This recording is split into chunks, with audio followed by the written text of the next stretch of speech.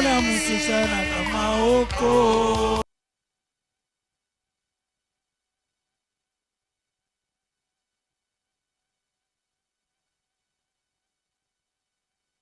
Sijamuona msichana kama huko. Wananiuliza nimetembea, sijamuona msichana kama huko.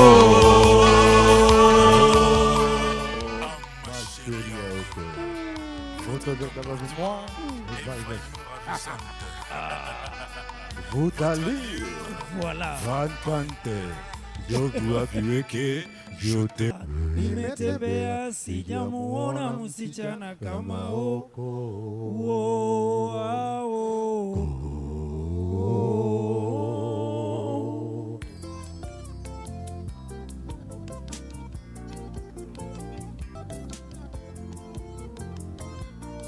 Abokolikolo, doleka. Jaber mangeo, jaber kachunyini kure mondo abedi kabaro. Chunya pod medo gombi anya Kisumu. Kawaga kwai mwendo hawa ngoro, ngoro ya kwa yothe gutire nyendete. Haya haya haya dokana ndiye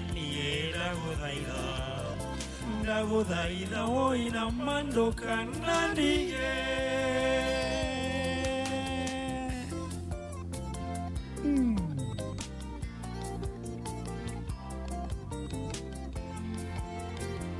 John Doty Ngalido yanza yanza yanza Ibe muyanze wenyanga kore Nene muyanze wenyanga uze ube muwanje Kawaga kwai mwendo hawa ngoro, ngoro ya kwa yothe ngotire nyendete. Haya haya haya ndokana ndiye ndaguthaitha woi na mandoka nandige.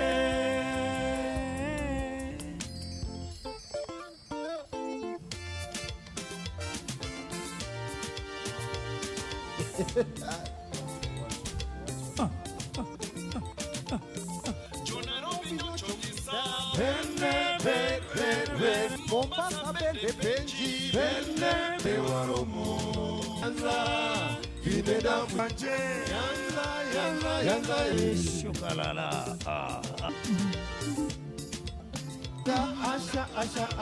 asha oe wako watene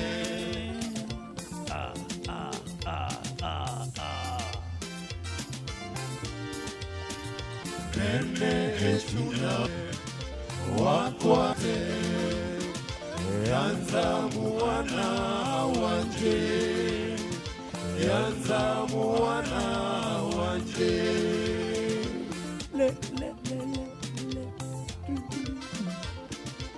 Berne echunya berne echunya berne wakwawe wakwanowe deho kete.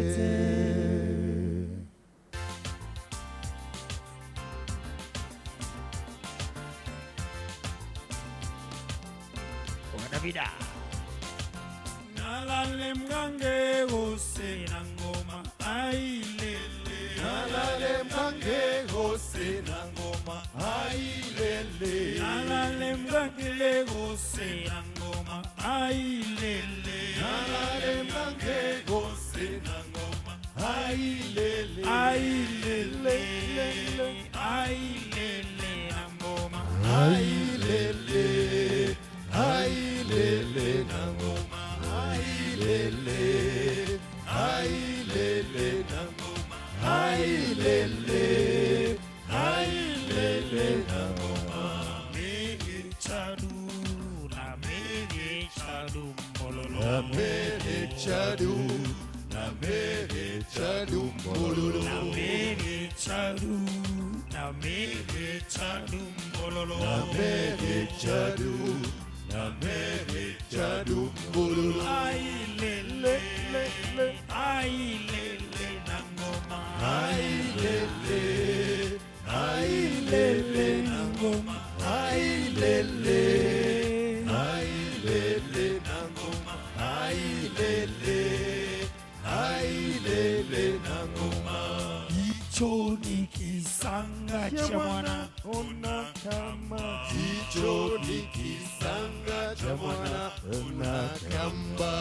hicho ni kisanga cha mwana. Ona kama hicho ni kisanga cha mwana. Ona kama Ailele, ailele na ngoma. ailele, ailele na ngoma. Ailele, ailele.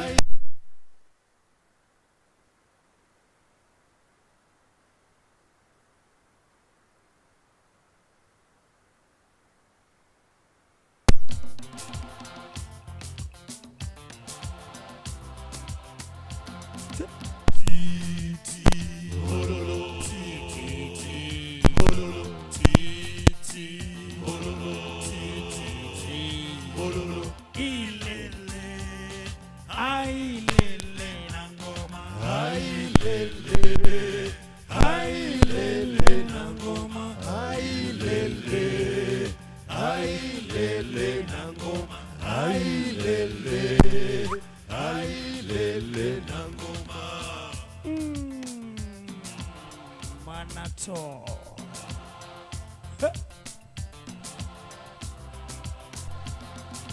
Titi, bololo, titi, bololo, titi, bololo, titi, bololo, titi, bololo, bololo, titi, bololo, titi, bololo, titi, bololo, bololo, titi, bololo, titi, bololo.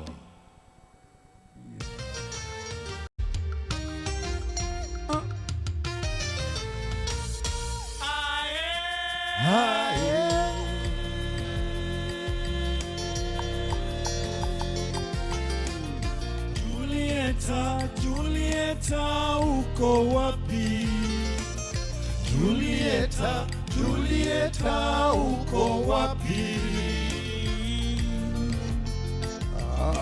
Kitu moto. Julieta, Julieta, uko wapi?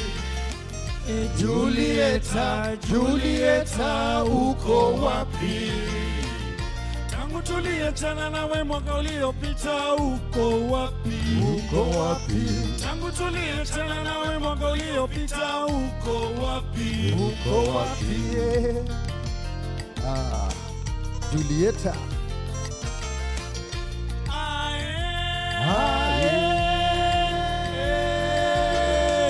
Uliniacha kuwa mimi sijui kizungu. Uliniacha kuwa mimi sijui kizungu.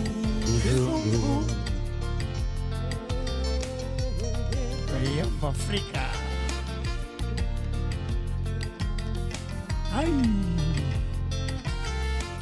Ukampata mwalimu wa kizungu. Ukampata mwalimu wa kizungu.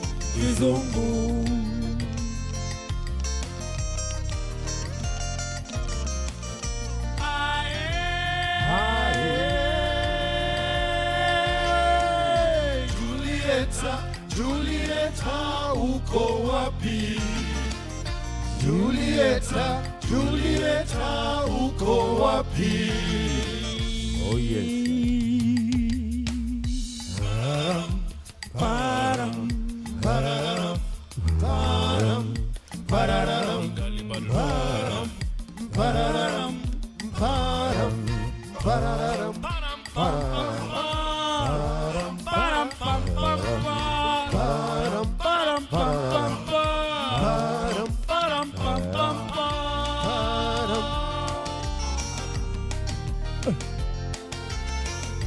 Yule mwalimu akakufukuza tabia yako mbaya. Yule mwalimu akakufukuza tabia yako mbaya.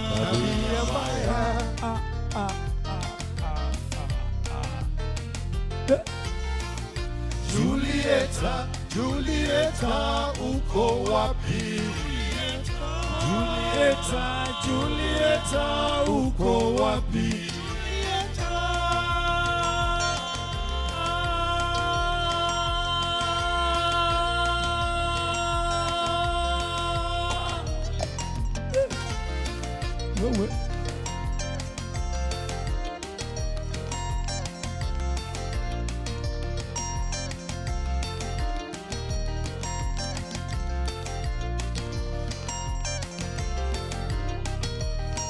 Ibrahim.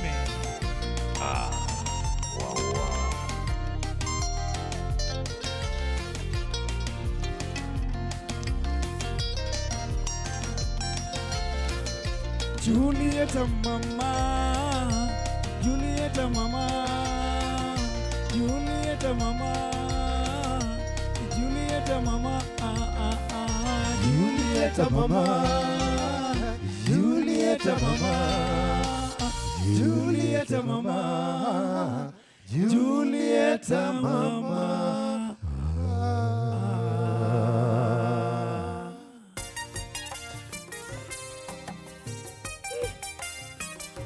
Penyanyi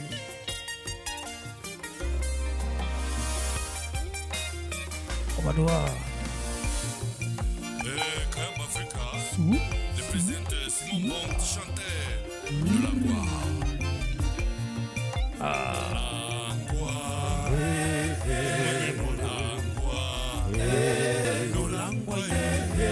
de la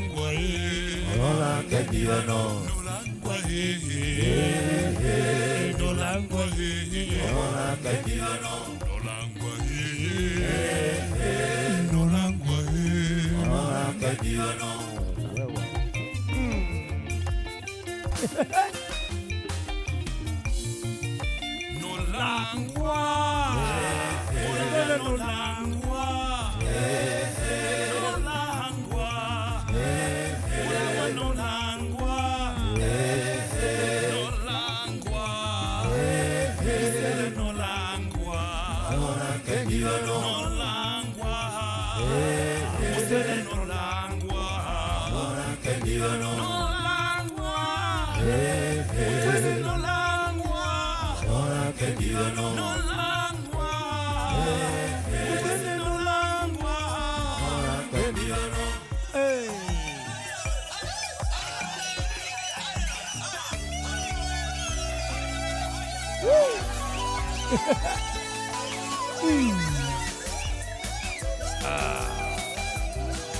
Love is love.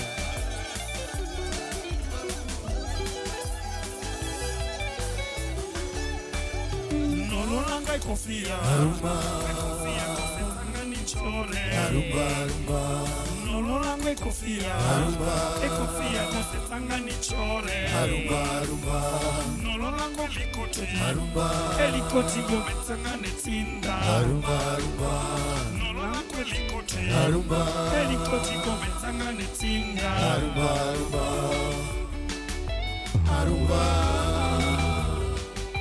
Arumba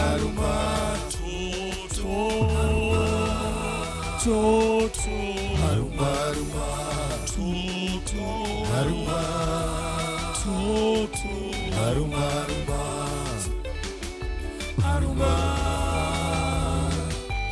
Arumba Funyanga sagada Arumba Obata funyanga sagada Arumba Funyanga buena Arumba Buena we sing it kwanza when we sing it kwanza Arumba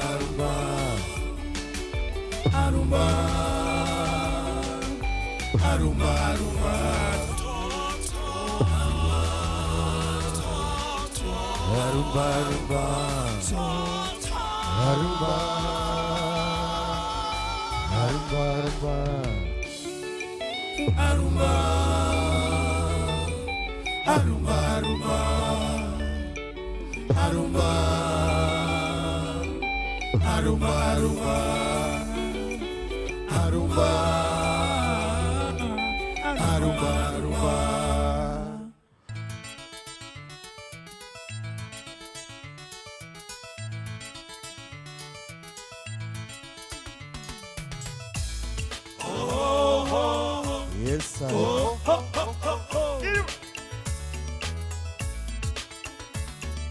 Nilikuwa kwetu Mulunya, nilisikia macherere kutoka Mushiwe Tangale. Nilikuwa kwetu Mulunya, nilisikia macherere kutoka Mushiwe Tangale.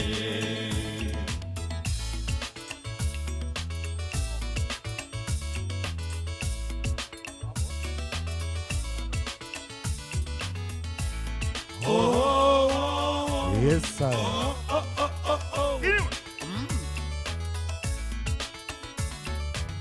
Si walisema Mulungu alikufa, si walisema Mulungu alikufa. Twende tupepe, twende tupepe, twende tupepe. Sisi tulisindwa, sisi tulisindwa, na tulikuwa na sikuta yetu.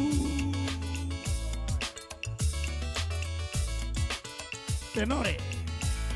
Oh, oh, oh. Yes, sir. Oh, oh, oh, oh. Vijana wa leo ninawaambieni, vijana mkiwa na pesa zenu, Amangondo. kwanza mununue motoka, kwanza mununue motoka. Sikutamuache, sikutamuache, sikutamuache, sikutamuache. Muachie warembo vijana. Oh, oh, oh, oh, oh, oh, oh. Mutoka nduku itapepa mama, mutoka nduku itapepa papa. Sikutamuache, sikutamuache, sikutamuache. Muachie warembo vijana. Kutoka ni hapa tauni tu bwana. Pani. Washa. Nilikuwa kwetu Mulunya, nilisikia makelele kutoka mjiwe Tangale. Nilikuwa kwetu Mulunya, nilisikia makelele kutoka mjiwe Tangale.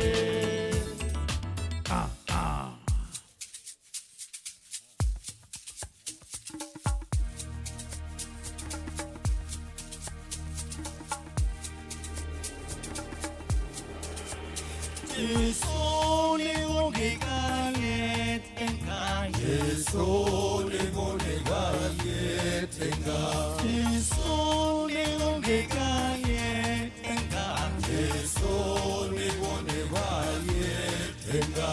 Kaliet tenga, kaliet tenga, kaliet tenga, kaliet tenga. Yesu ningongekale tenga, Yesu ningongekale tenga, Yesu ningongekale tenga, Yesu ningongekale tenga.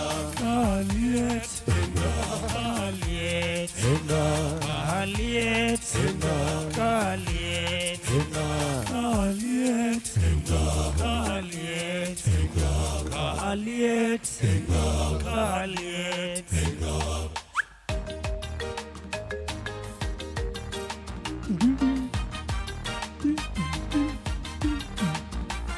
Tinye kaliet, kipaya, tinye kaliet. Tinye kaliet, kipaya, tinye kaliet. Tinye kaliet, kipaya, tinye kaliet. Tinye kaliet, kipaya, tinye kaliet. Tinye kaliet, kipaya, tinye kaliet. Tinye kaliet, kipaya, tinye kaliet. Tinye kaliet, kipaya, tinye kaliet. Tinye kaliet, kipaya, tinye kaliet. Tinye kaliet, kipaya, tinye kaliet. Tinye kaliet, kipaya, tinye kaliet.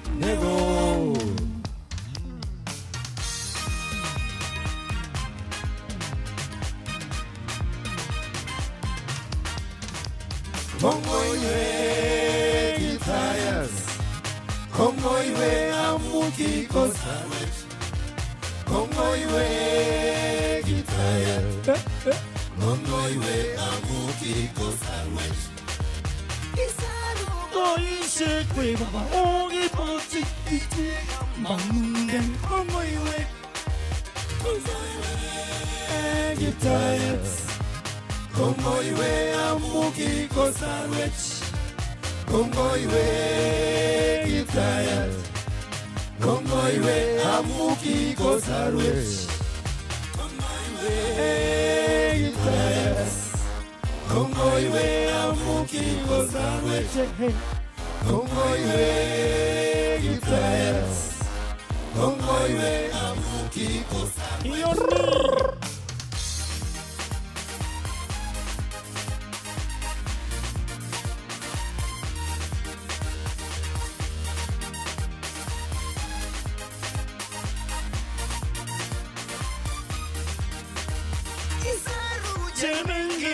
Mama, oh, you come and sing a mamune, oh, my way.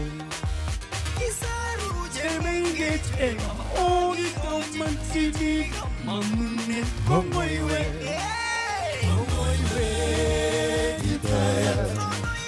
Oh, my way, Amuki Kosarwech. Oh, my way, Itaya. Oh, my way, Amuki Kosarwech. Kongoiwe gitayas. Kongoiwe amuki kosarwech. Kongoiwe gitayas. Kongoiwe amuki kosarwech. Kongoiwe gitayas. Kongoiwe amuki kosarwech. Kongoiwe gitayas. Kongoiwe amuki kosarwech.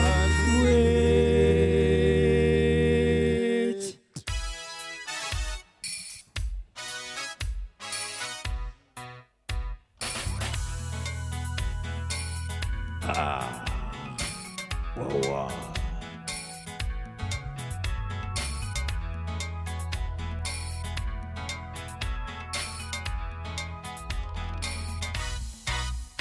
Dakendirera manjerire, dakendirera manjerire, dakendirera manjerire, neto die nyumba ine ya fafa.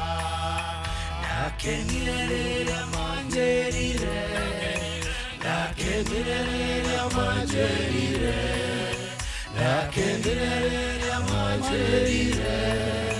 Netodie nyumba ine ya fafa. Netodie, netodie, netodie. Netodie, netodie, netodie. Netodie, netodie, netodie. Netodie nyumba ine ya fafa. Dakendirera manjerire. Dakendirera manjerire. Dakendirera manjerire. Netodie nyumba ine ya fafa. Netodie, netodie, netodie. Netodie, netodie, netodie. Netodie, netodie, netodie. Netodie nyumba ine ya fafa. Netodie to ashokie ngado. Netodie to ashokie ngado. Netodie to ashokie ngado. Netodie nyumba ine ya fafa. Ai.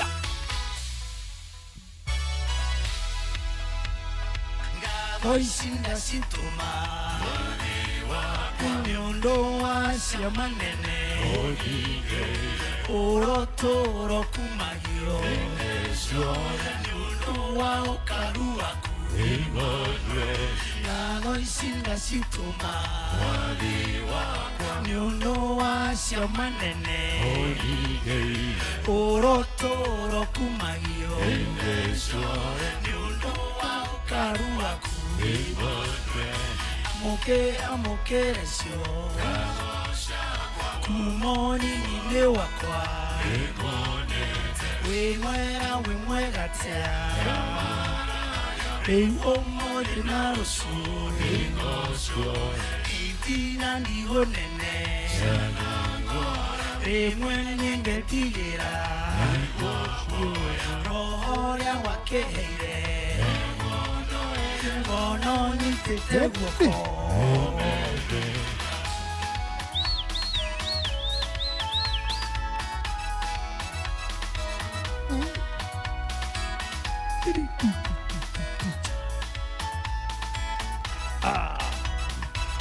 Amokera. Amokera sho. Moni nime wakwa. We mwega tia. Reiwo mode na rusu. Solereria wonengoma. Araiga tutinge toria. Merimo mengia karehe. Ekoigwa guo. Amokera sho. Moni nime wakwa. We mwega tia. Reiwo mode na rusu.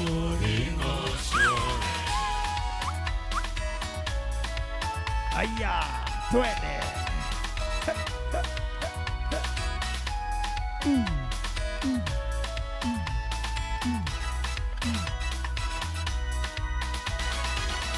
Arata kwa mandire.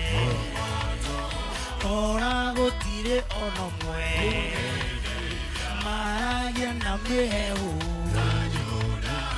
Atene wadigire. Amokera sho. Moni nime wakwa. We mwega tia. Reiwo mode na rusu. Kata yaku aibu. Akegerio na mwere wariku. Akegerio na mwere wake. Kandaigana gogotirika. Amokera sho. Moni nime wakwa. We mwega tia. Reiwo mode na rusu. Ngenge kiuga. Shama nene okaringa. Aduri makahonoka. Anake na airetu. Amokera sho. Moni nime wakwa. We mwega tia. Reiwo mode na rusu. Amokera sho. Moni nime wakwa. We mwega tia. Reiwo mode na rusu. Mode na rusu. Mode na rusu.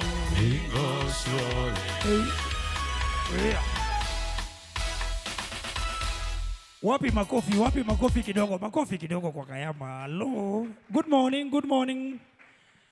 How are you? Good morning. Tupigie makofi tafadhali. Tunaomba mtupigie makofi. I mean, God is good.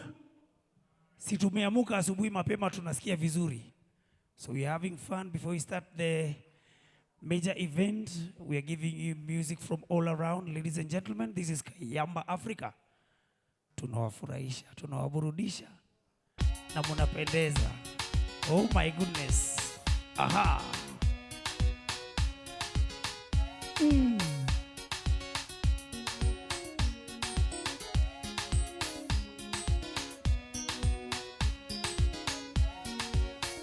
Mungu yu mwema. Mungu yu mwema. Mungu yu mwema. Mungu yu mwema. Mungu we yu mwema. Mungu yu mwema. Mungu yu mwema. Mungu yu mwema. Niache nizunguke. Niache nizunguke. Niache nizunguke. Niache nizunguke. Niache nizunguke. Niache nizunguke. Niache nizunguke. Niache nizunguke. Mulungu ni muzo. Mulungu ni muzo. Mulungu ni muzo. Mulungu ni muzo. Mulungu ni muzo. Mulungu ni muzo. Mulungu ni muzo. mulungu ni muso. Dirichani dengereke we. Dirichani dengereke. Dirichani dengereke. Dirichani dengereke. Dirichani zunguluke. Dirichani zunguluke. Dirichani zunguluke. Dirichani zunguluke. Dirichani dengereke we. Dirichani dengereke. Dirichani dengereke. Dirichani dengereke. Moya salala. Moya salala. Moya salala. Moya salala. Moya we salala. Moya salala. Moya salala. Moya salala. Dirichani zunguluke we. Dirichani zunguluke. Dirichani zunguluke. Dirichani zunguluke. Dirichani dengereke we. Dirichani dengereke. Dirichani dengereke. Dirichani dengereke. Chenteke. Tiga chenteke. Tiga chenteke. Tiga chenteke. Tiga chenteke. Tiga chenteke. Tiga chenteke. Tiga chenteke. Mwadhani arogosho. Mwadhani arogosho. Mwadhani arogosho. Mwadhani arogosho. Mwadhani arogosho. Mwadhani arogosho. Mwadhani arogosho. Mwadhani arogosho. Venga sieve sieve. Reka sebe sebe. Reka sebe sebe. Reka sebe sebe. Oh, ekai sunge sunge. Reka isunge sunge. Reka isunge sunge. Reka isunge sunge. Eweya amiela miela. Eweya miela miela. Eweya miela miela. Eweya miela miela.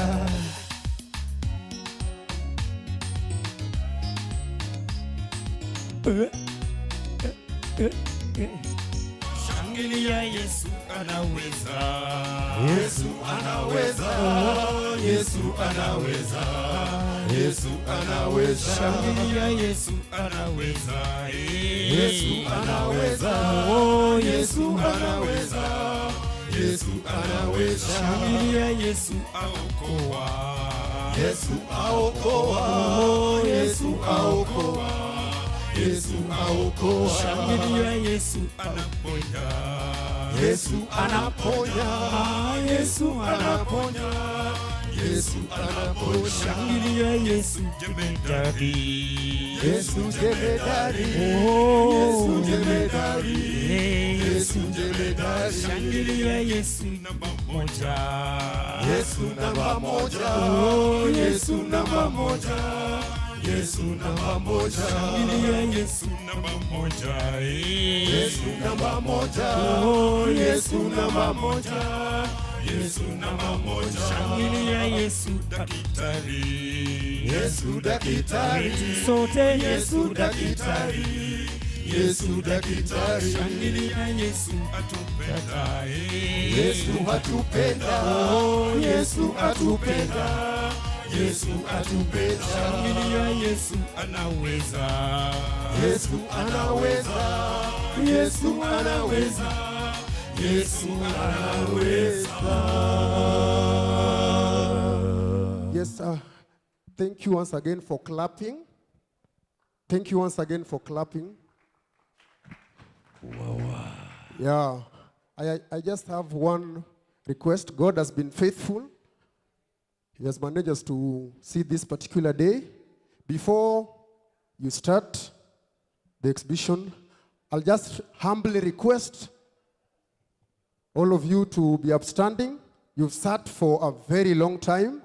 So can we be upstanding, please? Ya, naomba tafadhali tusimame. Naomba kwa heshima tafadhali tusimame kidogo. Tumekaa sana. Kabla tuanze, hebu stretch kidogo. Ya, naomba tusimame tafadhali. Hebu stretch kidogo, stretch kidogo tafadhali. Ayo, kisha simama. Songa kando ya kiti kidogo, tafuta space hapo. We want to do it in Kayamba way. Tafuta space. Kwa wale bado wako busy kidogo, nitaomba tu. Hii ni dakika moja tu, alafu unarudi unaendelea na pilka zako. Haya, kama umetafuta space, kama unaniona, weka mikono juu hivi, weka mikono hivi. Tujaribu wote, left and right. We go. Left and right. Na style si kama mbao, usiende tu hivi. We go. Left and right. We go. Left and right. Alafu ukishafanya hivyo, tafuta space kidogo, una mguu yako ya right, unajua ni gani, unakanyaga 1. Twende. 1. Jaribu hivyo kidogo. Twende. Hapo ndio tusipoteze rhythm. Step and back. Step. Haya, sasa tunaenda na rhythm. DJ, twende kazi. Yeah. Haya, mikono juu. Wave, wave. We wave, wave, wave, wave, wave.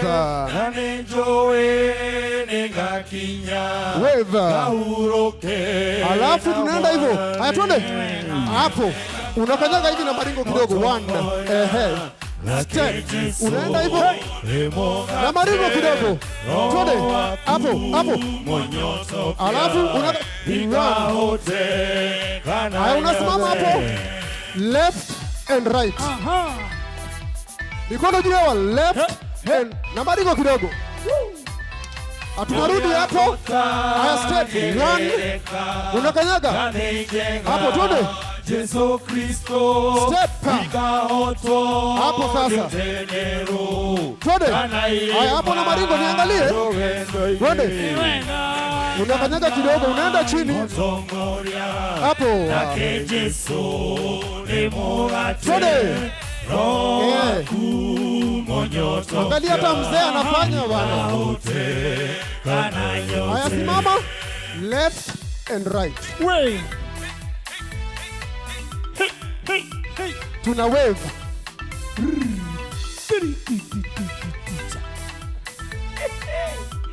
Wow. Karibu hapa, make a wave. Aha.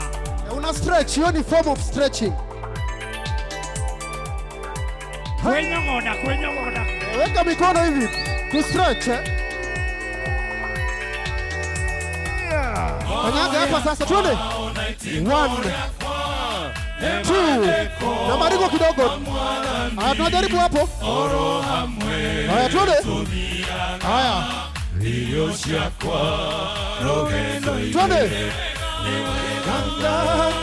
Step. Haya, twende. Hapo. Haya. Tujaribu hapa. Alafu hapo.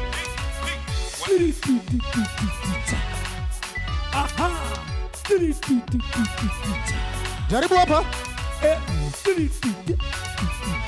Jaribu hapa sasa. Right huku. Zungusha. Twende. Jaribu hapa. Haya, simama. Mikono moja juu. Aenda chini. Twende chini. Chini. Tunaenda chini. Haya, hapo chini. Haya, rudi juu. Haya, tunajaribu hapa. Halafu jaribu hapa. 1, 2. Alafu zunguka kidogo. Tunajaribu tena. 1, 2. Alafu 3. Zunguka. Alafu jaribu hapa.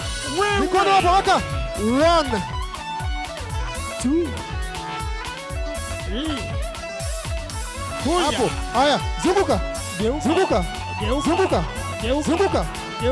Tunairudia tena.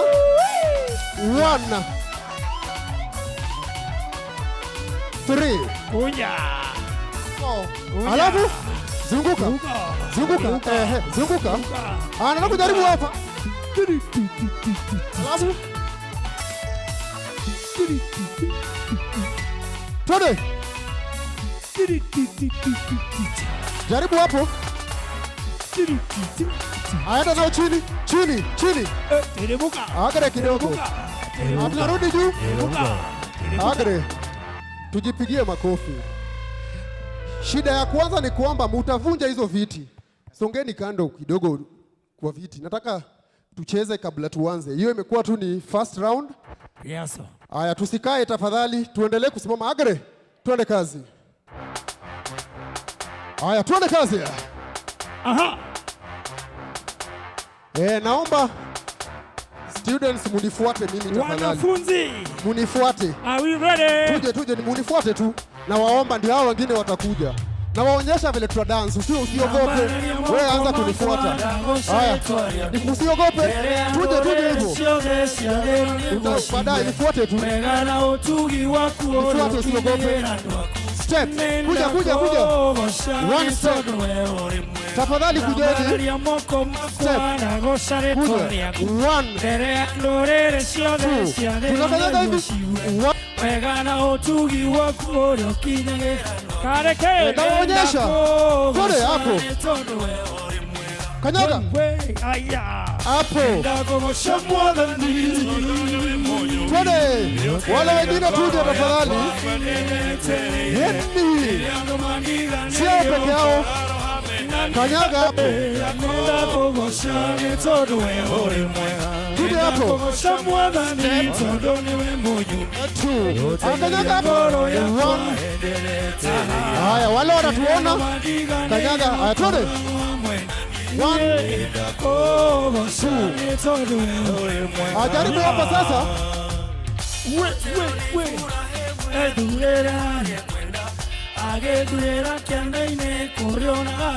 Mikono juu. Hata wale wamekaa. Tuende mikono juu.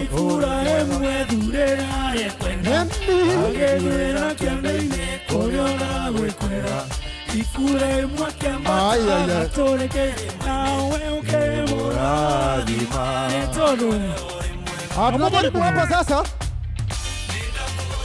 Alafu chini. Alafu chini. Juu. Chini. Juu. Chini. Tunaangalia huku.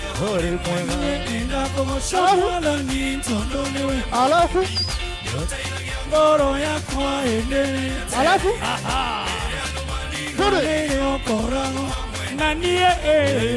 Haya, jaribu hapa sasa. Sodi hapa. Hey.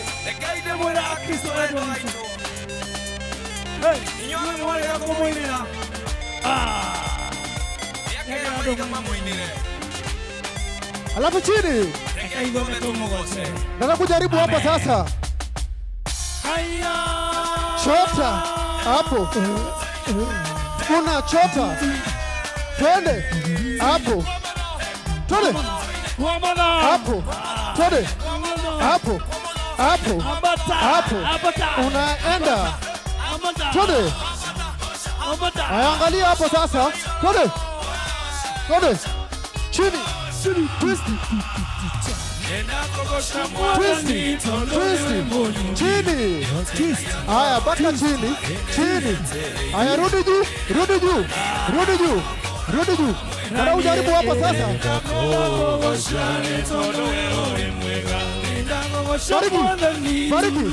Bariki.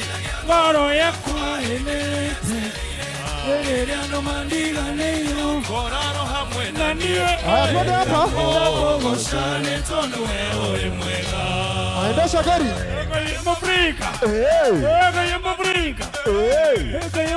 Haya, twende. Shika kiuno kidogo. Shika kiuno yako. Tunaenda nao mpaka chini. Teremuka.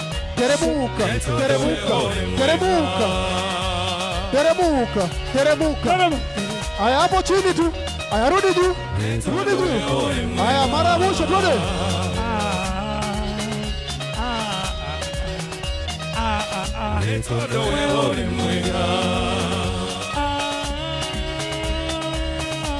Haya, hapo.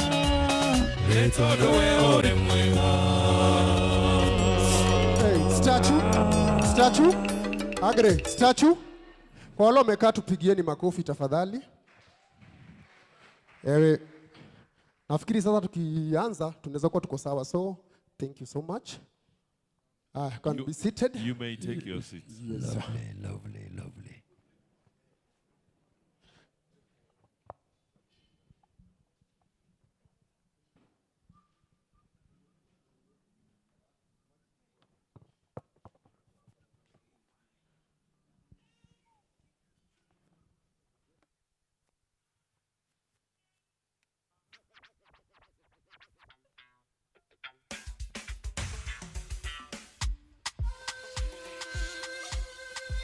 Next house, baby.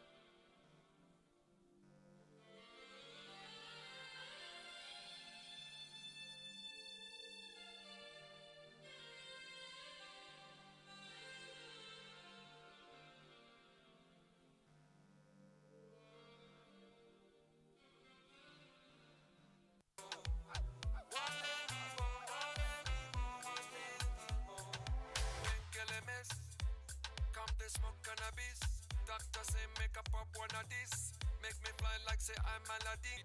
GBT.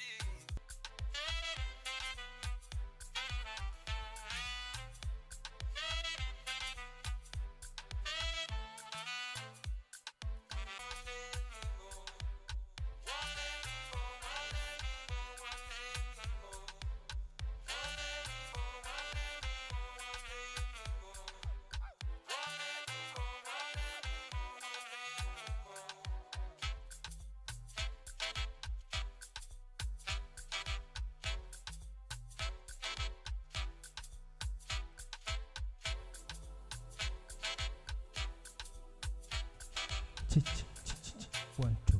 Mic testing. 1, 2.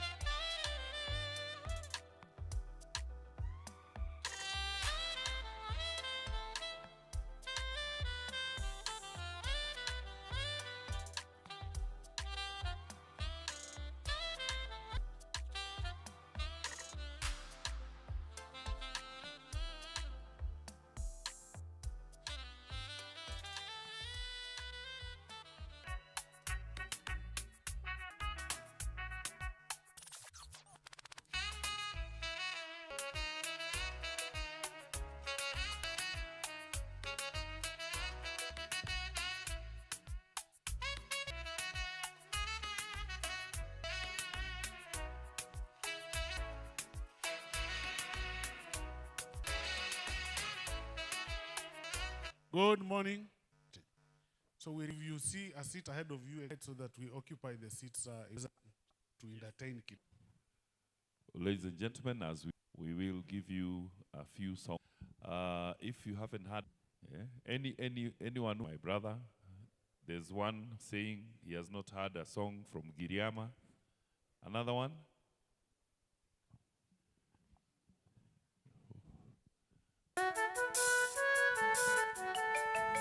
Mangale, mangale, unanoni mangale, unalau mangale, wamubala uchimo bana banda.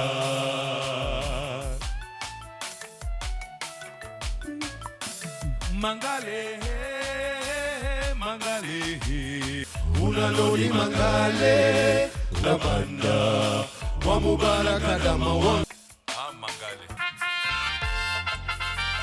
Pekeshe zinarina ngoma we Pekeshe mambire mula muyunata Zinarina ngoma Nangoma we Nangoma mwana we Anumewo Namdani kulina maluwa kundezi Dali kulina maluwa kundezi Nasira mula muzidere Nendeze mula mudedezi Kala bungo kulina maluwa Nenda mudali kulina maluwa kundezi Nasira mula muzidere Nendeze mula mudedezi Kala bungo kulina maluwa Zikala bungo kulina maluwa Hai kulina maluwa Kulina maluwa Hai kulina maluwa Kulina maluwa Hai kulina maluwa Kulina maluwa Hai kulina maluwa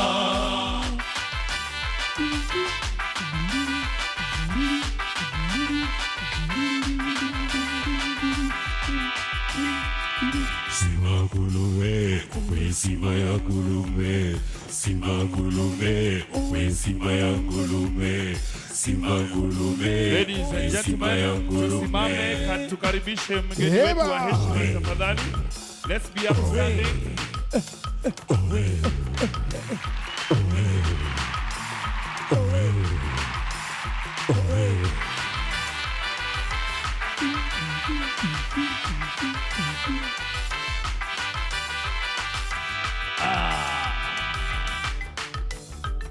Kulinda marua, hai kulinda marua. Kulinda marua, hai kulinda marua. Kulinda marua, hai kulinda marua. Ladies and gentlemen, may I humbly request that we be upstanding for the first verse of the Kenya National Anthem and the first verse of the East African Anthem.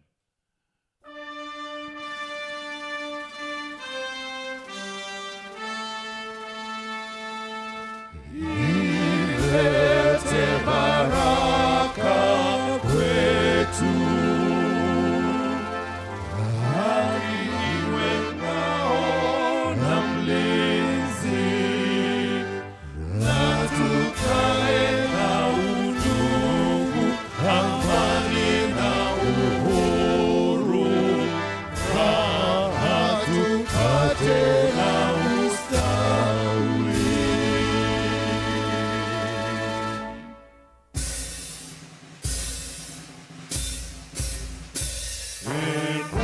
Mungu twaomba uilinde Jumuiya Afrika Mashariki, tuwezeshe kuishi kwa amani, tutimize na malengo yetu. Jumuiya yetu sote tuilinde, tuwajibike, tuimarike. Umoja wetu ni nguzo yetu, idumu jumuiya yetu. Let us remain standing for a prayer. Cyprian.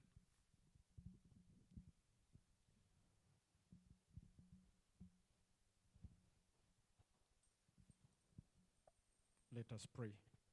Father and Heavenly Lord, we thank you. We bless and worship your name, God, for this good morning. Thank you for being with us, O Jehovah Lord.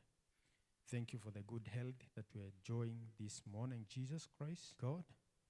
We pray for your provision, Jehovah Lord, even as we canvass matters to do with RSTI in this Republic of Kenya, O Lord.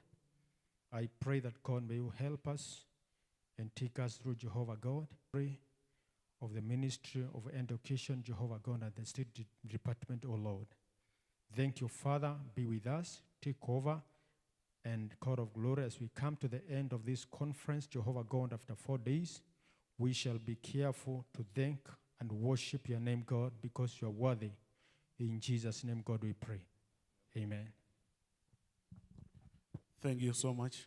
We may sit. David. So, Kayamba with one song first.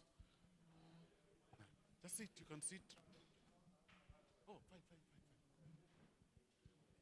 Hmm? Which one?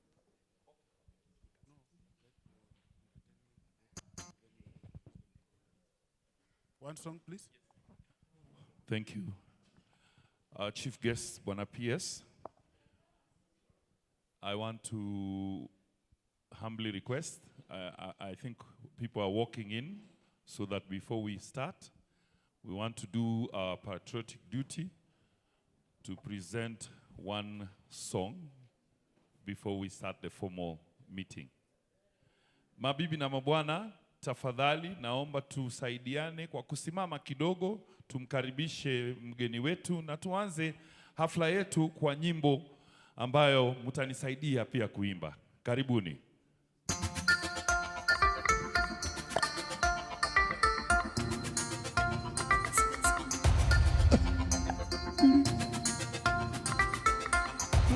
Tushangilie Kenya, taifa letu tukufu, Kenya tunayoipenda daima. Tushangilie Kenya, taifa letu tukufu, Kenya tunayoipenda daima. Kenya yetu tunayoipenda daima. Twajivunia sana tukijiita wa Kenya, nchi yenye baraka daima. Twajivunia sana tukijiita wa Kenya, nchi yenye baraka daima. Naomba tupige makofi sisi wote tafadhali.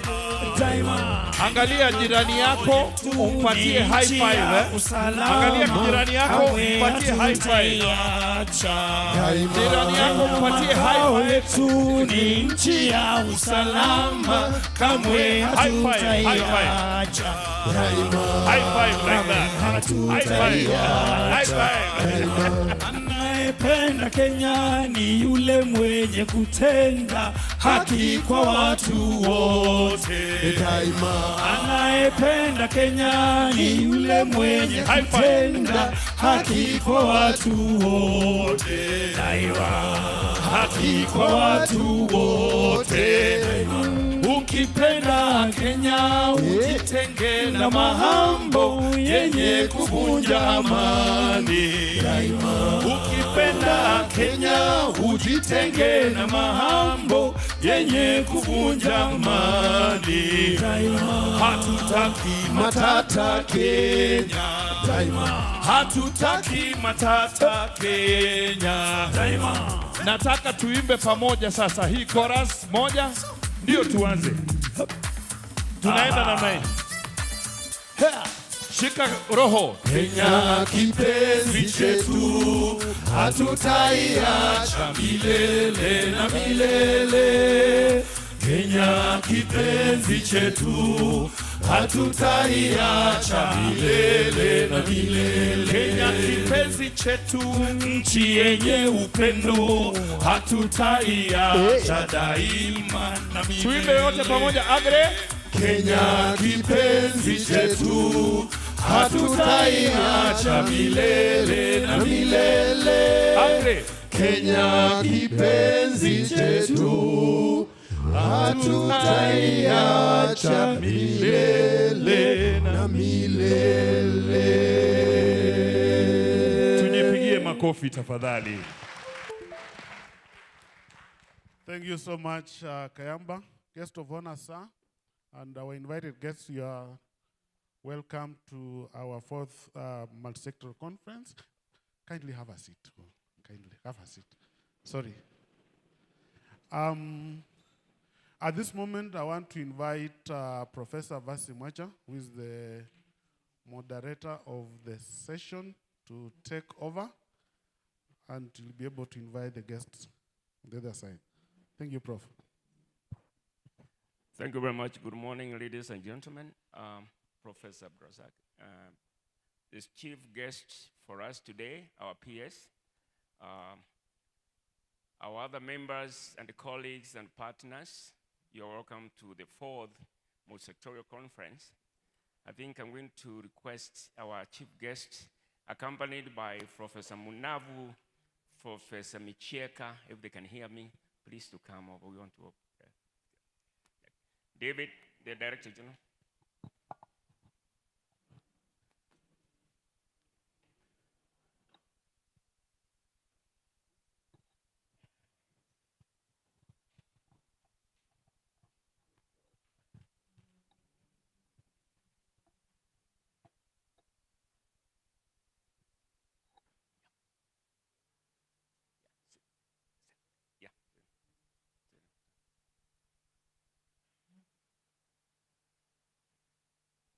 David, come over, please.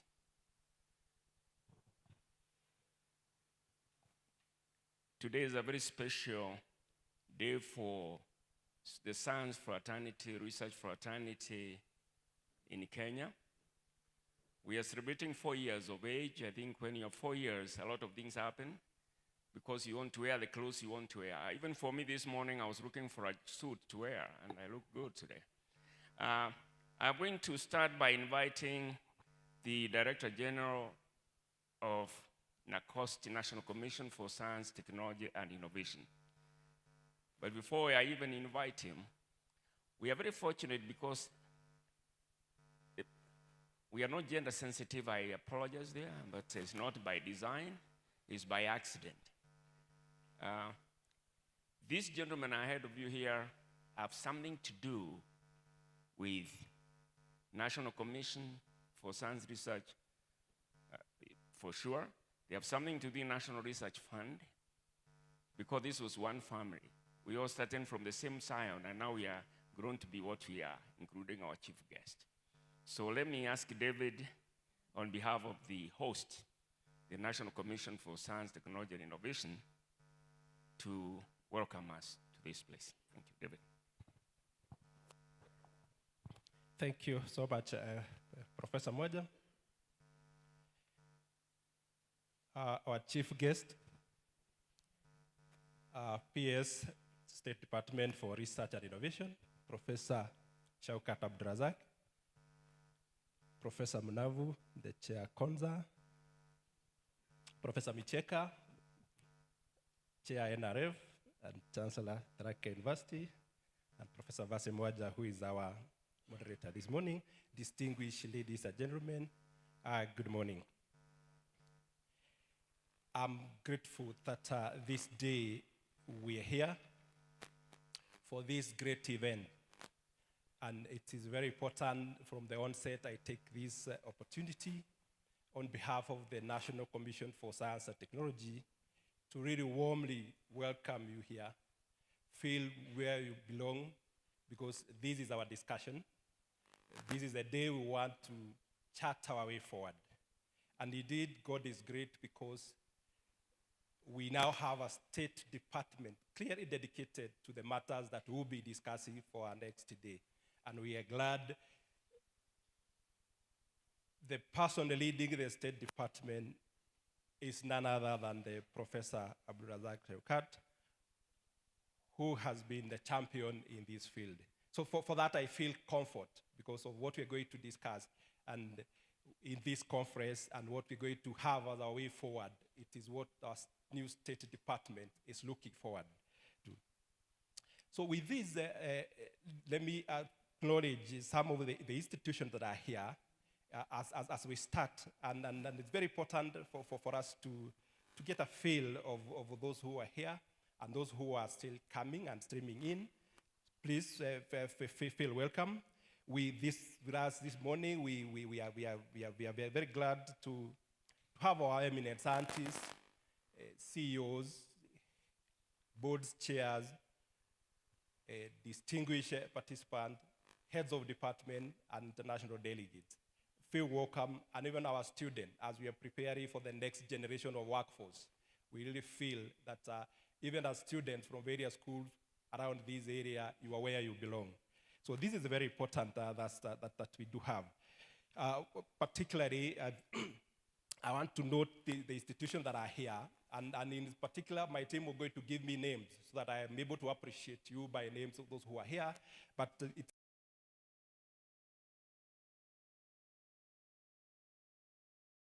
ADC, we have Engineers Board of Kenya, who have also been part of our organizers. We have Garissa University, Higher Education Laws Board. We have JKU Art, Vice Chancellor represented, and the chair of the board is here with us. We want to say a big thank you. We have Kaimosi University. We have Kenya as one of our co-conveners. We have Kenya Civil Aviation Authority, Kenya Electricity Generating Company. We have KIPI. We have Kenya Marine and Fisheries. We have Kenya Methodist. We have NEC, Kenya Water Institute, KEFIS, KETRACO. We have Kirinyaga University, KEMRI.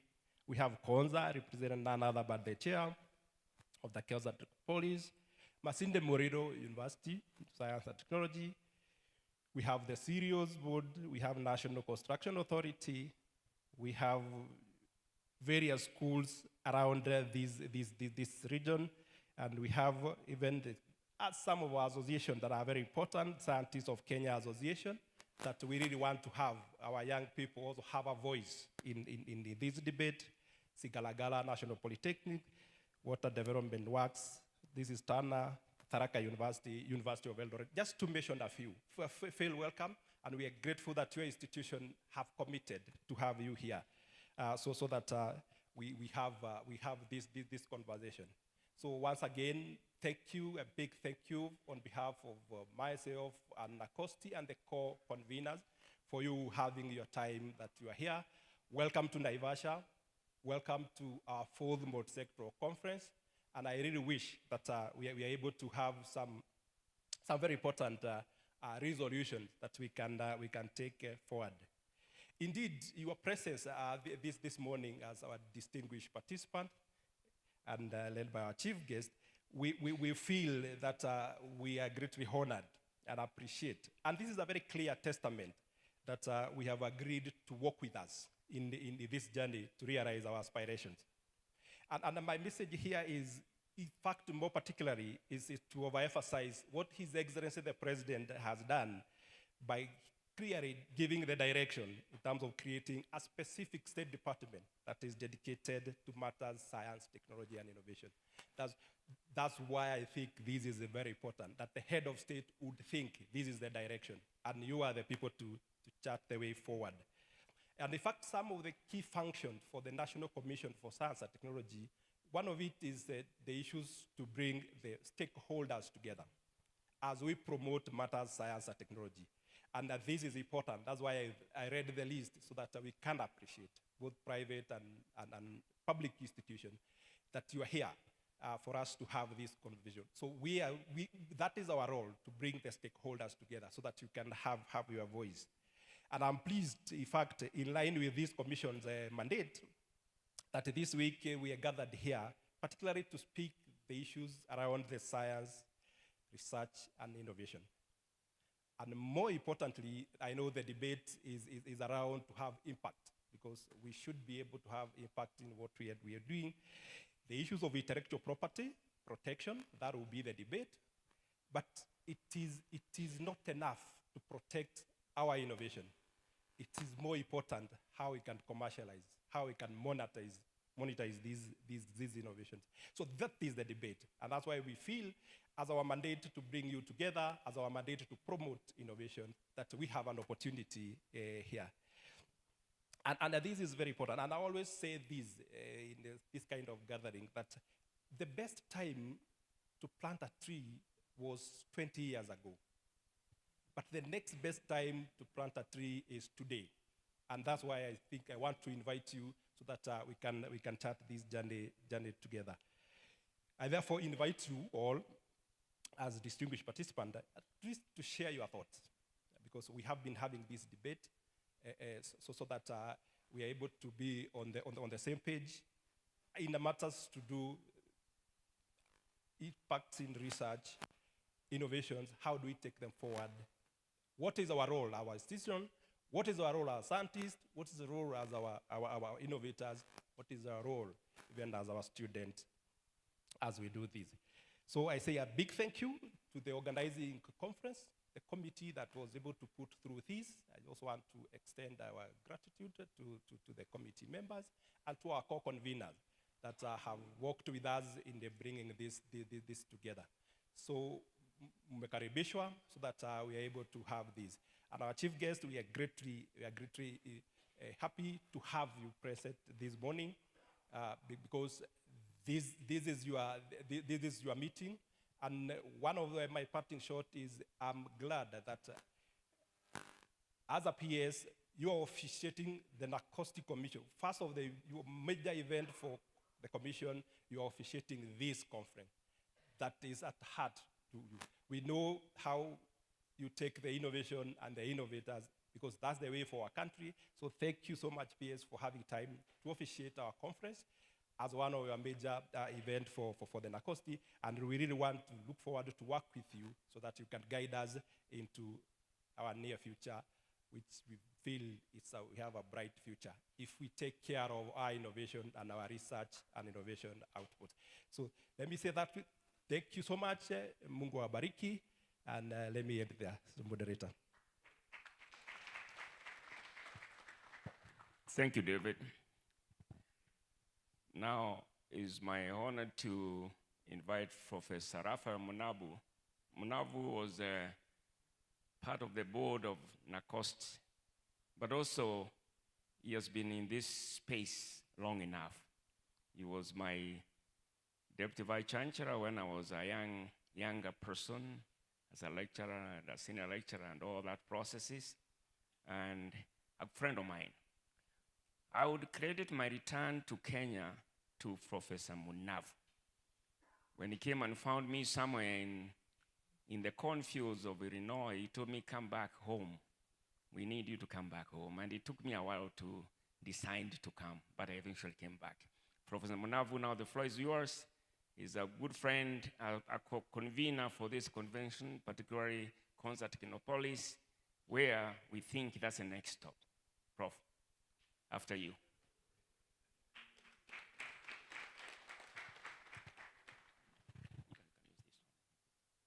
I'm glad that you finally came. You came home.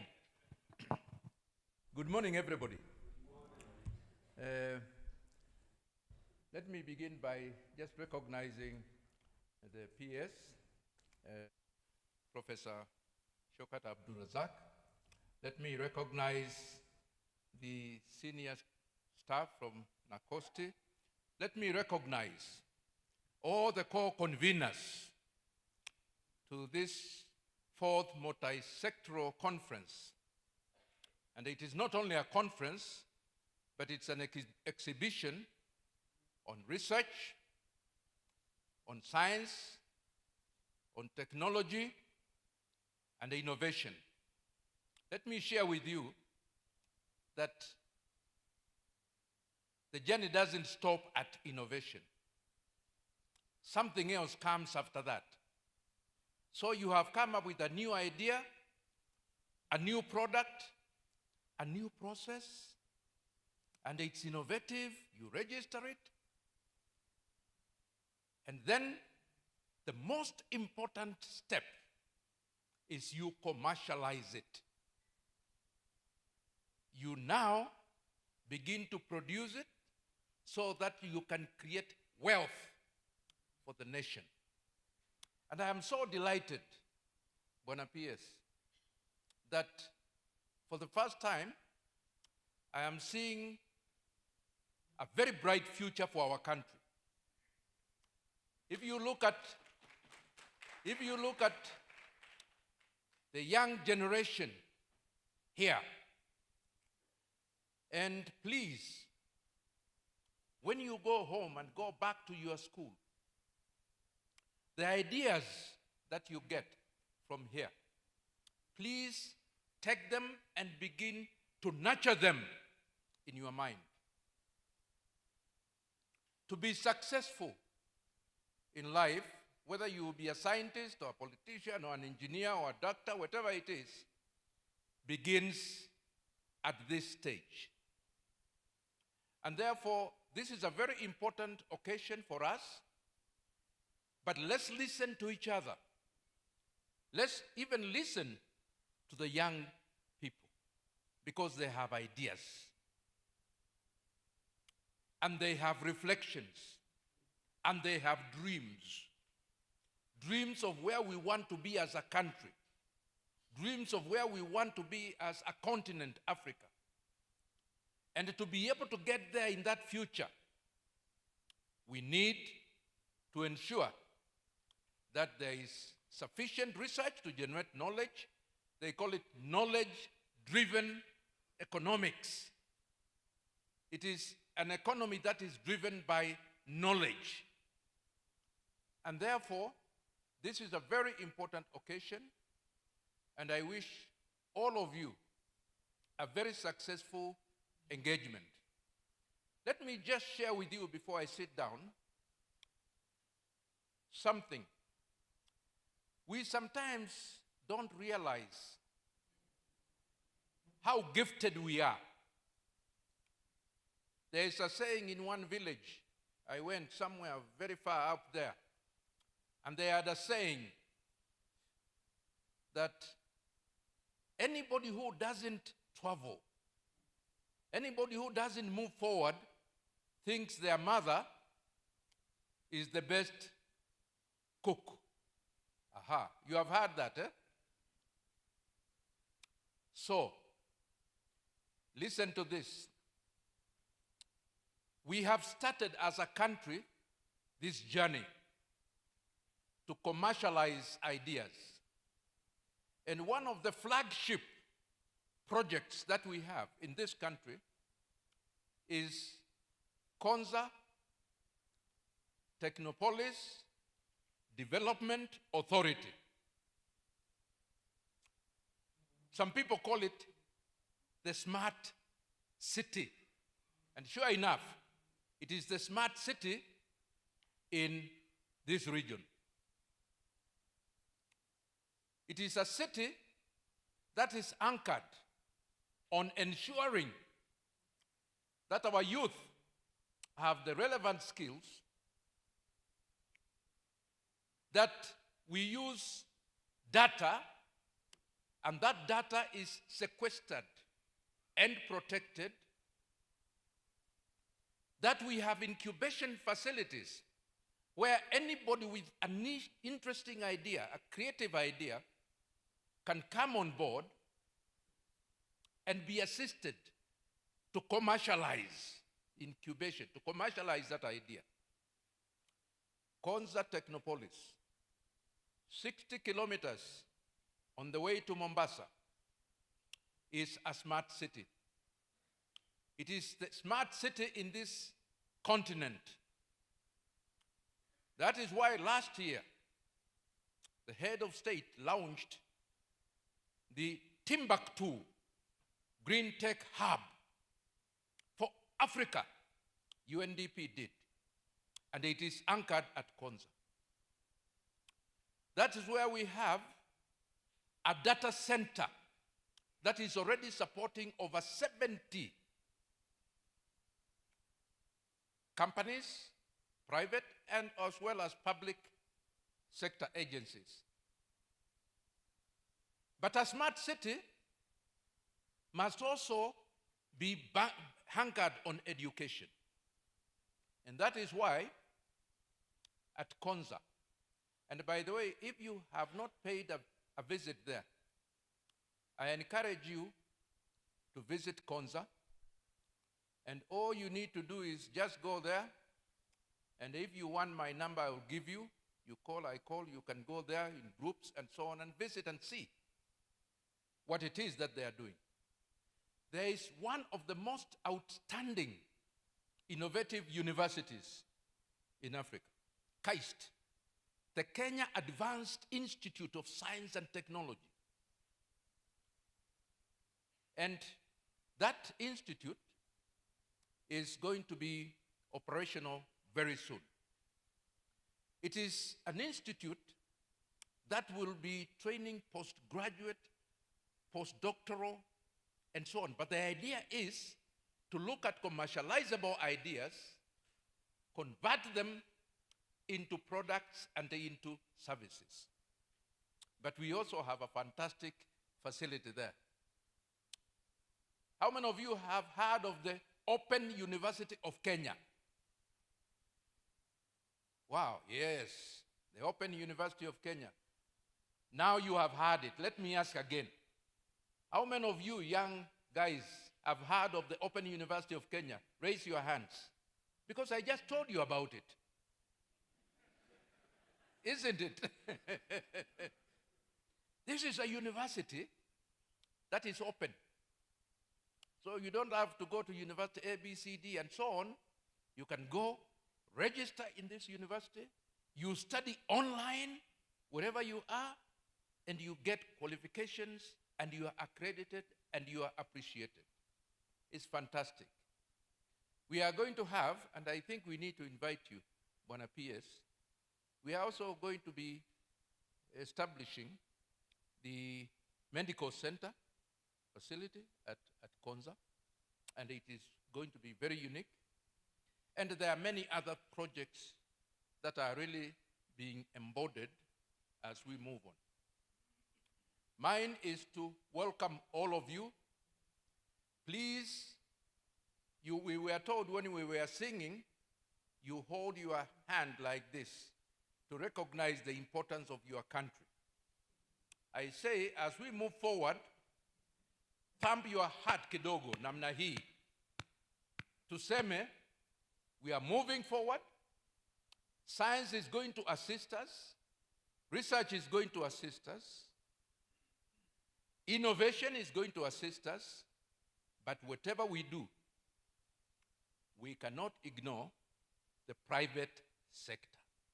That is very important. When PS, even when looking for resources for research and so on, let's not leave out the private sector. But let us ensure that they also benefit from what we are doing. Let me stop there.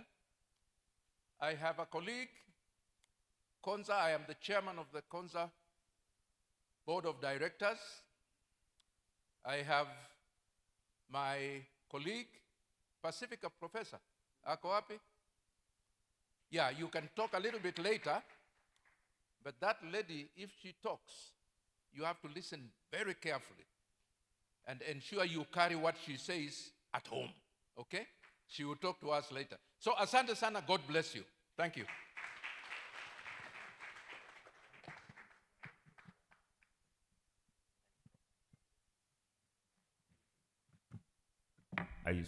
Good. Thank you very much, Prof. I think we have had, Professor Munavu would have been here a little bit longer. It's only like I showed him the sign I want to stand. He stood up. And he's my boss. But now I take the honor to invite my president of the academy, Professor Latema Micheka, who is also the chair of National Research Fund and the chancellor of the Raka University. Is it the youngest university in Kenya? I'm not sure. He's somebody who is known to most of us, and I think I would like him to come and say a word or two. Then we continue. Professor Micheka.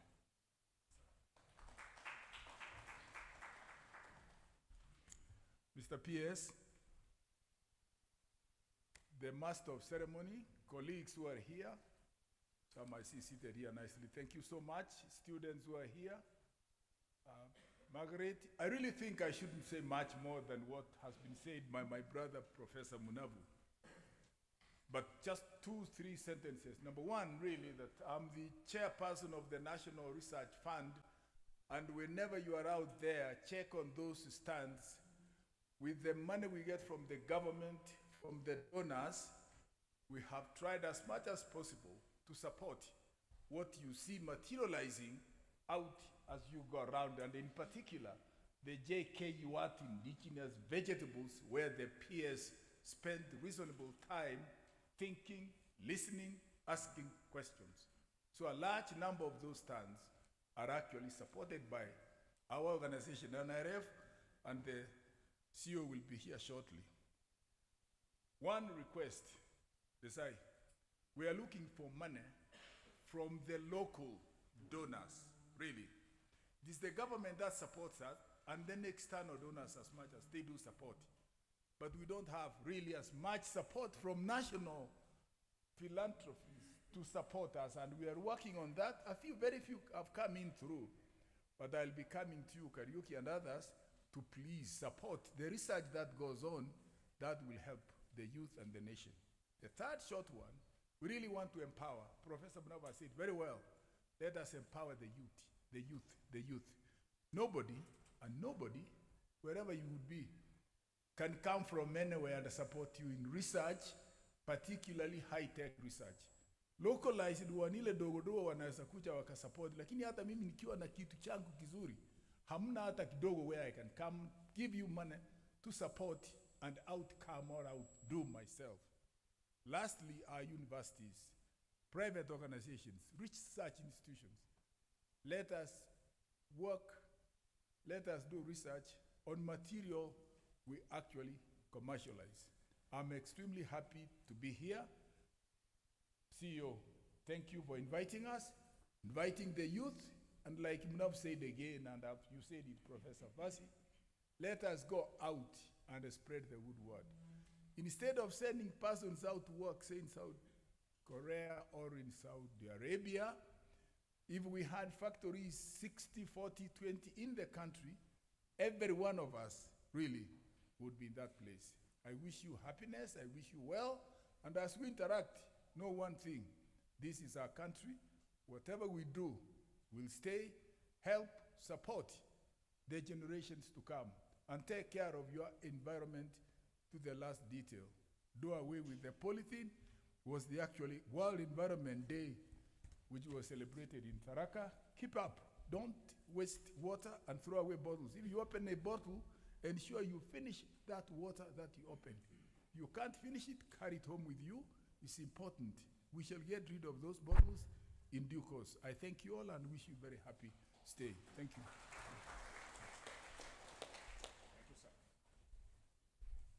Thank you very much, Prof. Before I introduce our chief guest today, let me take the opportunity, PS, and members, the people who have come in today, to introduce to you, we are under a panel of older people who worked very closely with the team. Please, I will request Professor David Some. Please stand, let the people see you. Dr. Kevin Desai, Professor Mabo Imbuga. Why did I pass you, my dear? Professor Imbuga, please stand and greet the people. I'll tell you there. And Professor Rose Mwanya, she's somewhere. Including myself. We are the team that sat and worked very closely with the Secretariat to bring you this conference here today. We worked to support. We were not doing anything, just to support. With that, I will take this opportunity now to introduce to you our chief guest today.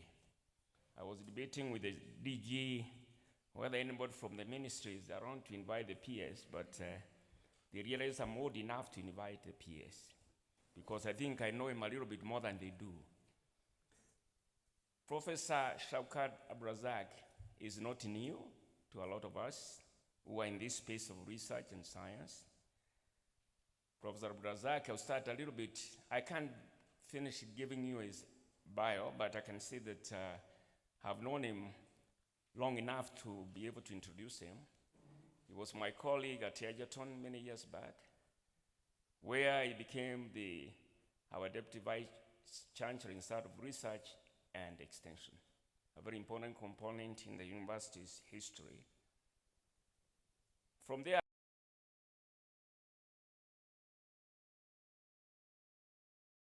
from National Council for Science, Technology, and Innovation, and shape of Professor David Some. That's why I started with him. I'm trying to show you the history. So he worked very closely with David Some. And the US today, I was there too, because after Some, I took over from Professor Some. From there, we gave birth to a child called NACOST, where he became the first Director General of NACOST. He actually midwifed the process to give birth to 3 twins, 3 triplets. The National Council for Science, Technology, and Innovation,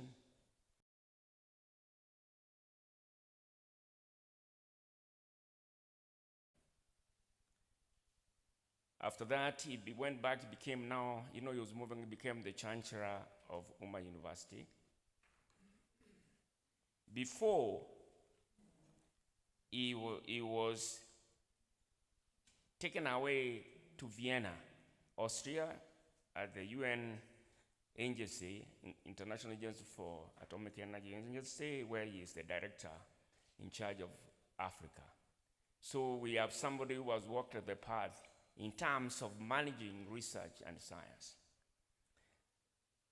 I also feel my part if I don't tell you a little bit who he is in our fraternity, because a fraternity by itself. Being a researcher for many years, is a fellow of Kenya National Academy of Sciences, which we are all very proud to be part of it. He's the fellow of African Academy of Sciences, and I'm sure my friend Professor will be happy to hear that. And among the other aspects, both of us became fellows of International Science Council last year. So you can see he has all it takes. And currently is our principal secretary in charge of research, science, and innovation. I will take this opportunity to welcome you, sir, to talk to these young people and older people alike about where you want to take us in the next millennium. Karibu sana.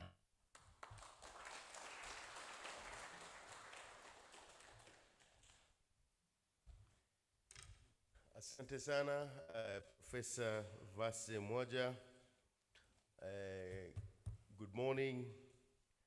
Let me start recognizing colleagues and friends who are seated on the high table.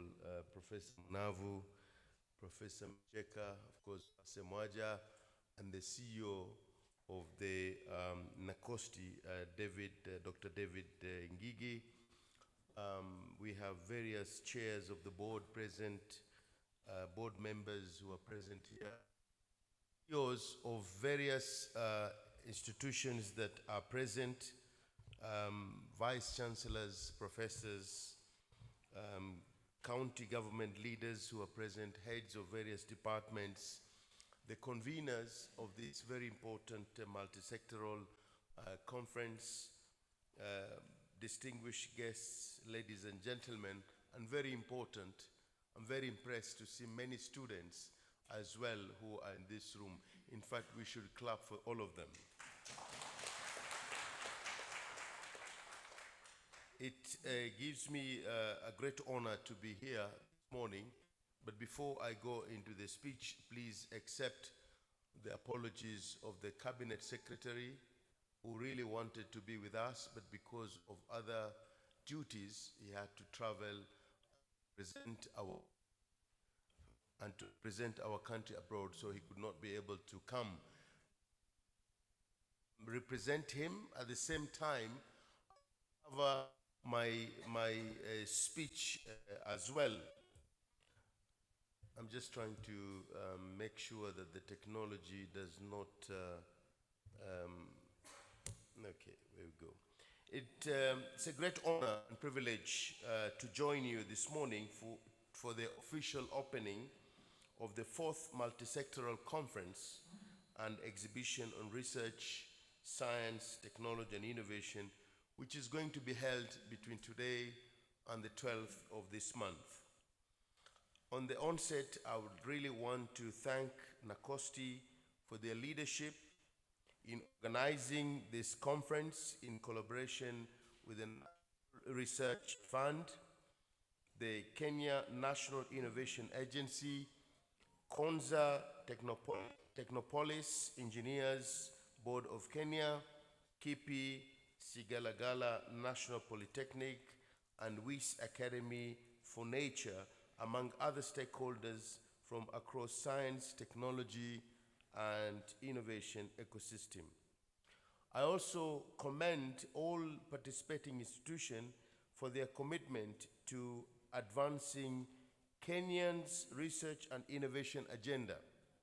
To our guests, presenters, and innovators, you're all welcome to this very important conference. Your presence enriches this conference and reflects the spirit of multi-sectoral cooperation that is vital in tackling the complex challenges of our time. Ladies and gentlemen, the conference comes at a pivotal moment in the Kenyan journey towards inclusive, knowledge-driven development. This year's conference holds a strategic importance within the Kenya science, technology, and innovation ecosystem.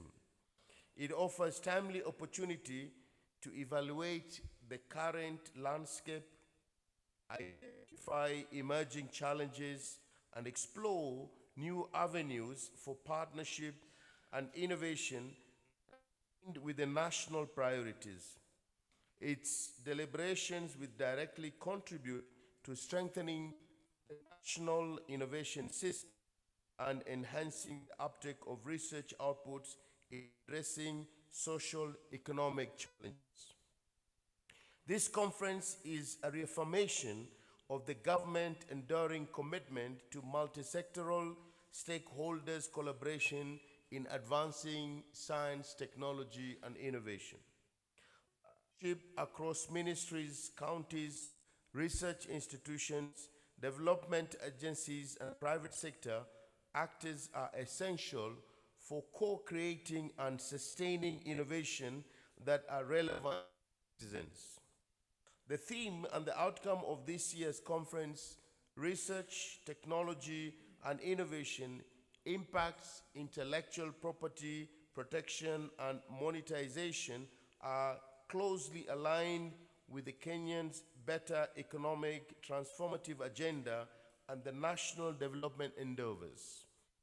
The emphasis on STI as a catalyst for transformation strongly resonates with the Kenyan Vision 2030, which identifies science, technology, and innovation as enabler of economic, social, and political progress. Simultaneously, the bottom-up economic transformation agenda, which guides the current administration development strategy, prioritizes the integration of science research and innovation into key sectors. Ladies and gentlemen, Kenya has made notable strides in strengthening its science, research, and innovation ecosystem through progressive policy, legal, and institutional reforms. What has just been mentioned earlier, I would like to repeat that. The Science, Technology, Innovation Act of 2013 laid the groundwork for the establishment of key STNI institutions such as NACOSTI, Kenya, and NRF. Given the dynamic nature of the science, research, and innovation, the Ministry of Education spearheaded development of the draft STI policy 2023, which to a great extent addresses emerging global and local challenges, such as inadequate funding for research and development, weak linkages between the research institutions and industry, looking at the issues of the brain drain and retention issues, fragmented institutional framework, and limited public awareness and uptake of innovation. And I would like to assure everybody here that I will personally take it up with the Cabinet Secretary and the relevant offices so that we can be able to finalize this draft policy so that it can continue make an impact in this sector of science, technology, and innovation. I'm pleased to note that institution strengthening has been a key area of focus. Strengthening has been a key focus in various institutions, such as NACOSTI, which continues to play a central regulatory role, such as development of the Kenya National Research Innovation System, what we normally call KENRIS, strengthening research, ethics oversight, international collaboration, and policy advice and accreditation of the various research institutions, coordination of STI mainstreaming in ministries, departments, and agencies, capacity building and training initiatives, and regional engagement and sensitization. Another very important institutions, NRF, has done extensive research funding and infrastructure development and launched the National Research Repository that will be further developed and enhanced to be National Science Research and Innovation Observatory, recognize outstanding researchers and upscale research projects for societal impact. I know what lingers in our minds is that what happened to the 2% of the GDP that has been mentioned in Science, Technology, Innovation Act of 2013. This is something that definitely we are going to take it up, and it's not just going to be the government. As has been said earlier, we would like to get all other players to come on board, and in particular the private sector, the venture capitalists as well, and other partners and collaborators, so that we can be able to see that Kenya goes back to the global map as far as funding of research, technology, and innovation is concerned. The Kenya National Innovation Agency, Kenya, has conceptualized and rolled out the annual Kenya Innovation Week, made attempts to establish the Technology Transfer Office that will be further developed and enhanced to be the County Science Research and Innovation Office. And this is again something that is very close to my heart. With 47 counties that we have in this country, we will definitely define strategies, mechanism to ensure that we can reach each one of them. They have their uniqueness, and we have to take the full advantage of the diversity that we have in these counties, so that we can dialogue and have discussions with the county governors and ensure that we can be able to assist in setting up science, technology, innovation offices that will be able to advise the governors with our support, and as well as having incubation centers and startups at each and every county level. We're gonna go baby steps, but I'm sure we will reach there. Beyond the institutional reforms, the government has taken deliberate steps to enable STI into evidence-informed policy making and governance. And this is very key, as has been said earlier. We want to have a knowledge-based economy. We must be able to make decisions from an informed position, and it's only when you embrace science, research, and innovation you will be able to do that much better. Kenya has made commendable progress in strengthening the governance, coordination, and capacity of its science, research, and innovation ecosystem. The establishment of the State Department of Science, Research, and Innovation will address coordination of the national science, research, and innovation policy, implementation, support the social economic development through research, strengthening institutional and legal frameworks, enhance global competitiveness and international collaboration, and also address the fragmentation in the research sector. And I want to repeat this, the fragmentation in the research sector. We must be able to break the silos and strengthen partnership and collaboration. It is unacceptable that we can have duplication in each and every institutions. We want to identify centers of excellence. We want to identify centers and niche that they will be able to look at a specific area of focus.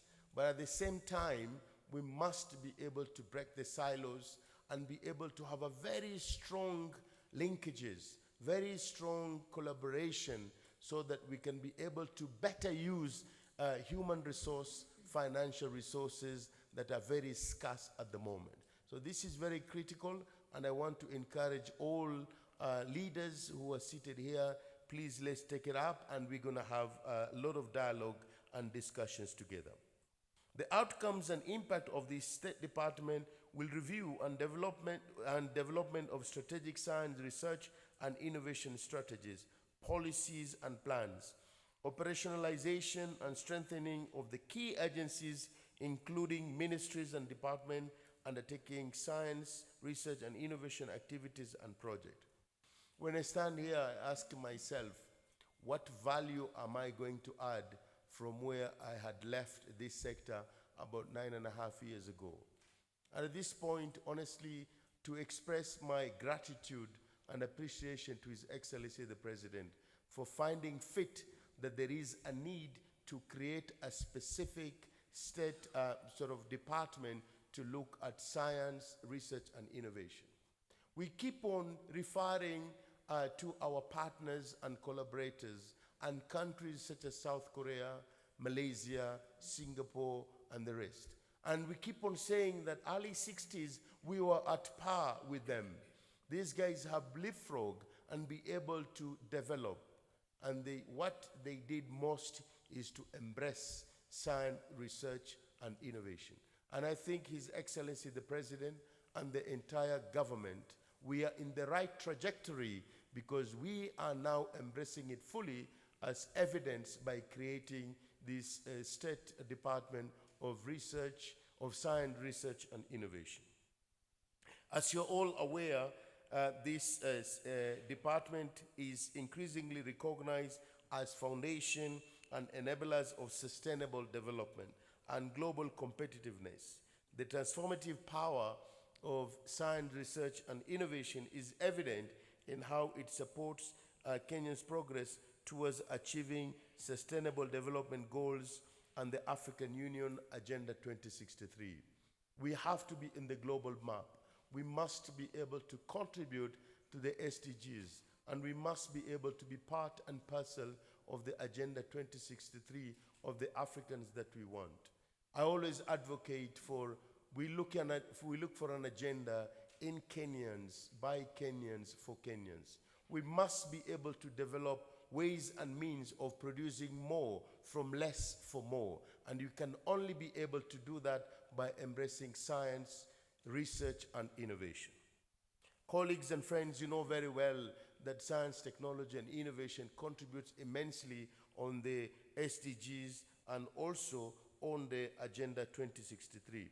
The prosperous Africa based on the inclusive growth, sustainable development, an integrated continent, politically united and based on the ideals of Pan-Africanism, an Africa of the good governance, democracy, and respect for human rights, an Africa whose development is people-driven, especially relying on the potential of youth and women, and Africa as a strong, united, resilient, and influential global player.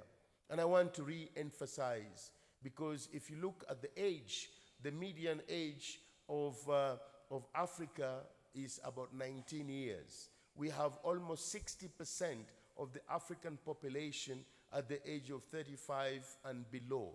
And if you come to this country, you will see the same. We definitely have to look at this constituent of young fellows and mentor them accordingly with the bottom-up approach, starting from the primary, secondary school, going to the middle-level colleges, all the way to the university. We must mentor. And I'm really asking professors, intellectuals who are seated here to be able to hold hands to the young boys and girls so that they can be able to be the scientists that we want, to address the challenges of the society. This is a very important constituent. Equally, we know very well that we have almost 60% of the population being women. We must be able to create an agenda specifically for women in the areas of science, technology, and innovation. Women are the ones that are doing most of the work back home. In quite a number of areas, you'll see that women are actually in the agricultural practices. It is for this reason that we must innovate. We must be able to devise ways and means of which you can make life much easier for them and be able to maximize on the output. Colleagues and friends, I also, before I conclude, I wish to note that the outcome of this conference will be geared to enhance multi-sectoral collaboration, engaging various stakeholders, again, as I repeat, towards the bottom-up economic transformative agenda, promoting research commercialization. We have been talking about this. It is just about doing research for the sake of it. It is not just to innovate for the sake of it. In fact, we need to enhance the innovation. When I look at the global competitive index, Kenya is ranked around 95, 96. I think we need to leapfrog so that we can move up. And it's very possible through collaboration, through cooperation and linkages. We must be able to get the entire pipeline to see people, capacity, and capability. I don't believe that somebody with an idea would be able to develop a prototype and be able to take it to the next level and be able to fund it and be able to commercialize it. We must be able to get different players on the entire pipeline so that we can be able to ensure whatever is an idea is developed, it can be able to end up towards commercialization and upscale. It's very important that we address the issue of intellectual property right as well, so that whatever we produce here, we Kenyans and African at large, we are very generous with ideas and information. When we have visitors coming here, we don't only open our windows, we open windows and doors all the way to the bedroom of science, technology, and innovation. They take the ideas, they go develop it further, and then we start consuming what has been produced by them. We end up being consumers of science, research, and innovation, and we do not produce much as far as the commercialization is concerned. We must ring-fence this, and I'll be looking at the various institutions that have got different mandates to ensure whatever is ours remain here. We do value addition. This morning, we were talking about leather industry as an example. It's a high time, and this is a discussion that is going on in the country now, looking at the industrial park so that we can better produce our leather industry, and at the same time do value addition, produce more shoes here. I tell you a story.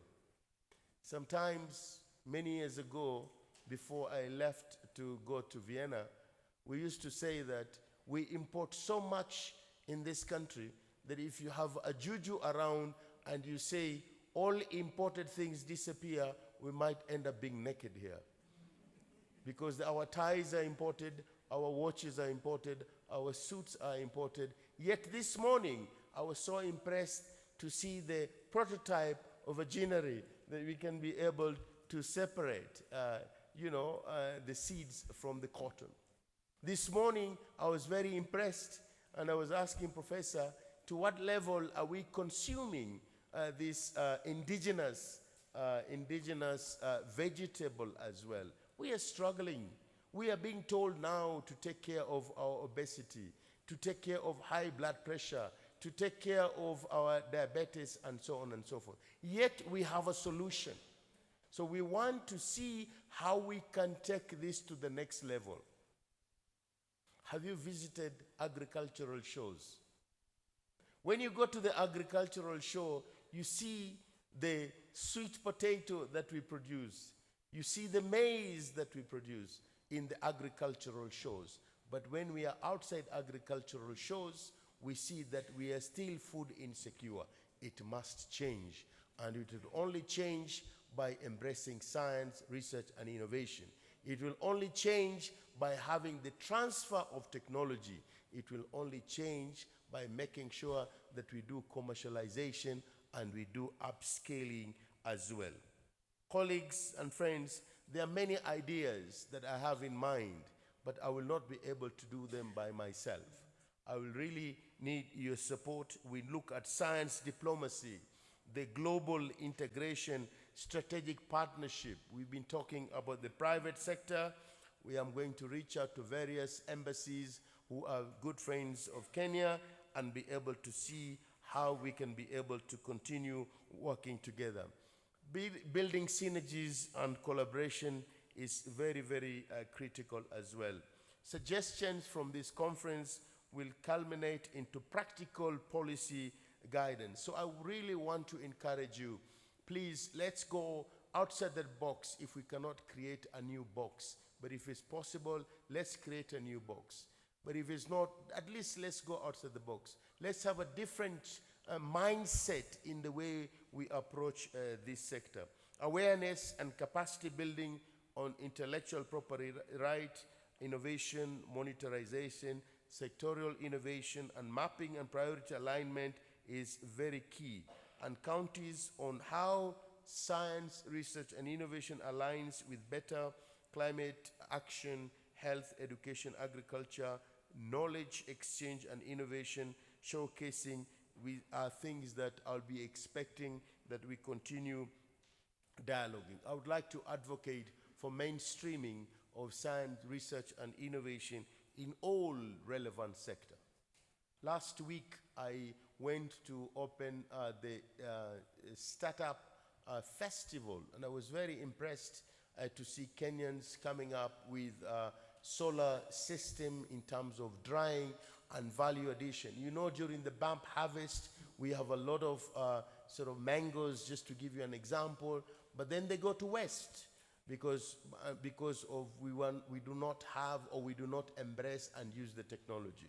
And they were demonstrating this. Another group was showing on the cement that is being produced here in the country as a prototype. They have done that, and it's very strong. And this is something that's the beauty of science. We want to take it up and be able to discuss with the Ministry of Housing. When you look at this government expanding in terms of low-cost houses, and we want to ask each one of you to take full advantage of this. We want to look at how science, technology, and innovation would be able to address the challenges of health as well, now with this health coverage as well, including diagnosis and treatment of cancer.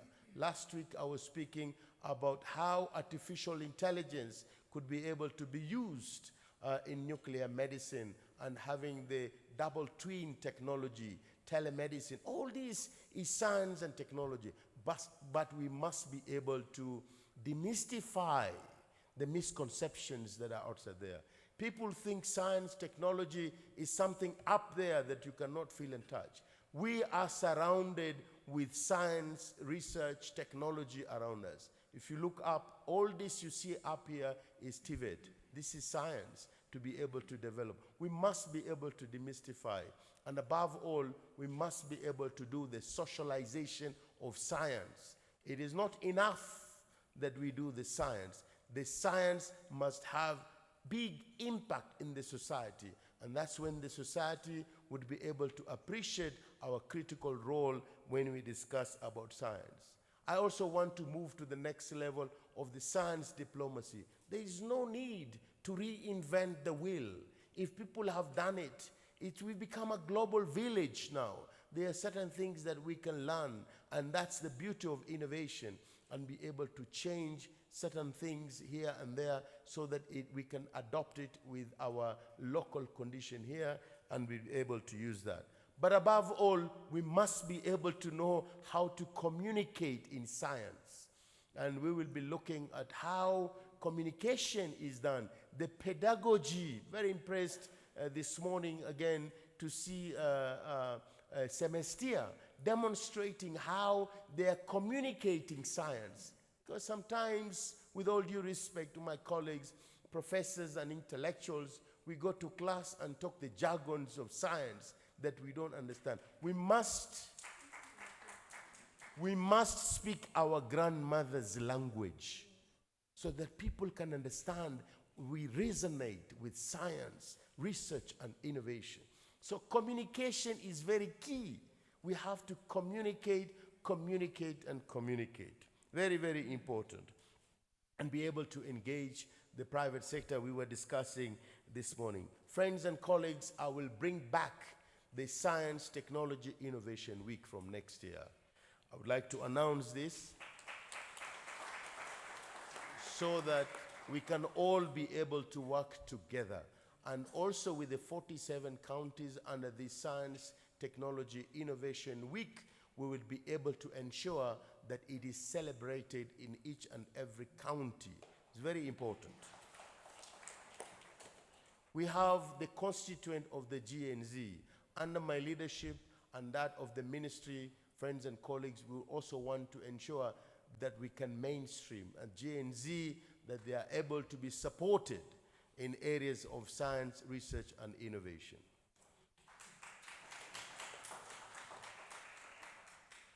So this is what I would like to advocate for. Once again, it's really an honor and a privilege for me to stand before you and make these remarks on my own and that of the Cabinet Secretary. I'm very impressed with what I'm seeing already with the innovations, and I'm sure there will be more that we can be able to do together. Friends, ladies and gentlemen, it is now my singular duty to declare the 4th Multisectoral Conference and Exhibition on Research, Science, Technology, and Innovation officially open. May God bless all of you, and thank you so much.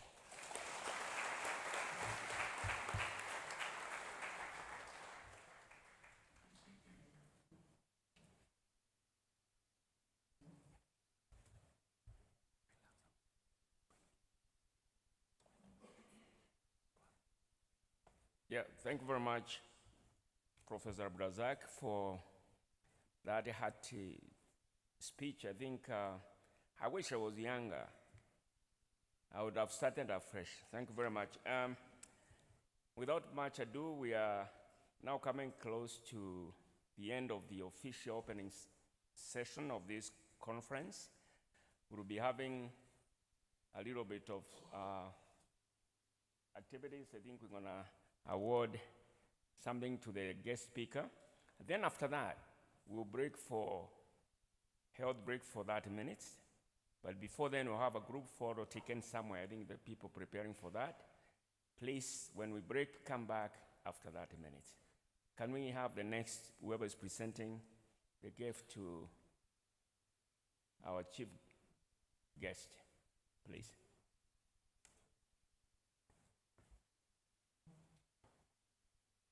All right. And this one will be awarded by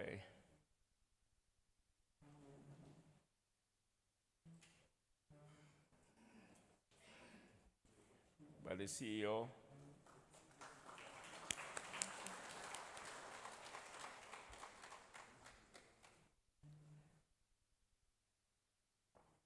The next one is for Professor Michieka. You can award, you're close to him.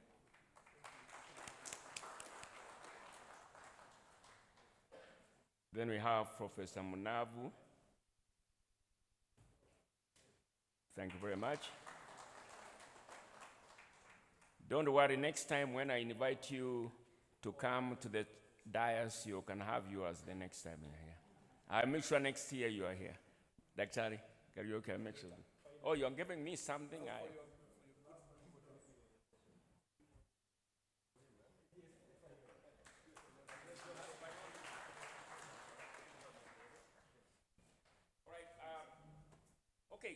We're gonna, where are we taking the photo, please, so that we can quickly go outside there? Now it's 10 minutes to 12. Please, at 12:15, we are back here, 12:15, 2020, 12:20. Will be good.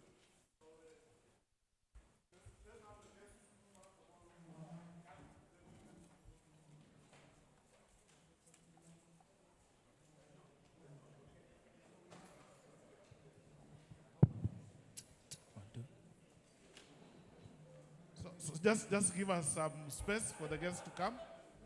Then we can follow and stand behind them.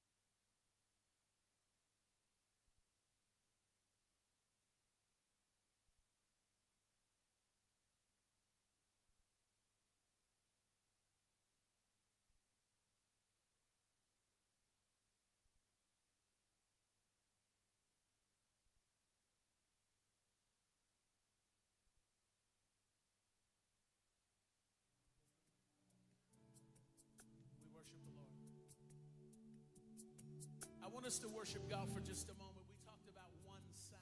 Everybody say one sound.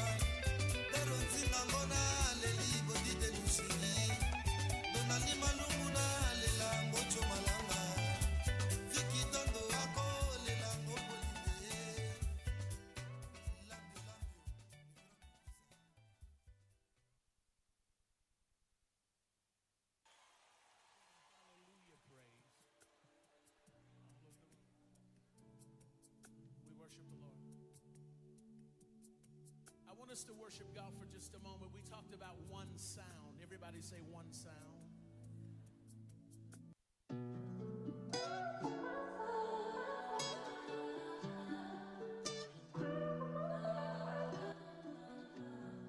Whip, body, crib, got it, job on it. Did I ever ask you to take me to go shopping in Paris or go sailing overseas and just drape me in Gucci? No, all I ever asked was you to pick up the phone when you alone. All I ever asked was you to show me some love, kisses and hugs. No, I never had an issue. Go to the club with your boys, baby. I never wanted you to stay too long, just wanted you to show me up. So won't you say my name, say my name? If you claim you want me, it ain't no thing. You acting kinda shady. You ain't been calling me baby, boy, you can go stop playing games, playing games. I know you say you hit my line, I'm on your mind, and that you want this bad, so I'm cool with that.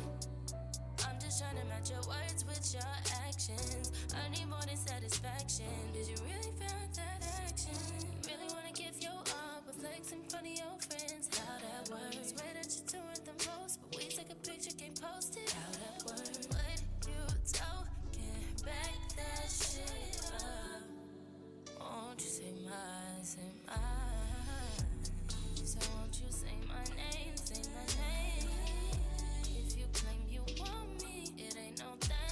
You acting kinda shady. You ain't been calling me baby, boy, you can go stop playing games, just playing games. Yeah, I blow your mind, honey. Say it one time, honey. Sick of them lies, tell them goodbye. Get in my ride, I wanna come by. I wanna just listen, get in your vibe, get in your feelings, get in your feelings, not in your business. I wanna get kissed, I wanna get with you, yeah. I wanna get them out of the picture, yeah. I made it my mission, yeah.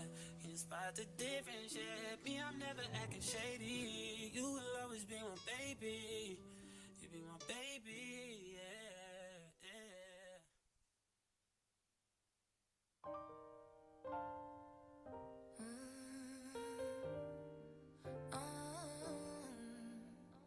The smell of your perfume,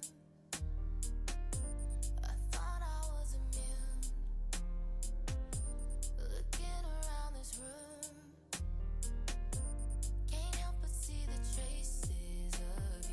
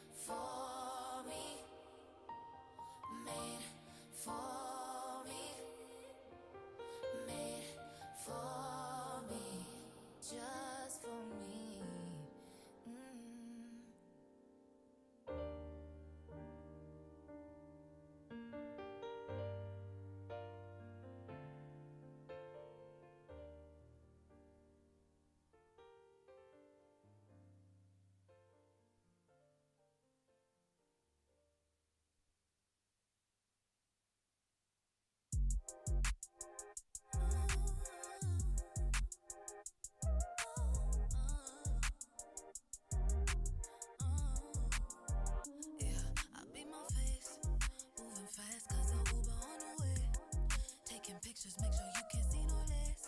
That wig secure like the money in a safe. I look like bear, now I'm on the way. Let you know when I'm about a mile away. When I'm outside, please don't make me wait. The party's starting when we pull up to the gate. Girl, we so late. I'm just with the crew. We ain't out here looking for boo. Cause some nights be better with you. It's a homie, something kind of mood. And tonight we on 100.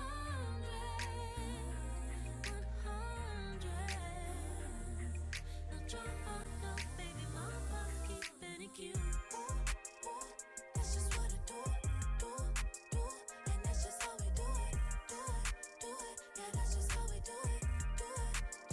You like it what I do. Know how to keep it cool. And that's just how we do it. Yeah, that's just how we do it. And you could do it too. No complaints. Left the heels at home, I'm on my sneaker game. He say, where you from? Tell him out of space. Cause the back the only thing I'm trying to chase. I'm in my head. Just tell the DJ, press play, rewind, keep it on repeat. Tiptoe round the hater, I'm light on my feet. That's how you do it, keep stunting on your enemies.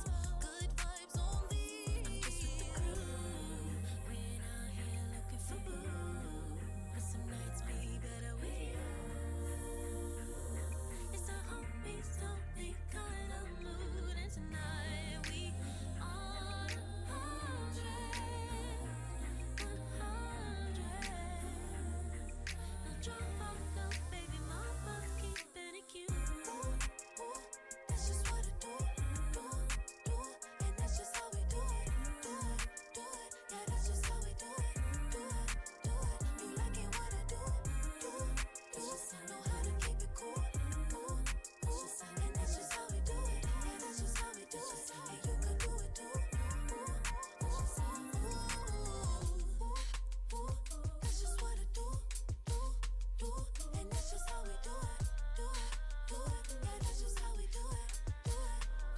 You like it what I do. Know how to keep it cool. And that's just how we do it. Yeah, that's just how we do it. And you could do it too. Yeah, that's just how we do it.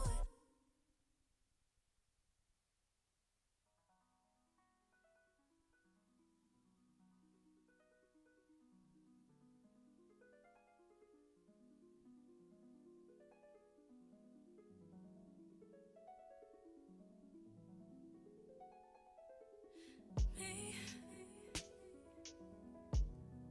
can you focus on me? Baby, can you focus on me? Hands in the soap, how the faucet's running and I keep looking at you. Stuck on your phone or you're stuck in your soul. You don't ever cook, but I don't wanna give up.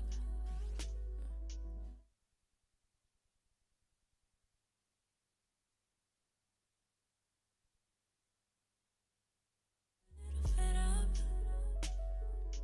Wish you would just focus on me. Can you focus on me?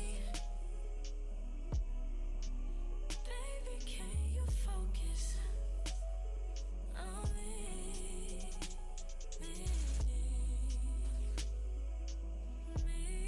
Can you focus on me? Baby, can you focus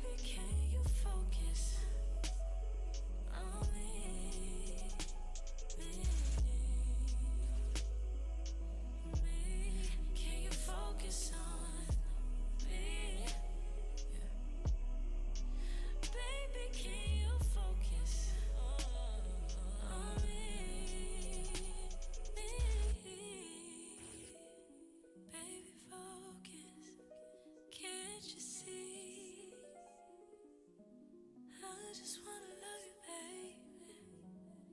Look me in my eyes. Ooh.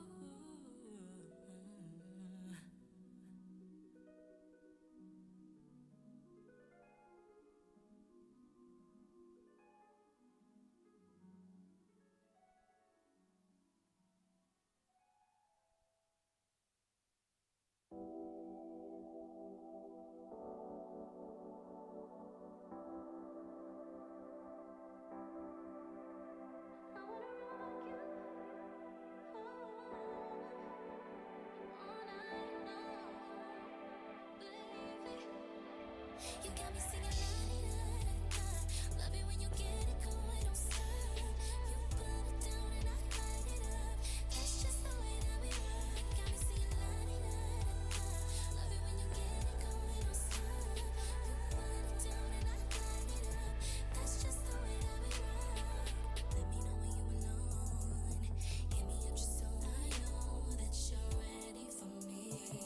Get ready for me. Baby, when I hit you up, just answer. Keep it on the low, you ain't gotta tell your friends. I love when you put your body on me. You could just be the one that I need.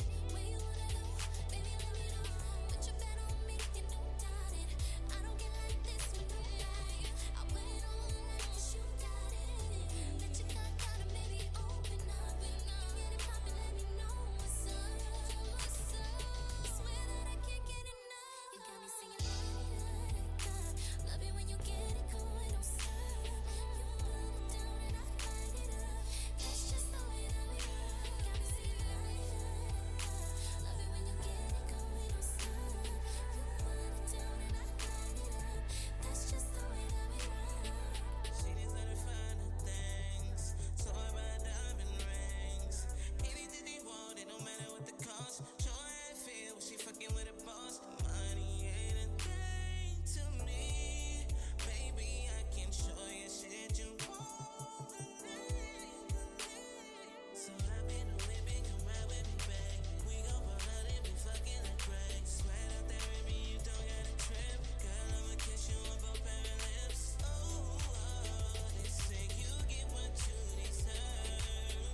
So stay there with me, girl, I'm gon' show you your worth. You got me singing la-di-da-da-da. Love it when you get it going, don't stop. You put it down and I light it up. That's just the way that we rock. Got me singing la-di-da-da-da. Love it when you get it going, don't stop. You put it down and I light it up. That's just the way that we rock. I just wanna rock with you all night long, like la-di-da-da-da. I just wanna rock with you all night long. Yeah, baby, you know I wanna night long.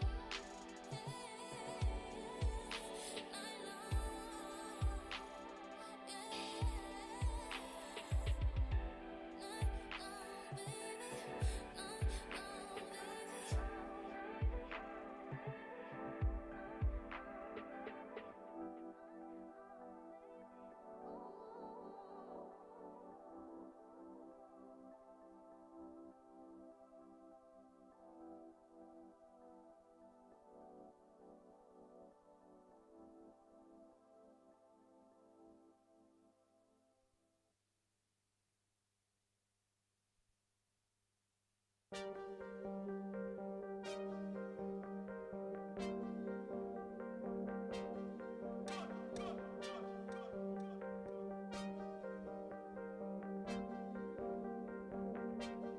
I can name a couple ways, maybe this shit might go. You just might forget that this was what you're getting hyped for. Minute light into the day, so I'm in that guy who needs someone who's sweet enough, won't shoot to make that high low. And it's such a typical day. Running over billionaires, only deal with difficult things. You gon' need a billionaires, she's just like candy. She's so sweet, but you know that it ain't real cherry. No,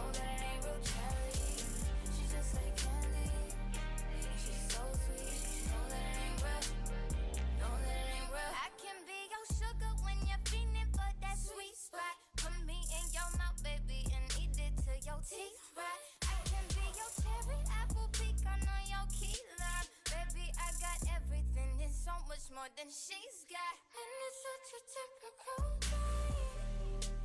Wanna know a billion men, oh a billion men. And if it was difficult things, you gon' need a billion hands, ooh. She's just like candy. She's so sweet. Know that it ain't real cherry. Know that it ain't real cherry. She's just like candy. She's so sweet. Know that it ain't real. Know that it ain't real. She's just like candy. She's so sweet. Know that it ain't real cherry. Know that it ain't real cherry. She's just like candy. She's so sweet. Know that it ain't real. Know that it ain't real. Sugar coated, lies unfolded. You still lit the wrapper.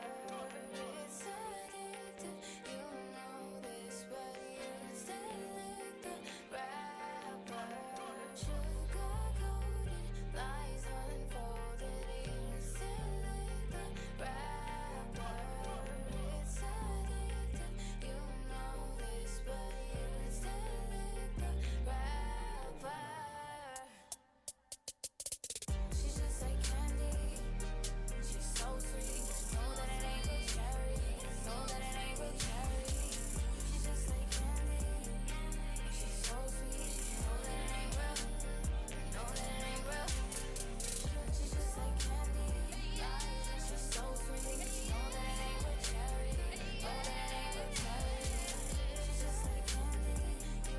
She's so sweet. Know that it ain't real. Know that it ain't real.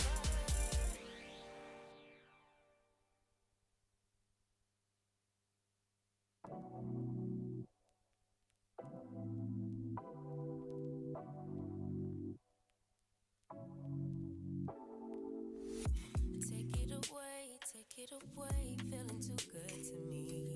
Chilling all day, all in your space is where I wanna be. Here in this room, what did you do? I just can't get enough.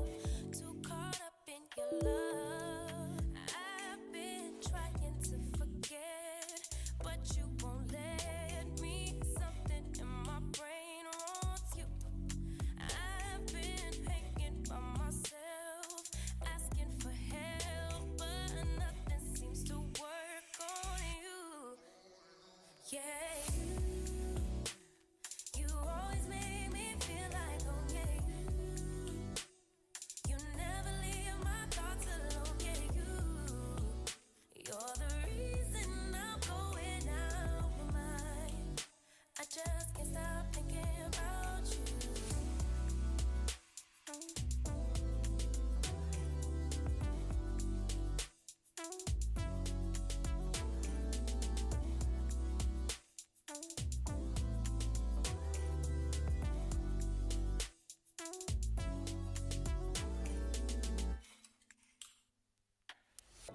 All that I crave when you're away, nights are sleepless.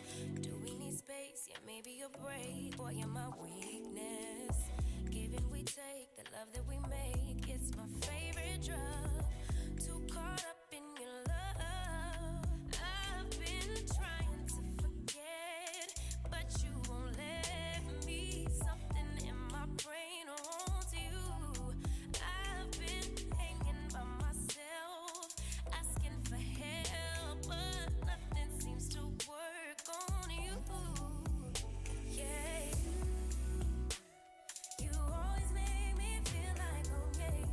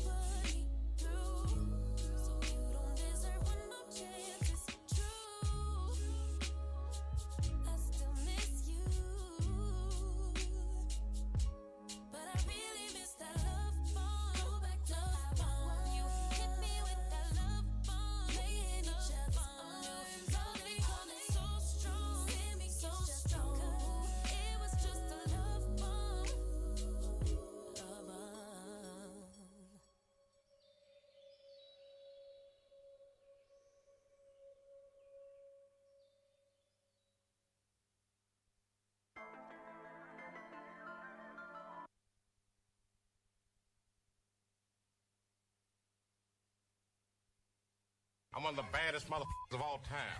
One of the best singers, one of the best looking motherfuckers you've ever seen. I'm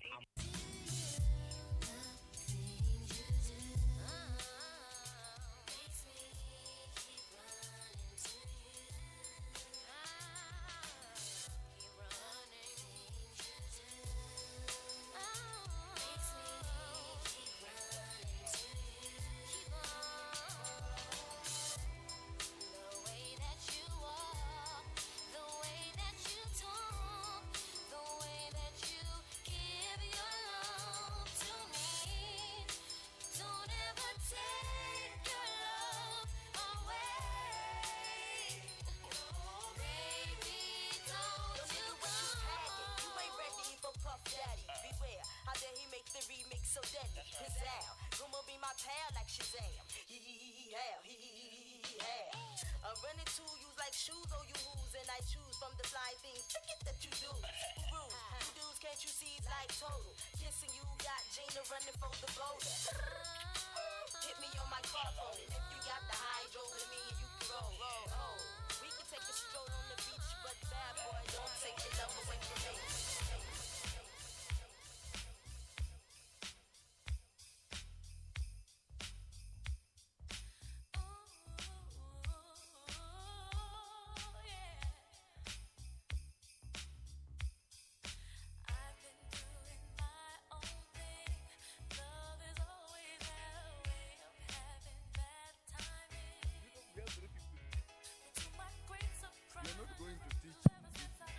Good morning, good afternoon.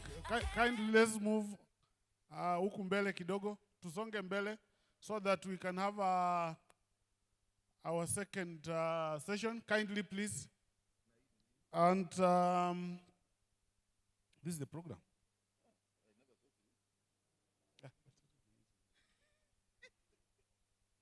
There's a photo session here. So I hope Professor Mabel is around.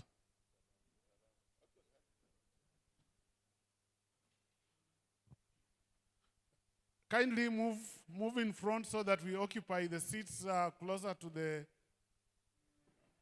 dais. Na wale wenye wako nje tafadhali ingia ndani. Those ones who are outside, kindly come inside.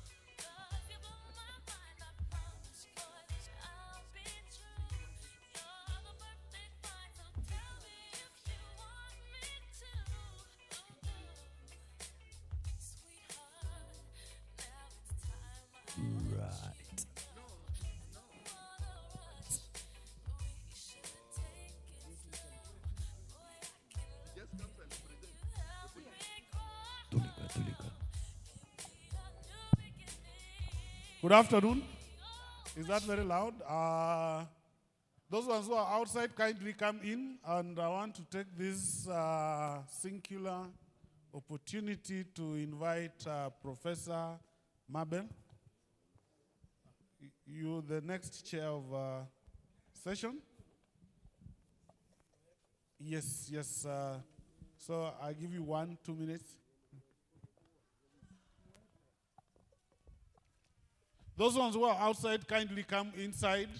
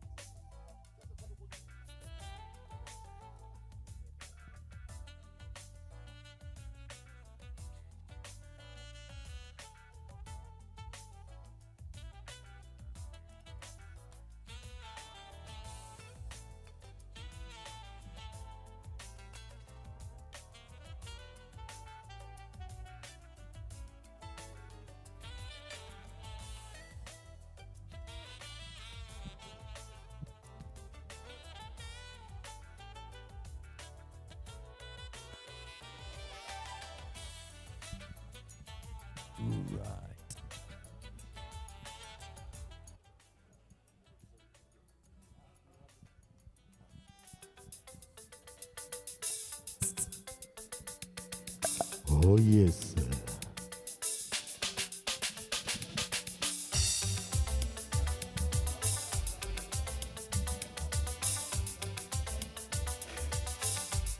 Tout le monde passion.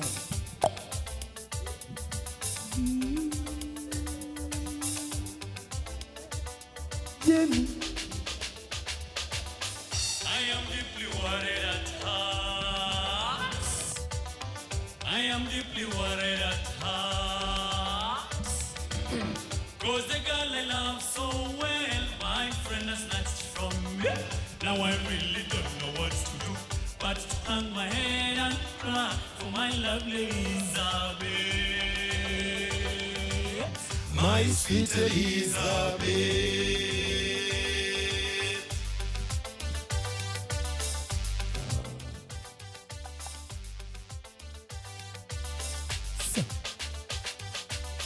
Nena kea kingi mono ma.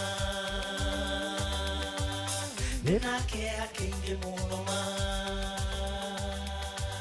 Naire tunya dete mono ma. Karahuli yonde rolenge. Leu dio wengorora na ko. Leu dio wengwe katai. Joy kama deite. Joy kama deite. Wow.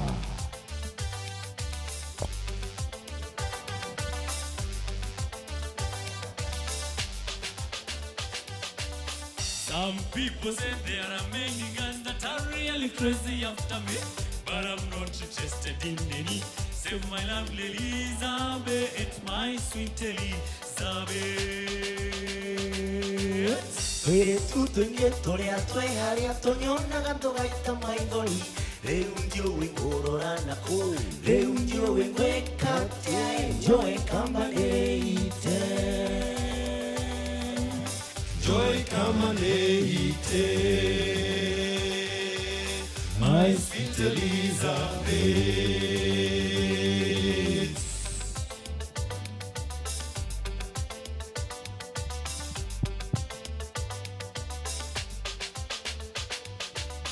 Chunya podi medogombi, chunya podi medogombi, kakane na medongeri, osiepe koro ywaka ywaka, tia timuranadi, joka yamba penjo, tia timuranadi,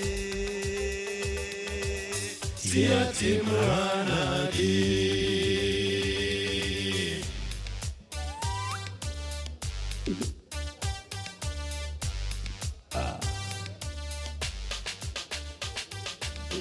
Einige got misi, einige got misi. Agomo chamenenyun, negiret dorwenyun. Kuno tomo denale ane, arichi chamenenyun, chamenenyun lesobe. Chamenenyun lesobe.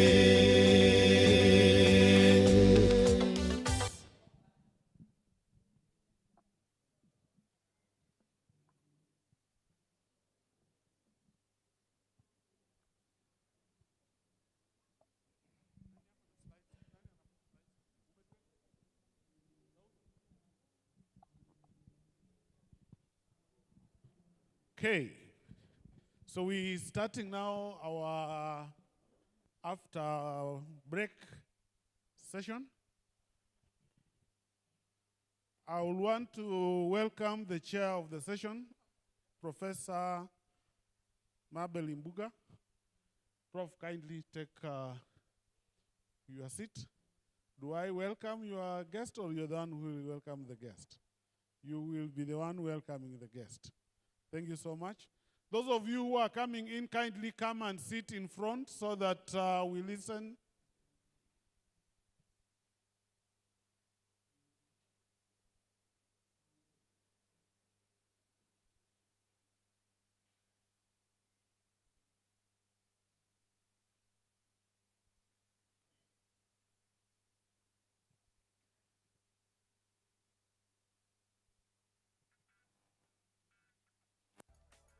So, Prof, you'll use the mics that are already here.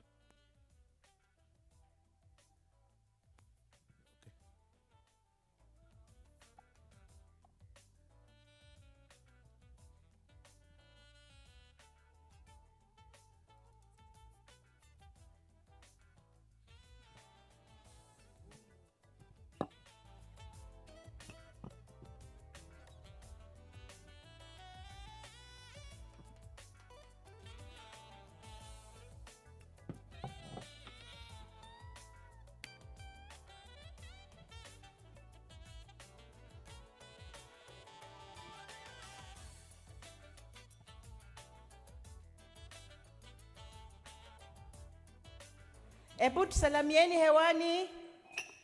Yeah, thank you very much. You enjoyed your cup of tea, coffee, cocoa, isn't it? And others just water. Yes, what else did you enjoy over that? Was there viazi? Was there nduma? What else was there? Mandazi. You know mandazi is typical Kenyan. What else was there that was typical Kenyan? Nduma, yeah? So those are the things that we should be proud of. So I think we are ready to start. Yeah, those who are outside, kindly come. Because we have to start together. The next topic is very, very interesting.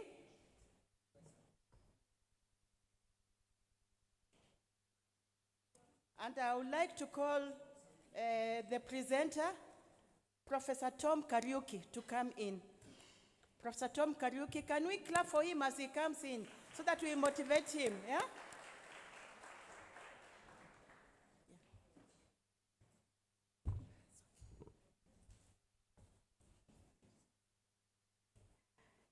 Now, Tom Kariuki, the Tom is for Thomas.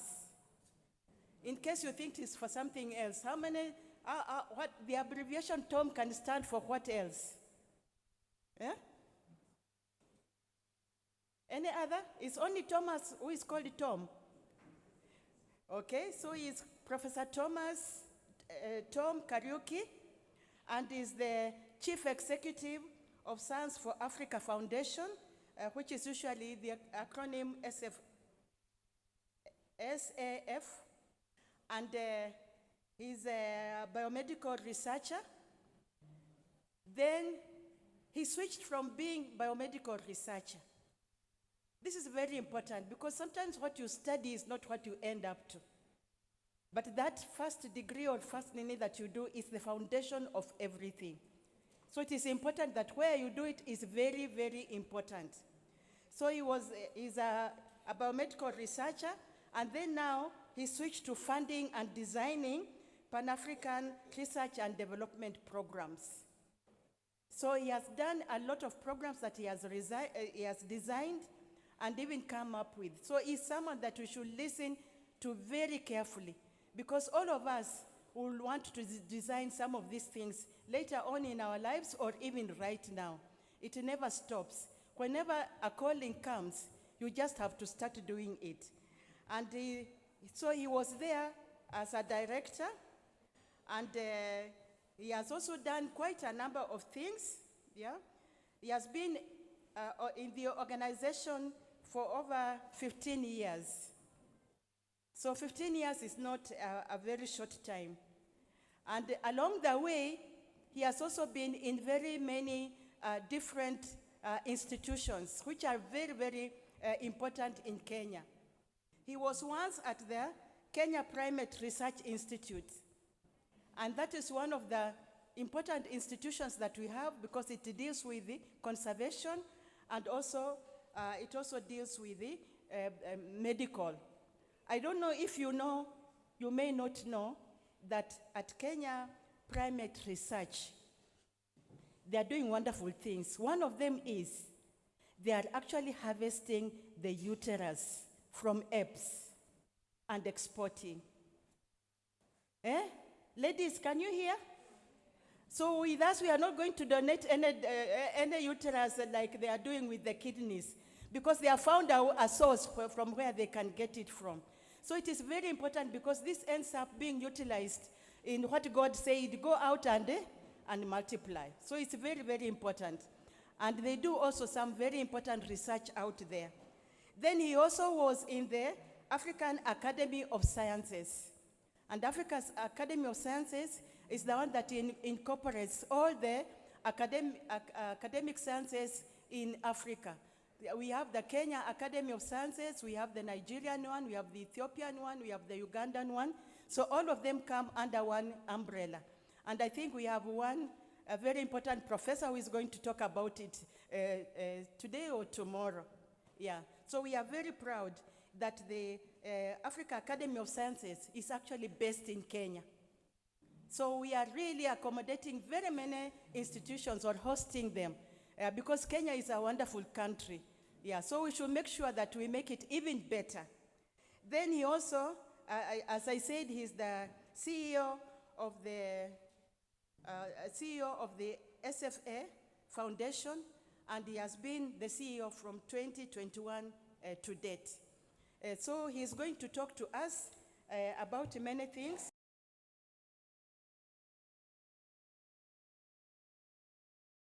Research, science, technology, and innovation, because this conference is mostly about that. And all of us, we want to be at the forefront of research, science, technology, and innovation. So can we put our hands together as we welcome Professor Tom to come and talk to us? Yeah.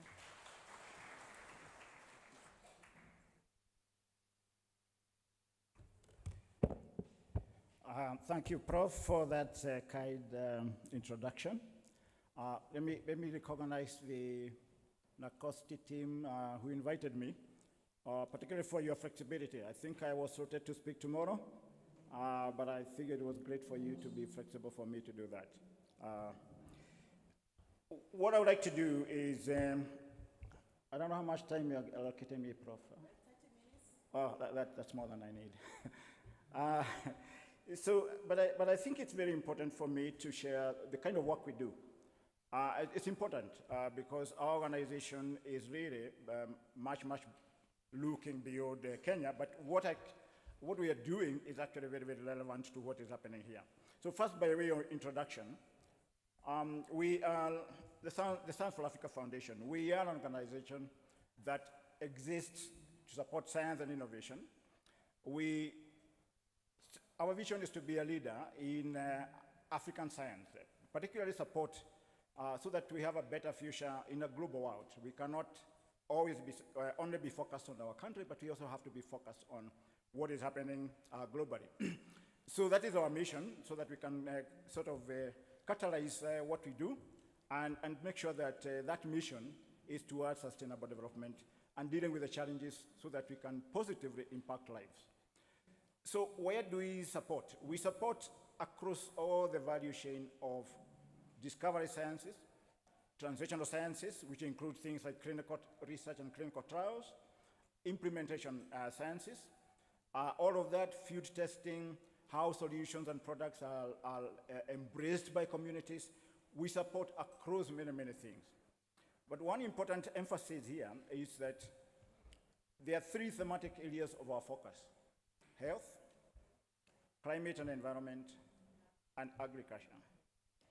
Much of the work we are supporting is around health, research and development. But our strategy for the next 5 years is also being driven by a focus on climate and environment. We all know we live in dangerous times, the disasters that have come from climate change, and Africa is the most negatively impacted by climate change. And of course, we are not a secure continent by far. And so a focus on food and food production is critical. Now, if you look at that triangle there, it is all connected because all these things are connected. If you don't have food security because production has been negatively impacted by climate change, that cannot be a healthy individual or a healthy livelihood or a healthy saving lives. All of that actually becomes interconnected. And that's why we are approaching this through our 5-year strategy to do this. So what is our core business? What do we actually do?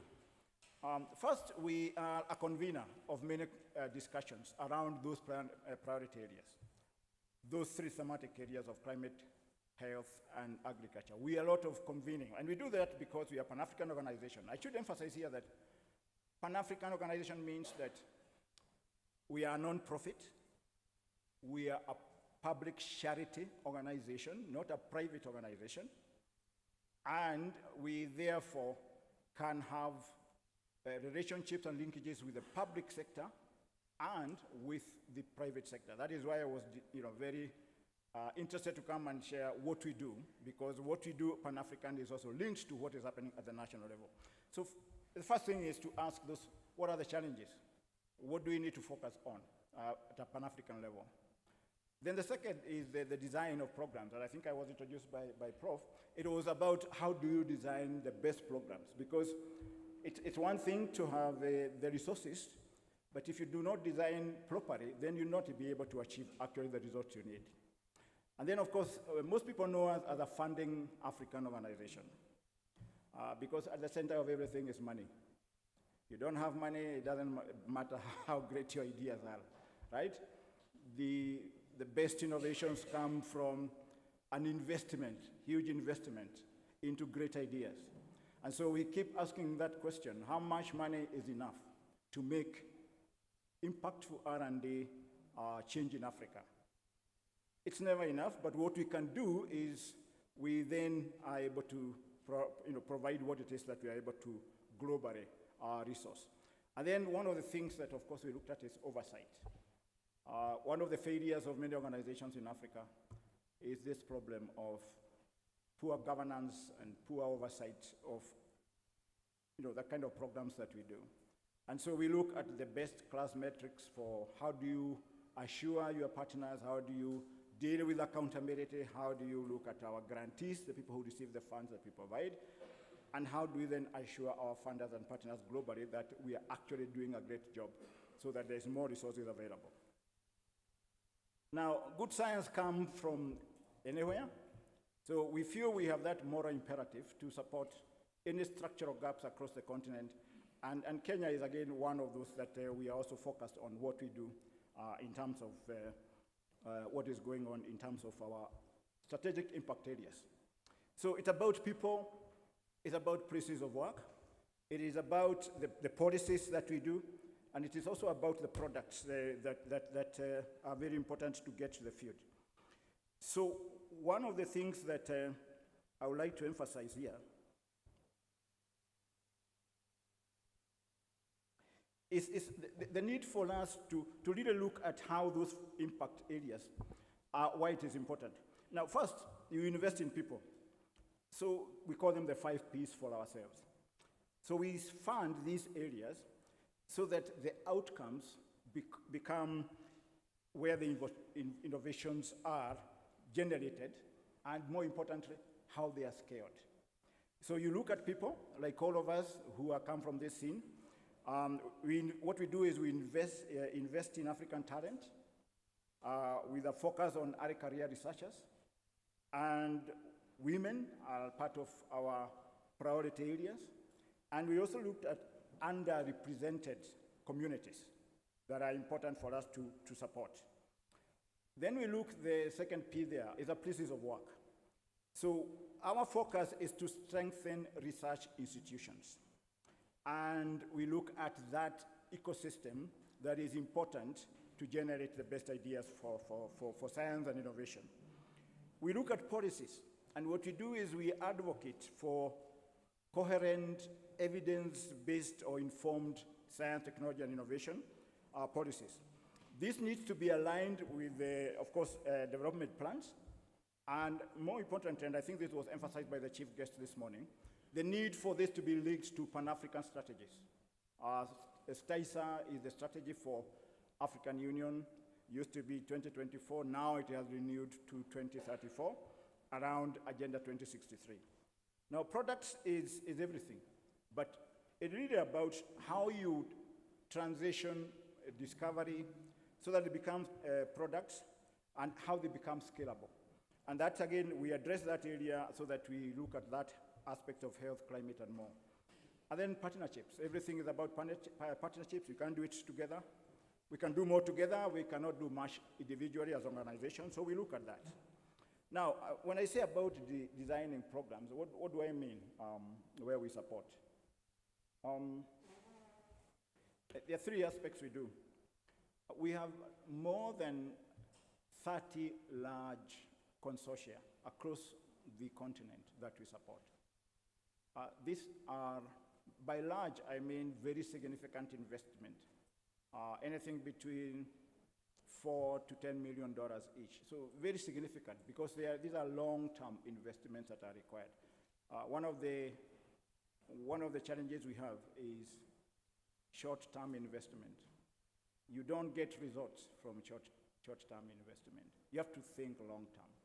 And we've been at a driver for that, the change of that philosophy to say long-term visioning is critical. Now, the hub and spoke model, those are consortia, where you have, say, for example, you have, one of the examples in Kenya is the Kenya Medical Research Institute based in Kilifi. That is the hub. And then you have different partners in other countries. We make sure that as a Pan-African organization, there is proper representation in other countries. Now, that means that then they can have the early career researchers, the pipeline of young people like the ones who are here through internships, through training, can be fed into that pipeline. And we then have, what we support is people doing their masters, their PhDs, their postdocs, so that they can eventually become independent STI leaders. The other is where we have great ideas from individuals, not necessarily because they are from a network, but they can be individual investigator. That's the second model we use. We have a program called Grand Challenges Africa, And so what we invite is people to apply with great ideas, only 3 pages. And if you have a great idea, you get $100,000. And if you then get to the point where you can do the scaling, that can go up to $1 million. Now, it has to be great ideas because the funding is, money is never enough. And so we receive sometimes, unfortunately, hundreds, 800 applications, and we can only fund 20. So this is the challenge because, and again, it goes to how much money is available from government because we can do so much more if government is truly, truly committed. And it was good to hear from Professor Chaukat saying about that. And then the third area, which is for me is a challenge to governments that we are continuing to make. One of the easiest ways to do research and to scale innovation is to developing what we call population cohorts. Population cohort is where you recruit everybody, like you can have everybody who is here who signs up to become part of our cohort. What that means is that once you are a participant, through your consent, you will be on a regular basis providing, for example, a sample from you. Or over time, we call them cohorts from birth to death. Now, the important thing about here is how you look at how diseases develop, for example. If you had this, for example, the one in the UK, for example, population cohort has been around for 40 years. Now, when you look, if you want to go back into that data from 40 years ago, how does the world look like when it comes to health challenges today? But you can then look at the data generated today, and then you compare the data that was generated 20 years ago. We are missing that in Africa. We are missing that in Kenya, although I know there are some small cohorts. But our ambition is to build a huge population cohort across the continent. Given our diversity and our inclusivity issues, probably eventually could have as many as 500,000 people from different diversities. But for the time being, it's more steps we are starting around that. Now, so those are our funding models that we do. Now, this is just to give you a sense of where we are across the continent. We have awarded 136 grants across the continent. We have a footprint, 40 countries. East, west, north, central. And our plan is to award $250 million up to 2027. Now, it's about innovators, and as you can see, that's where it's going. It's about large consortia, but it's also about, like I said, small grants, small in relative, in terms of what we can do more.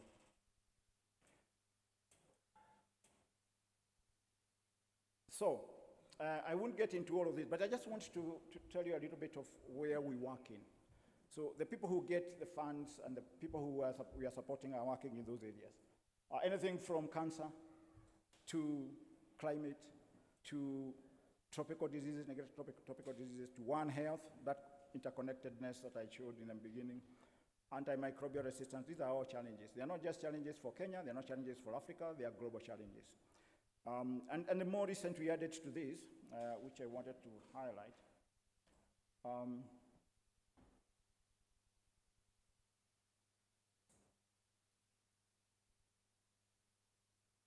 what did I do? What did I do? But I just wanted to, can you get it back? Oh, yeah, thank you.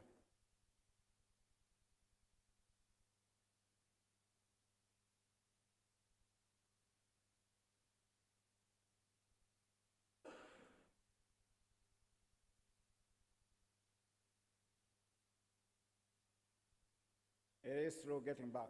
But I think the emphasis I wanted to do is, over the last 1 year, one of the things that we suffered mostly was the pandemic sciences, the pandemic COVID aspect. And we wanted to specifically be involved in supporting that. We have therefore provided grants to 7 new consortia that are actually going to be driving this work across the continent.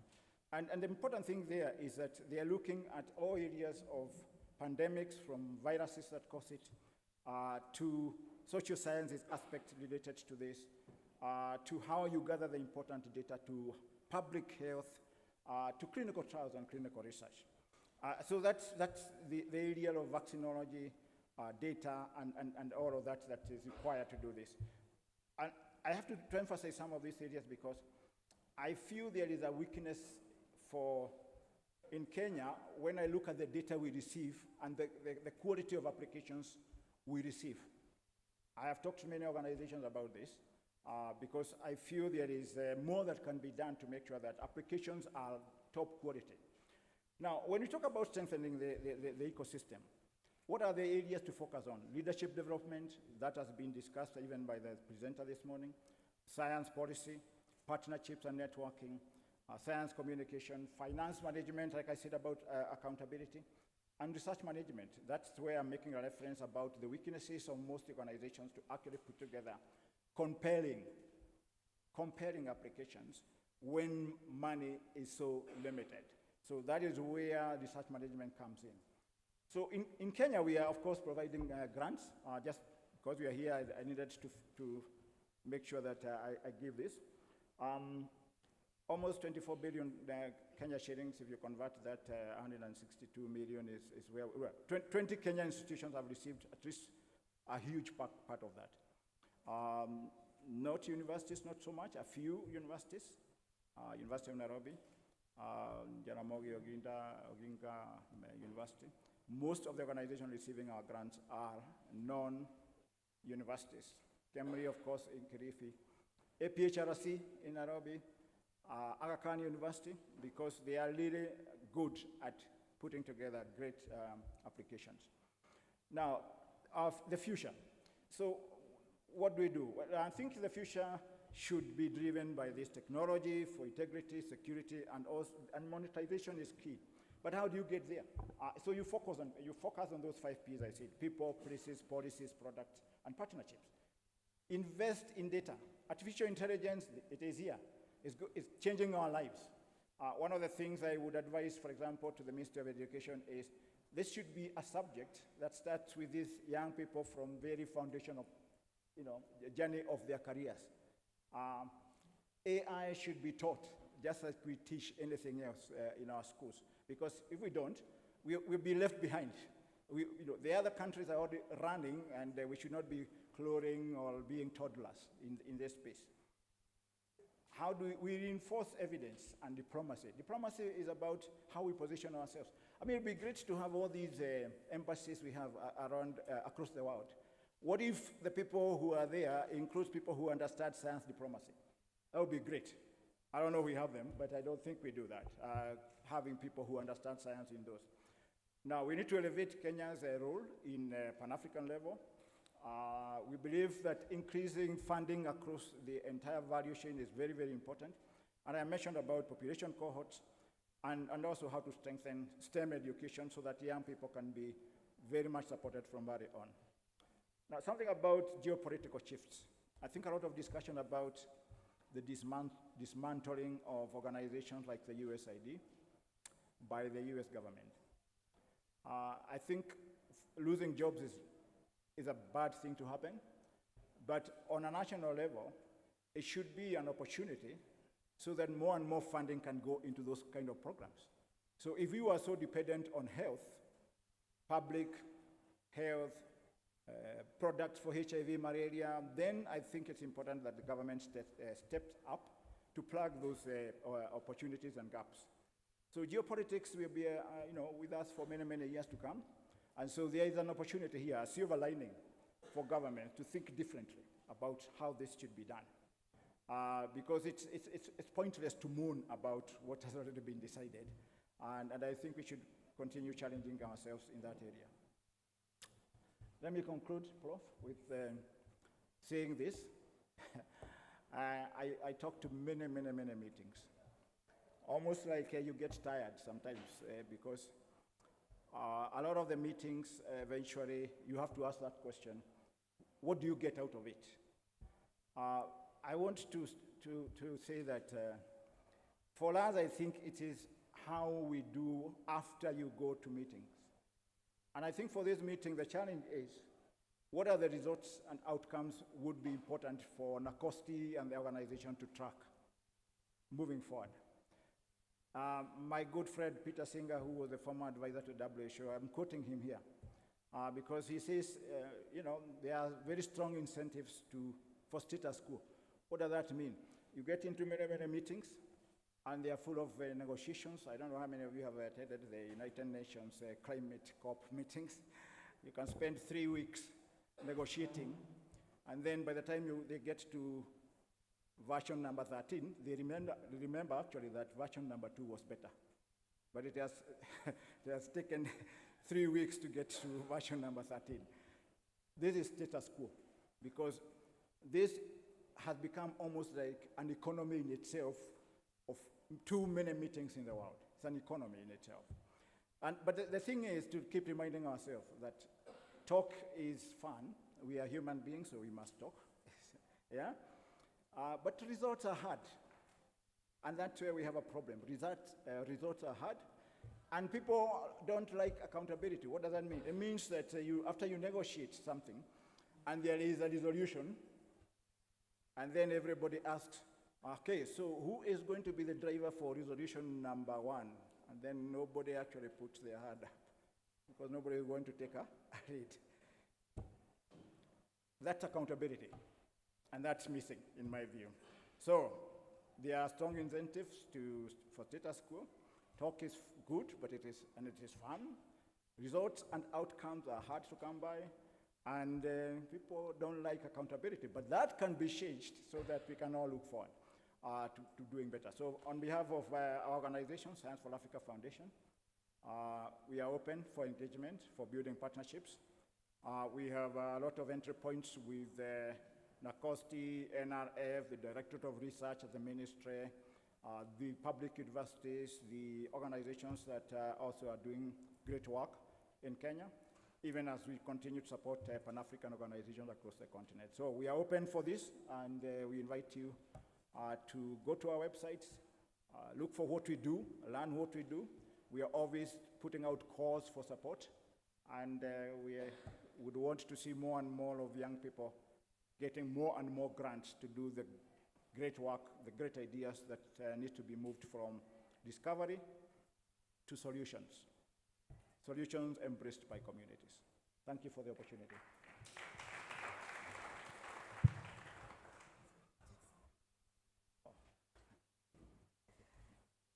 Yeah. Now, was that a clap? We have to give him a better clap.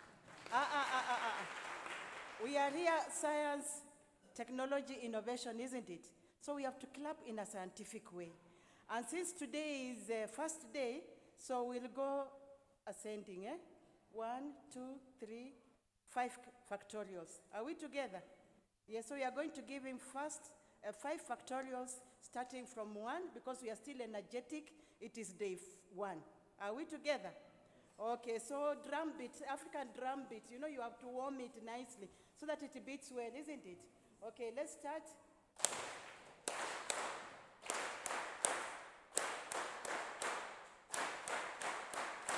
Wonderful.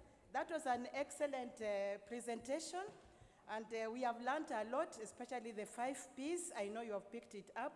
He has said that money is never enough, but whatever you have, you can do a lot with it.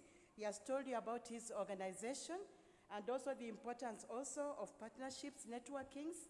And NACOSTI would like you people to establish networks. By the time we end this conference, you should make sure you have minimum 5 networks that you have come across.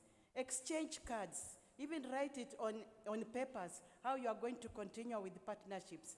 Because institutions just don't get collaborations or partnerships. They get them through people. So your work here also is to make sure that you get some partnerships for your institutions. And then, of course, he has also said that people hate accountability, isn't it? Integrity is not easy. Integrity is difficult. And NACOSTI says that we have to have integrity in our research, so that whatever results you get, let them be the way they are. You don't start bringing in other things, yeah? And don't also start stealing other people's research. We have the brains that God gave us, So we have to innovate in our own ways and then move forward. And all the people who are here, especially the young people who are here, make sure that you do sciences. And the sciences are 4. Yeah? Can you tell me which are the 4 or 5 sciences? Maths is the first one, isn't it? So there is no easier maths for non-science, no. The second one is chemistry. Are we together? The third one is biology, which you all have to do. And the next one is physics. So don't let anyone ever cheat you that you can drop any. Yeah? But also we say that social science is also very important because we have to know how to relate to people. So he has told us very many things here, and we'll give him just 2 questions. Anyone who has 2 questions for him, and then now we can wind up. Yeah. Yes, Professor Kevit, Dr. Kevit, and then Professor Mkwanza. How can I forget your name, Mkwanza? Yeah. Thank you, Dr. Singer. I just wanted to know, where you describe all the issues that ail Africa in your previous slide. Could you just bring it up?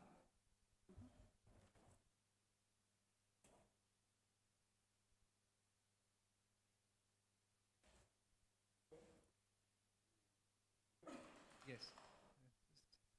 No, I can't see it actually. There's a matrix. It is moving there, but it's not moving There's there. a matrix that you brought up with all the different areas.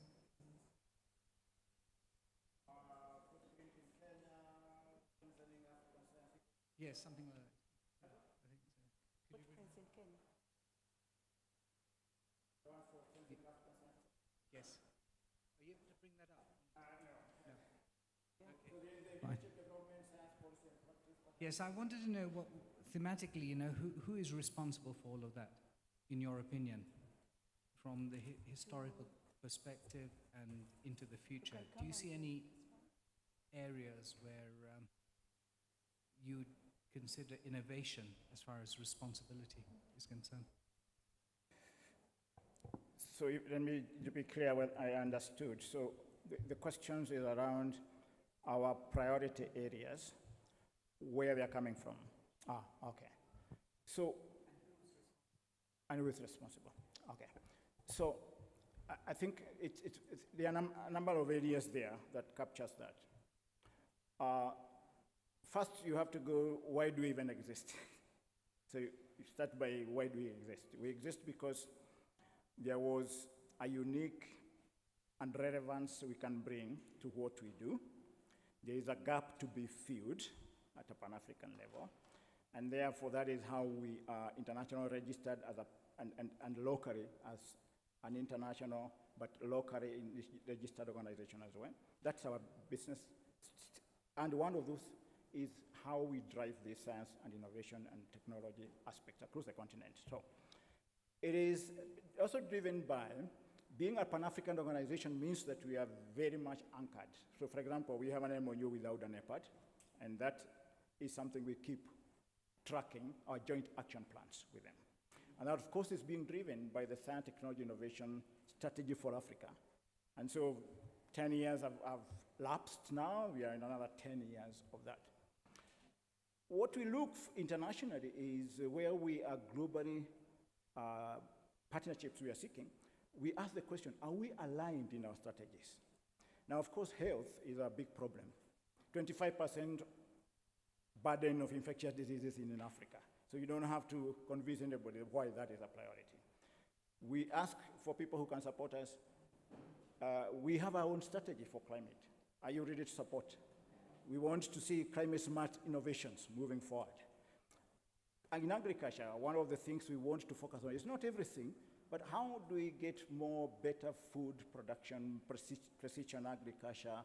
How do we use genomics, for example, and genetics to improve our indigenous crops? Those are our focus areas for our strategy. That's how we do. That's how we do it ourselves, because it is our own. We have the ownership.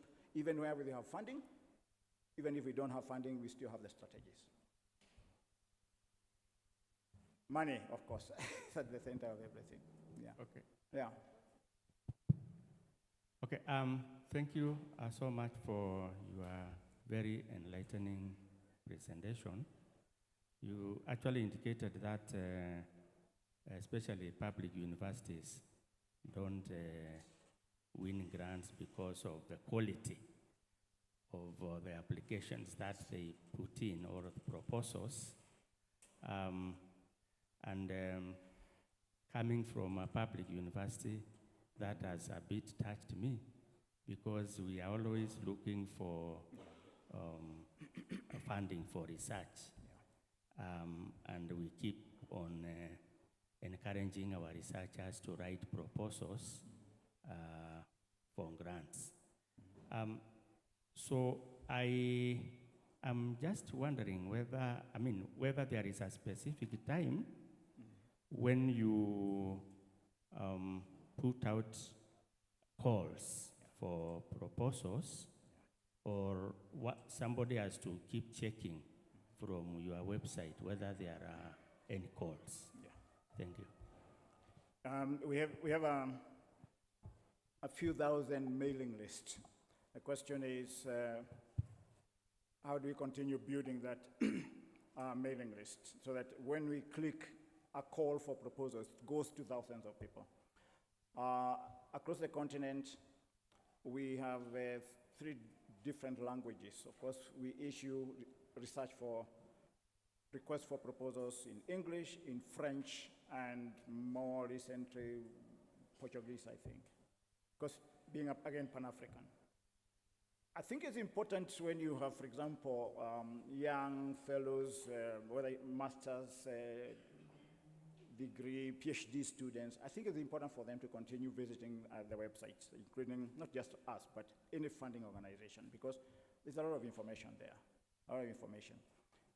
The main reason, I think, just to touch on something related to that, is one of the reasons why there is weak applications is because, okay, let me put it this way. We receive huge amounts of applications from South Africa. Why? UCT, VITS, KwaZulu-Natal, why? It's because they have built the infrastructure to help the applicants. What they are lacking in Kenya is research, management, and innovation offices, where you put the best people to help, whether it's a student or a professor or a lecturer, putting together an application. Because the great ideas come from the intellectual aspect, but making it compelling to an independent reviewer. We don't review them ourselves. We put out to hundreds of independent reviewers, and they do the ranking and the scoring. Our job is to just say, we can only fund this, which is the pay line for cut. We cut, depending on how much money. So the main thing is this research, management, and innovation offices are critical, but they are missing in many organizations. So we have a large program, and I'll be very happy to connect you with our lead person who does all this work. And we have even approached the University of Nairobi to help them try to establish one. I can't keep up sometimes with the universities across the continent because I make a visit, I have one meeting with one vice chancellor, and then the next time I visit, that one has gone. So there's a new one. And then you have to have conversations again. It can be a bit tiresome, but that's unfortunately, that's what happens.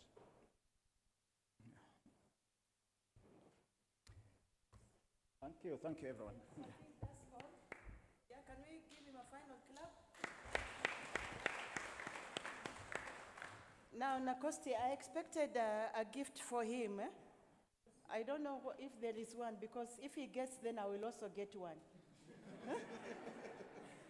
So since there isn't any, are they bringing? So since they are not bringing some, I think I just wish you bon appetit, enjoy your lunch. Make sure you eat one of the traditional dishes of the Kenyan cuisine. Very, very important. So see you after lunch. Prof, make sure you stay around so that we combine the presentation of the present for this session and the next session. So your present is very much available. So, ladies and gentlemen, we will break for lunch. And kindly, we want to be here at exactly 2 p.m. 2 p.m. There's a team that's supposed to give you the lunch vouchers as you'll be walking out. 2:20, I've been corrected that we give you 1 hour, 2:20. Kindly, please, let me not look for you to come. This hall is now very full. And you know what? I'm one of the presenters in the afternoon. So you really want to listen to what Stumo is going to say. Huh? Sawa sawa. So let's have a break for lunch and let's be back by 2:20. Your items are safe here, but the best caution is to carry yours.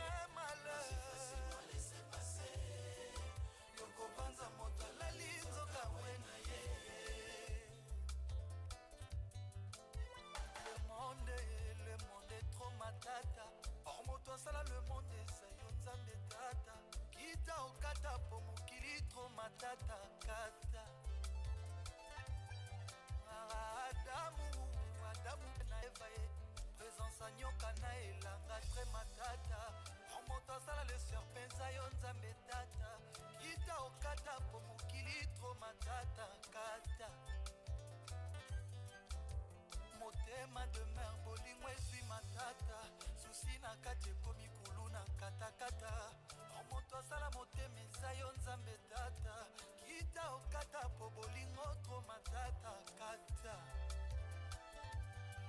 Marianne Maria Mandala yoka bébé na yo Eric Mandala avant toi je n'avais jamais connu Sapiron l'amour le vrai romantique l'inégalable Marianne soki otiki na ye chagrin malheur kokobanza moto alali zoka we na ye Maria soki otiki na ye chagrin malheur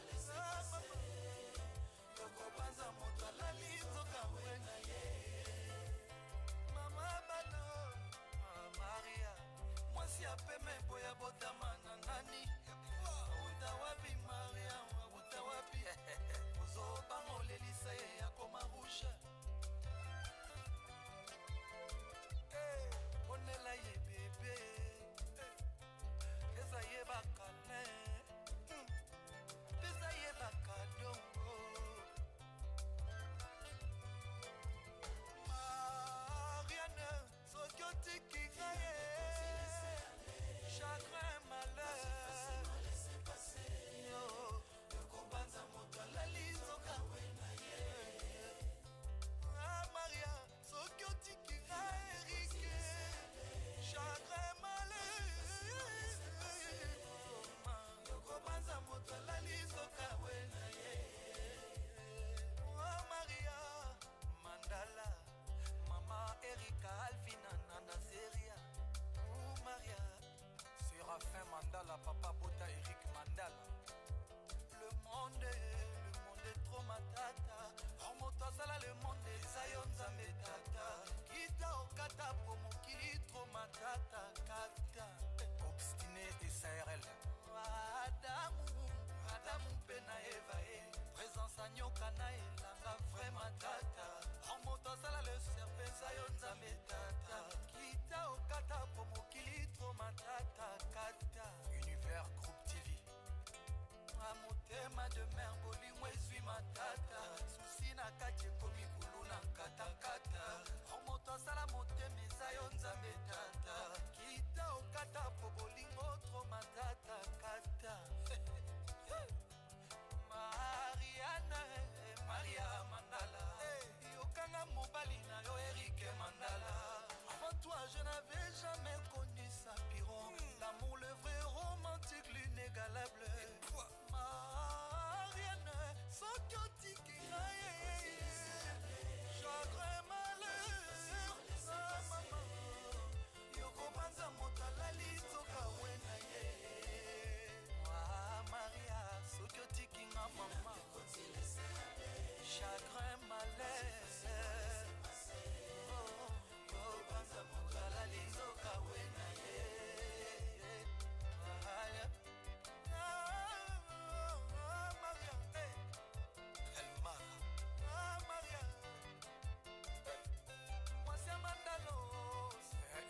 Mandala, papa na Chico Mandala Papi na Lorette Sara na Arnold Eba Mandala Souminwa na États-Unis Eric Ndondoboni ya Yasmine Willy Mandala le prince de l'Isala Papa Jean-Marie Lokanga Solange Bouete Tangasol Elvis Adidiema Etel Ngombe Biana Kabse Muluba Olivier Mpelankoye Fabrice Mawete mondialiste Mwasi apeme boya botama na nani Epwa Utawapi Maria Utawapi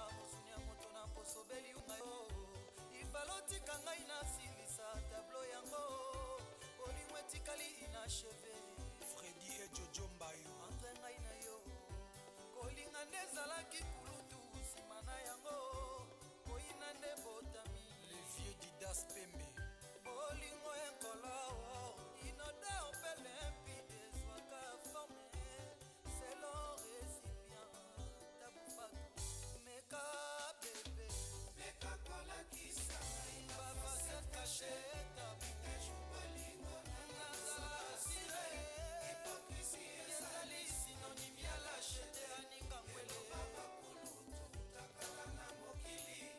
Pourquoi lelo? Pourquoi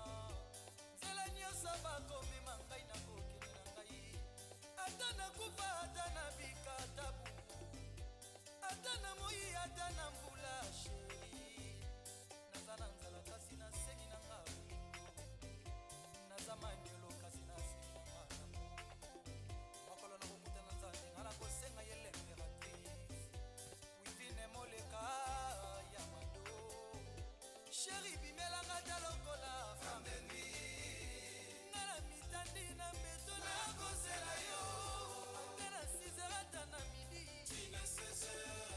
na bokosambela noki nzambe abenganelanga yo mama ye fergani la merveille ramazani mobali ya matina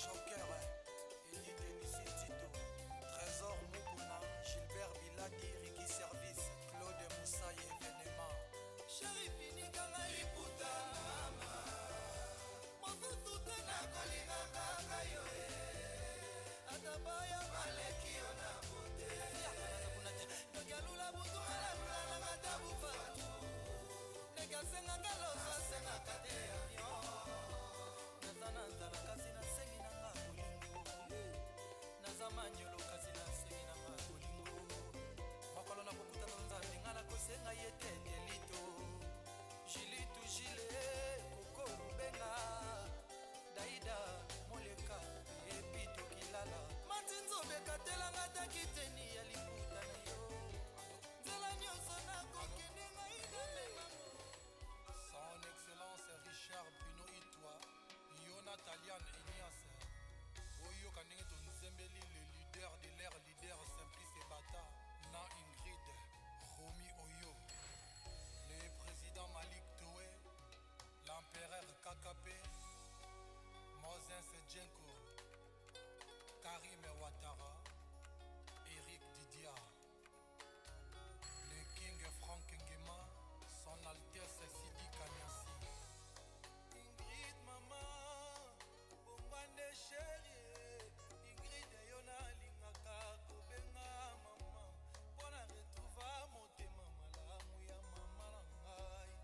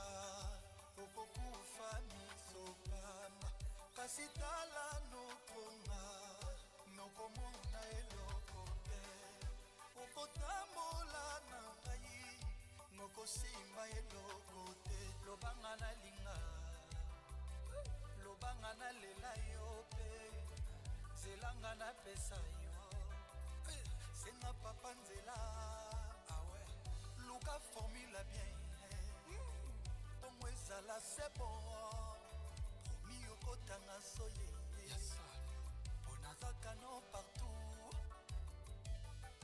natambola mondo yo namona mwasi ya boye on l'appelle l'ange du bonheur une dame bongo natika ye jamais jaja natika ye jamais quand elle se réveille Dani même sans make-up canon elle est sucrée Daniel basi ya pembe baza ebele mais pas comme Daniel non une journée sans Dani nanga nakomaka nerveux il suffit à loba allo mon bonheur automate Dani nanga leki bango tout elle est tellement parfaite ma canne à sucre à moi bomanonga Daniel nakufa une fois pour toutes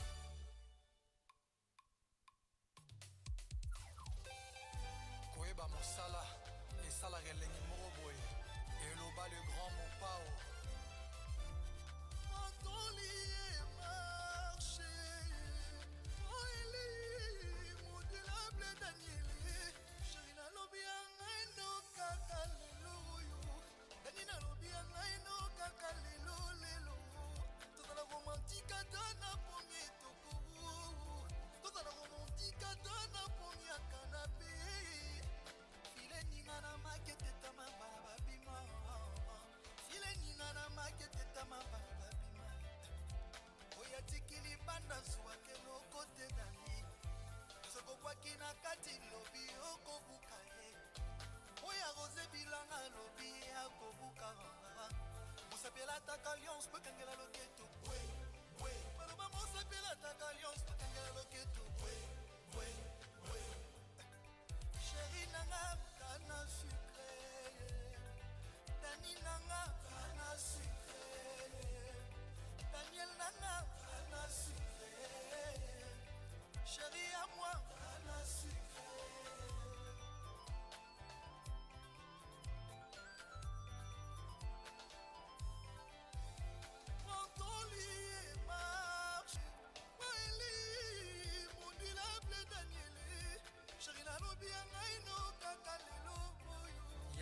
Dani nalobi ya ngai no kaka lelo lelo tozala romantika ta na pongi etoko tozala romantika ta na pongi ya kanape file ninga na makete tama bana babima file ninga na makete tama bana babima caron oya beti poto ya zwake loko te Dani misokokwaki na kati lobi okobuka bien osapela ataka alliance pekangela loketo osapela ataka alliance pekangela loketo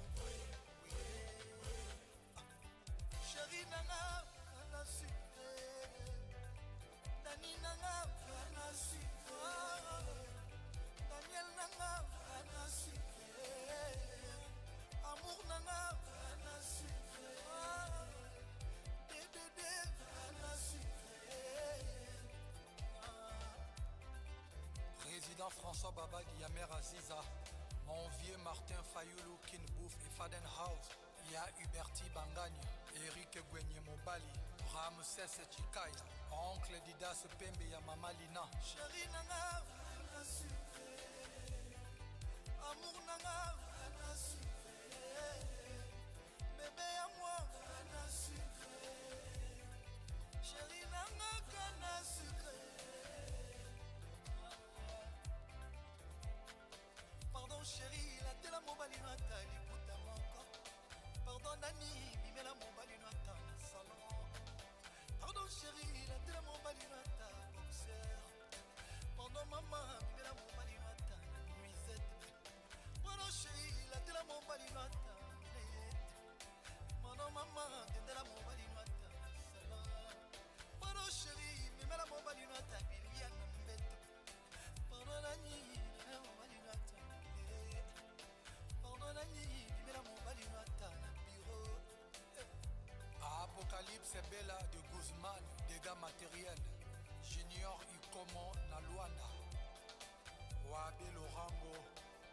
Fabrice Kalala de Moni Top Model.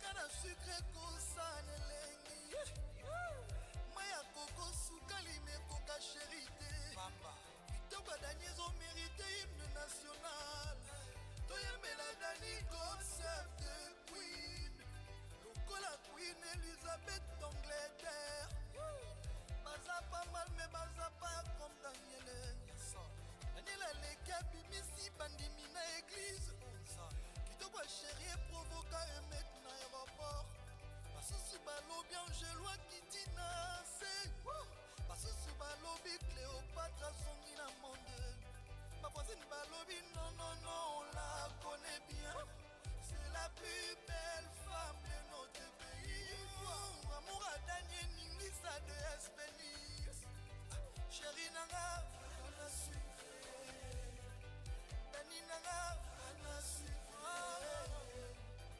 Dédé ana sucre amour nanga ana sucre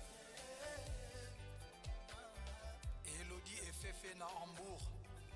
chéri nanga ana sucre amour nanga ana sucre bébé à moi ana sucre chéri nanga ana sucre Ya Lucien et Bata, Ted Tendai et Racker Foot à Tendai.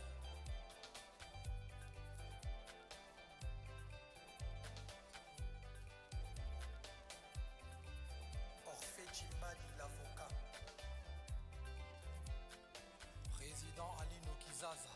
Antonio Soare, le président des présidents à Conakry. Honorable Romy Oyo.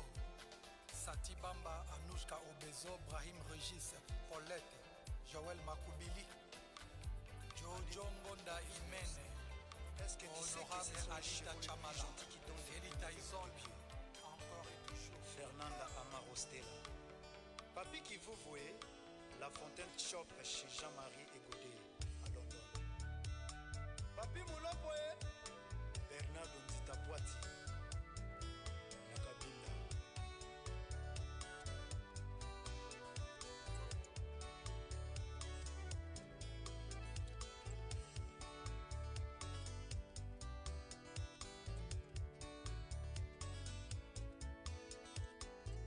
Contre terre, je suis tombé, Andy Poutou, Liboneli Nanga, Koulingange, Nami Pakoli, centre d'amour na yo, na elongia motema na ngai, bolingo na ngai ezo souffrir na pollution, asphyxie na bapense badira bajaloux, yaka tosigné degré arrêt à mon abisso, tosigné arrêt yaka calcul des emprunts, ton arrêté réchauffement climatique ya bolingo, andi putu motema na ngai, onerolaka ki yo réalisé te, yo swisi ngai problème na vie, talanga na nkomi désirate na bolingo. Zomba Faustino Gilles Bavon Mwambo, c'est un Moussampaï. au bord de l'amour na fandi na ple de port ngana kosika na nkema ya kolinga yo amour trouble merde na bagaza effet de serre etoboli couche na zone ya motema na ngai j'ai dit à mon cœur motema na ngai na abandonne métier ya kolinga yo odéchiré voile ya bolingo na ngai oh préféré sanchara motema na ngai na kokili souci de mon cœur sans faiblir toi qui me disais chaque nuit pendant notre amour toi arrêté réchauffement climatique ya bolingo. Papi Mangala, Trésor Chango, Dura Kabumbaye, Jean-Louis Bikunda, Chuchu Mwangae, Landré Bilombi,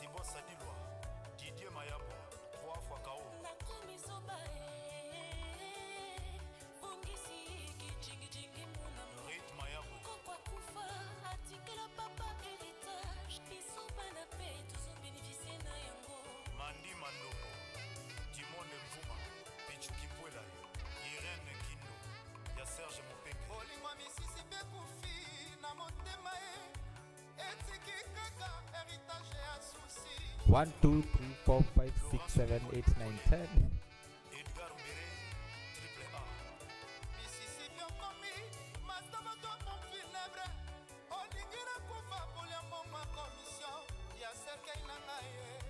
Janine Kalanga, Mwepo, Manu Matondo. Bolingo Mississippi, Monselu, Koleka Bosu Tabe, Chipe Mindia. Jacques Machuka na Pointe Noire. Talaninga na Selu Mokit na Babani, Babana Bakomyo, Seka Seka Seka Ngai. Alain Dombasi, 78. Bolingo na Ela Tesinga Koti Yanzube, Basantima Mississippi.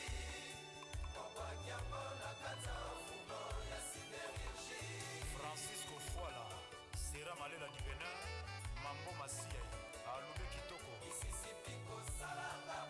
Ebangalosa, Germain Vambi,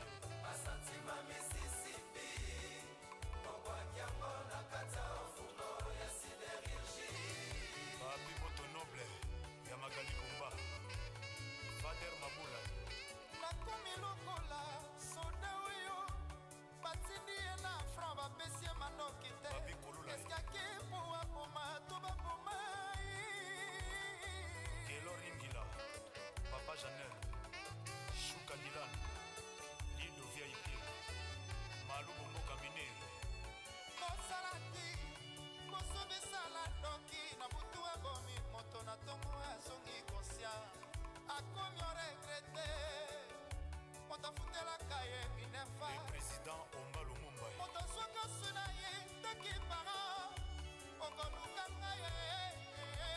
Papi Tombala.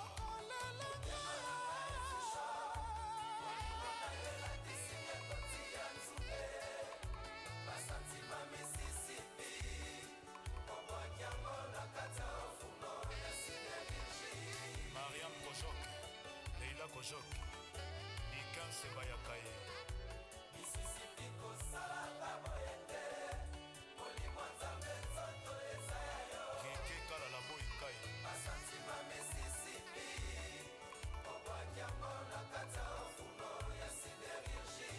Hermene Kaba, Papa Claude Mibantu, Mama Blandine Paipai. Constitution ya bolingo modifié, opesi avantage na mikespa ya kao. Kosika na moto pona kolambela yo makosotali pambai, pene perdu. Frido Liongo ya Trésor Pembele, koma na kaka boye, depe aboya ngai. Micho Mputu ya Chukelo Mboto. Santima ekomi kokotela ngai, yango nga na ndimi rendez-vous na yo. Viki Kobi.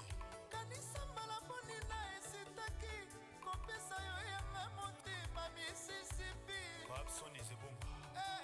Ngayo, kosika na moto mpona kolambela yo makusangako mobali.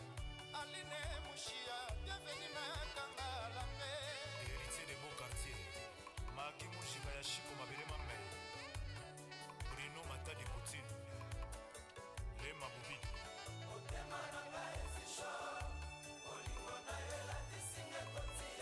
Patricia Malikuno. Basantima Mississippi, Obwakiamona Kata Fumo ya Sidérurgie. Salon Jojo Abiba, Mariel Malaya.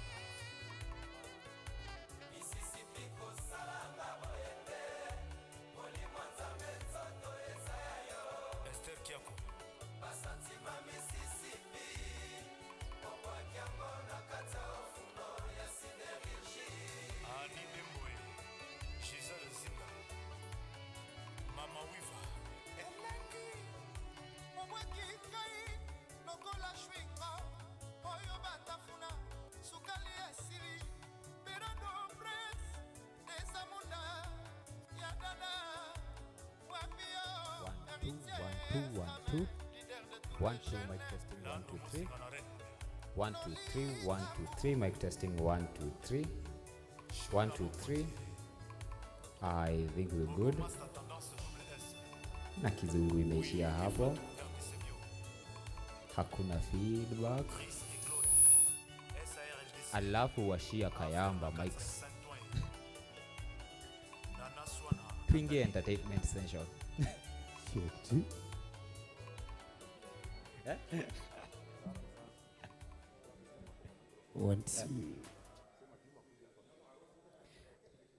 Juma, kuja hapa mbele, wenzako wanakutafuta.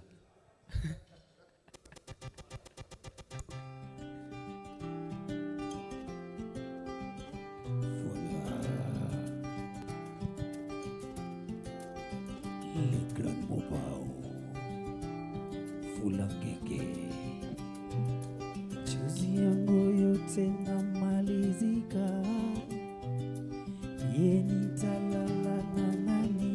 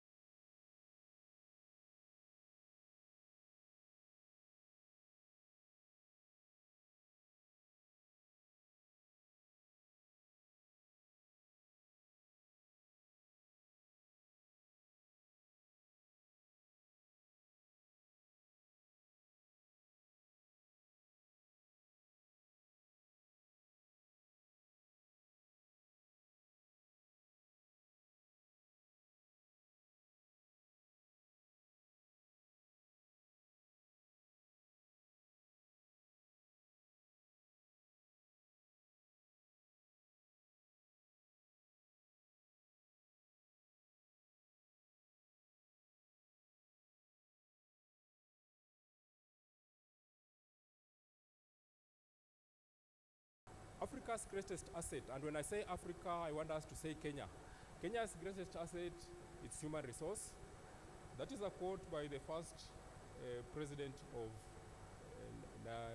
Nigeria, Made Azikwe.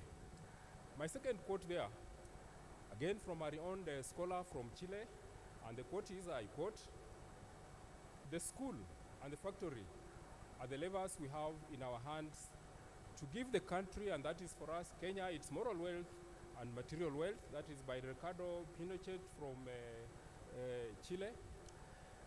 Next we say, that is by Theodore Roosevelt, and I quote, "The first requisite of a good citizen in this republic of ours," replace that with Kenya, "is that he shall be able and willing to pull his own weight." Last but not least, our future, that is Kenya's future, the future of nations belongs to those that innovate ethically and secure knowledge economies. And I want us to think of that in the context of Kenya. Our single greatest asset is the innovation and the unity and creativity. Replace American with Kenya. It's essential to our prosperity, but unfortunately, it can only be a competitive edge if others steal all that and duplicate it with cheaper imports and labor. If we look back, that last quote there, we'll all agree that a few decades ago, wealth was measured in form of resources. But where we are now, it is ideas, concepts that define those that make money, and those economies that transform, and those that do not. The quote there, the person who quoted that, Maki Gate, actually is a co-founder of Gate Images, and through that innovation, he has been very successful. Therefore, what do we need to do as Kenya? With the understanding that research, science, technology, and innovation are key to the transformation of our country. There's need for us, I'll introduce a new term here called securitization. It's important for us to securitize research, science, technology, and innovations. But what is securitization? This is a realization globally. Before I go to securitization, first of all, some flashback. M-Pesa. Kenya gave birth to M-Pesa. But can we say that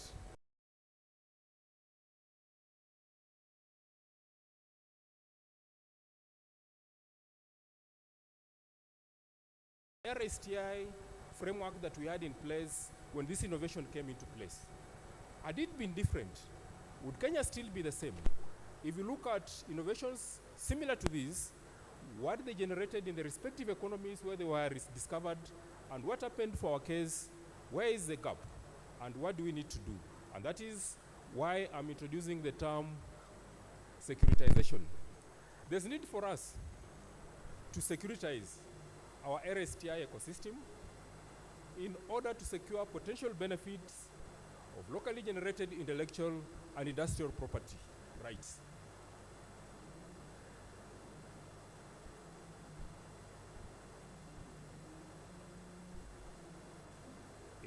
It's it by forward. If you can move our slide forward, please, at the back, I would still appreciate. If you can assist me by moving one forward. It's okay, there we are, it's okay.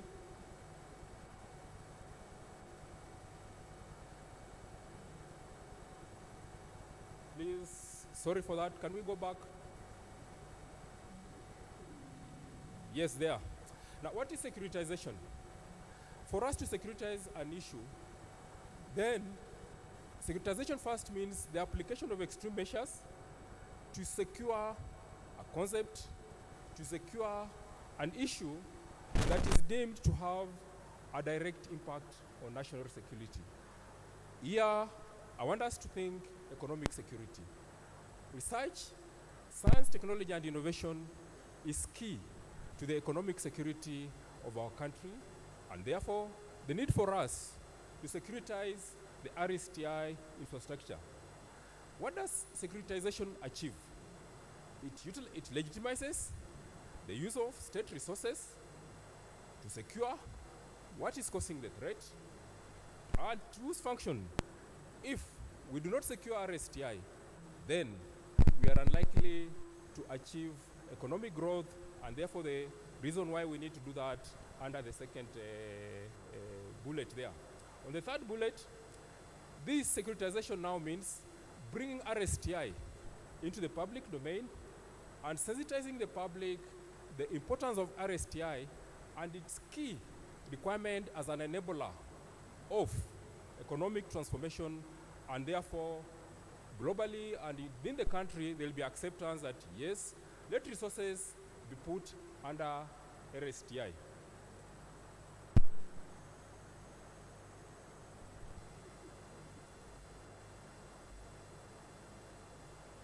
Yes. Now, how can we achieve this? Why are we saying we need to securitize RSTI? What is the threat here? The threat is economic transformation. And how is it manifesting itself? This threat is manifesting itself in the current potential we have in our population. Currently, we have, some people call it a youth bulge, but to me I would want to say that we have a resource that if well harnessed through RSTI, then it will transform this country. But it's not just only supposed to be the transformation of this population. What we are also holding, all the key sectors of our economy, for them to be competitive and to transform the country, also have to adopt RSTI. If you look at, you have come from different organizations, you have come from different departments, but if you look at how much we are putting in research compared to what is being done in the West, what is being done in America, what is being done in Asia, and what is being done in economies that have transformed themselves, then you will see that we have not been able to translate these resources into RSTI, and our entry point for me is we need to securitize RSTI. So I'm on the two last slides, Professor. Forward. Yeah, yeah. So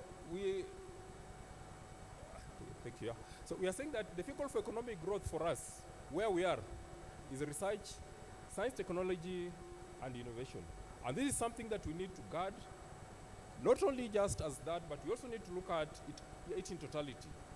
We must have the willingness of the citizens themselves, first of all. And when you look here again, you'll find, sorry, you've gone, just go back one slide. When you look at, our vehicle is RSTI, but what do we need to do? Do we have RSTI understanding? As I was walking around, I met school children in the other tent out there.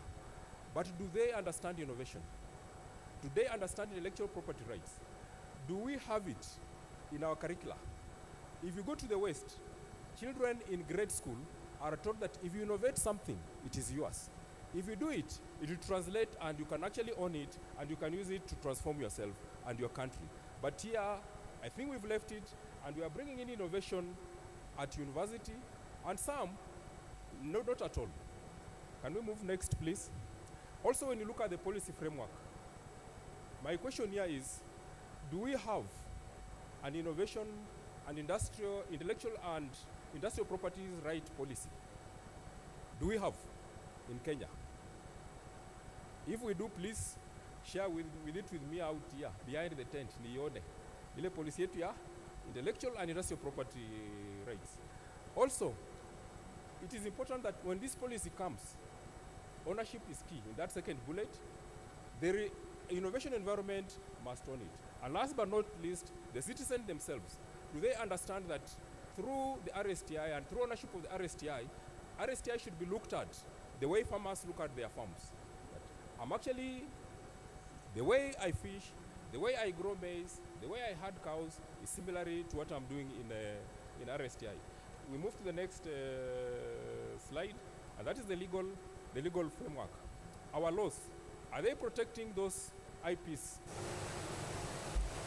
Next also, the second bullet there, are we ready to deny, to buy what is not owned by the person who's selling? Ama tunasema hiyo ni bei rahisi, wacha nichukue. Are we ready? I leave that to you. And then the criteria for protection measures. We must align this with the international and global standards. Just to finish off, the next second last slide, please, let's move on. It's important also that we go through the whole process. And here we are looking at the ideation, the prototyping, we are looking at the field trials and the commercial production. Our law should be able to protect an idea right from ideation, prototyping, field trials, and commercialization of that concept or idea. But where are the gaps? You'll find that for us here, the gap is in resources. The ideas are there, but there are no resources, and that creates an opportunity for these ideas to be taken, people to be taken advantage of. And last but not least, please let's move on. In conclusion, I want to state that intellectual property is a power tool for economic growth, a force that can be used to enrich the lives of individuals and the future of nations, materially, culturally, and socially. And that is a quote by Dr. Camille Idris, former director, World Intellectual Property Organization. Last but not least, I want to state that robust intellectual property protection mechanisms are not merely formalities, but fundamental elements that drive innovation, investment, and foster economic growth across nations. And here, I would want us to say economic growth across our country, Kenya. Thank you very much. God bless you. Thank you very much. We follow that with Raphael. You are ready? Please.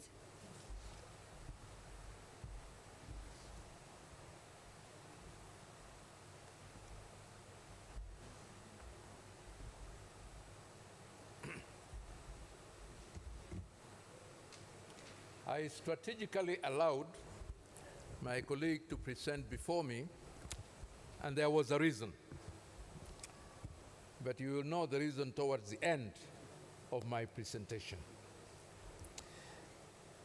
What I will do is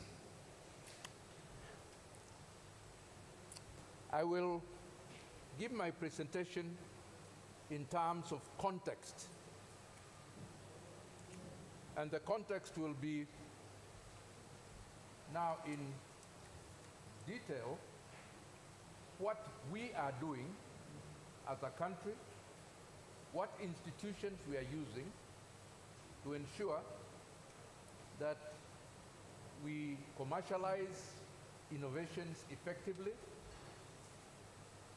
And then I will leave a colleague of mine, Port Pacifica, to talk tomorrow again on the issue that you were supposed to discuss. I'm sorry that we had to change a little bit. This morning, I spent some time reflecting on Konza. And in a formal sense, I would like to now share with you 3 or 4 very important contexts. First, Konza is the only smart city in Kenya. It is an innovation hub.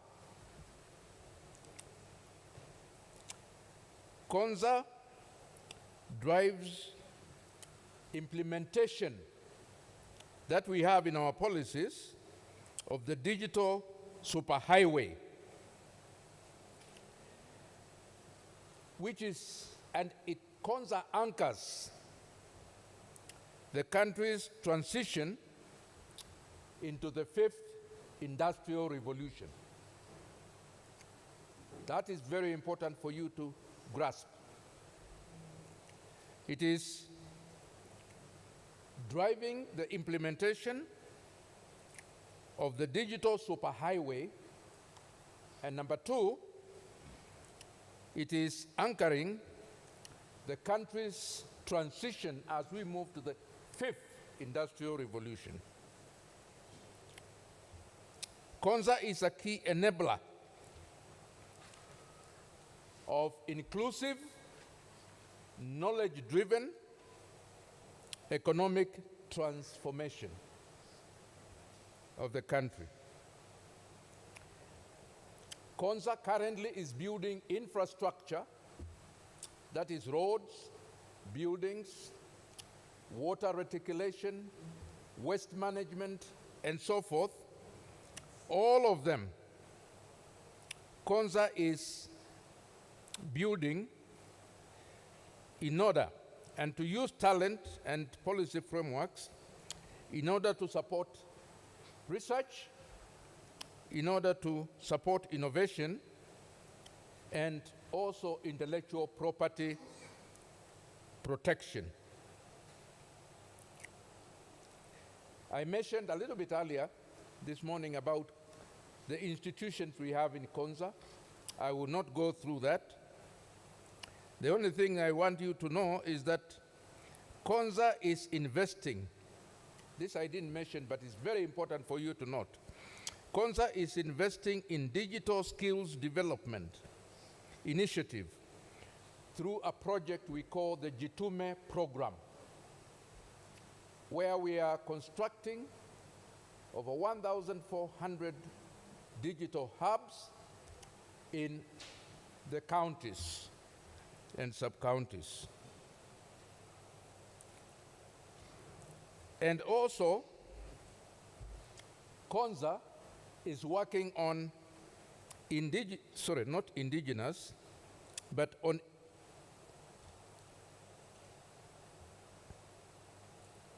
technologies, frontier technologies, emerging technologies, such as AI, artificial intelligence, such as big data, and also biotech, especially in the production of pharmaceuticals. These efforts are designed to bridge research with commercialization. We are looking for ways in which we can take research output and then link it up with commercialization, job creation, ensuring that innovation are not only impactful, but also they have they're economically viable. As Kenya accelerates its digital transformation, Konza represents a model of how integrated ecosystems can unlock the full value of intellectual property. The full value of intellectual property.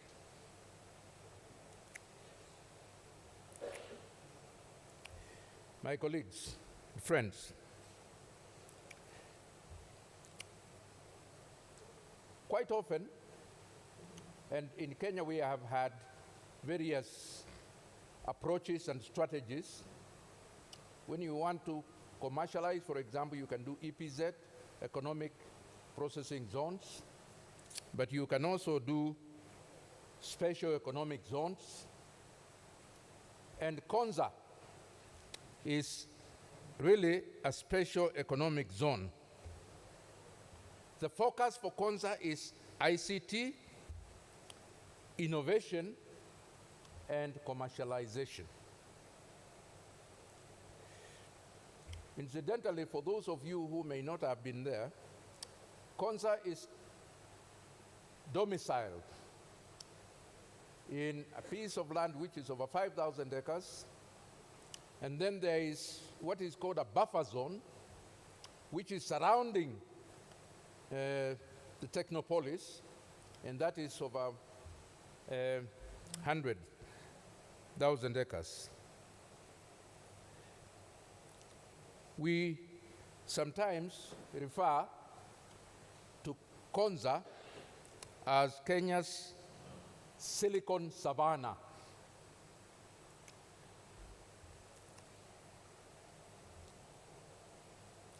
The infrastructure investment so far totals approximately, and so may listen to this, 1.2 trillion Kenya shillings. It's a big thing, eh? The government has allocated 15.1 billion for the development of Kenya's digital super highway, enabling capacity to deliver fiber optic connectivity to public institutions and private enterprises, and this can be done through Konza data center. And by the way, it is the only data center in this region where your data information is secure. It can't be lost.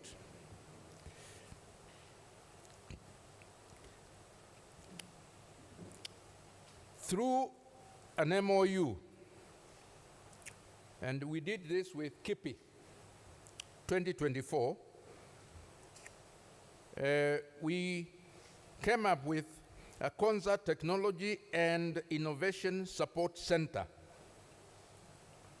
which was established specifically to do the following: to promote patent searches, drafting, prosecution and IP registries, train innovators, that's very important, and equip stakeholders to protect and monetize IP more effectively than in the past. The center supports innovations and universities which are co-located within Konza, facilitating complete IP generation and commercial outcomes. Two things I need to mention. One, Konza is also establishing what we call a digital media city. We have allocated 65 hectares, that is slightly more than 150 acres, with financing and collaboration from South Korea to host state-of-the-art infrastructure for content creators. Content creators, digital media city, content creators, making movies, and so forth. And this infrastructure will also be available for researchers, and also it will ensure industrial innovators. Last year, and I think I may have mentioned this in the morning, the head of state inaugurated the Timbuktu Green Tech Hub. Timbuktu. The first, I think the first African, I could be wrong, but the first African university was anchored in Mali, ancient Mali, in Timbuktu.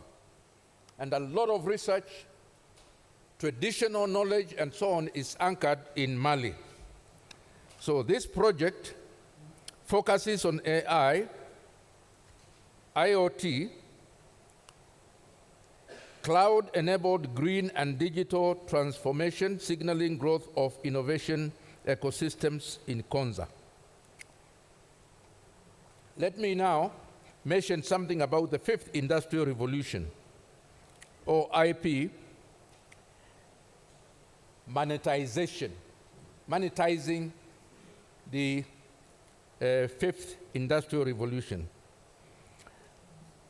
The fifth revolution centers on harnessing digital tech with sustainability, human-centered movement, innovation, and ecosystem.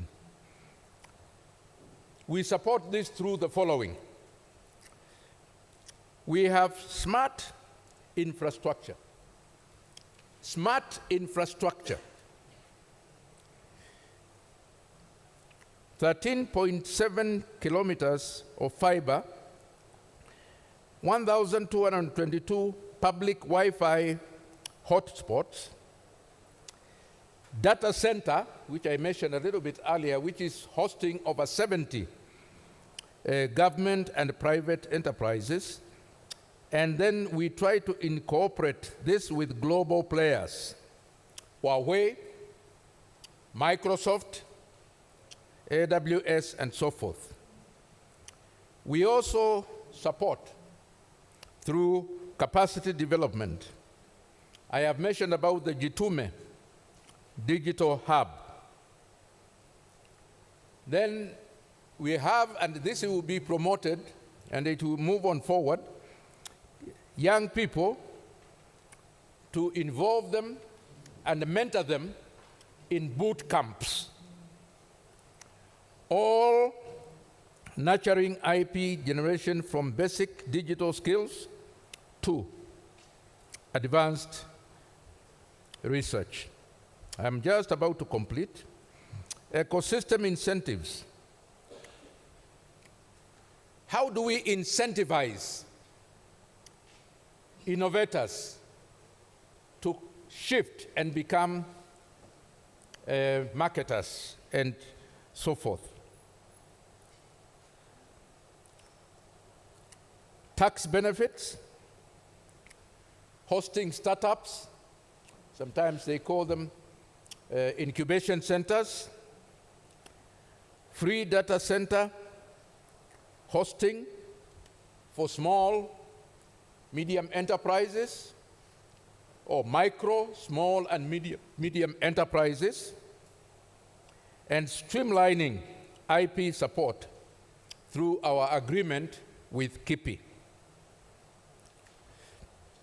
So far, and listen to this carefully, so far, 600,000 youths have gained digital skills in Jitume digital hubs in Kenya.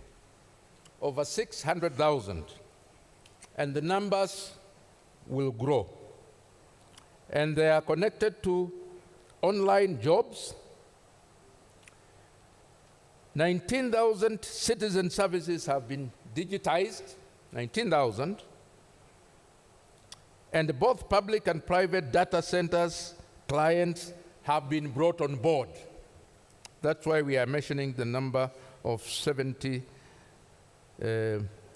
people or entities. As Konza Technopolis scales, this will bolster, it will increase our GDP.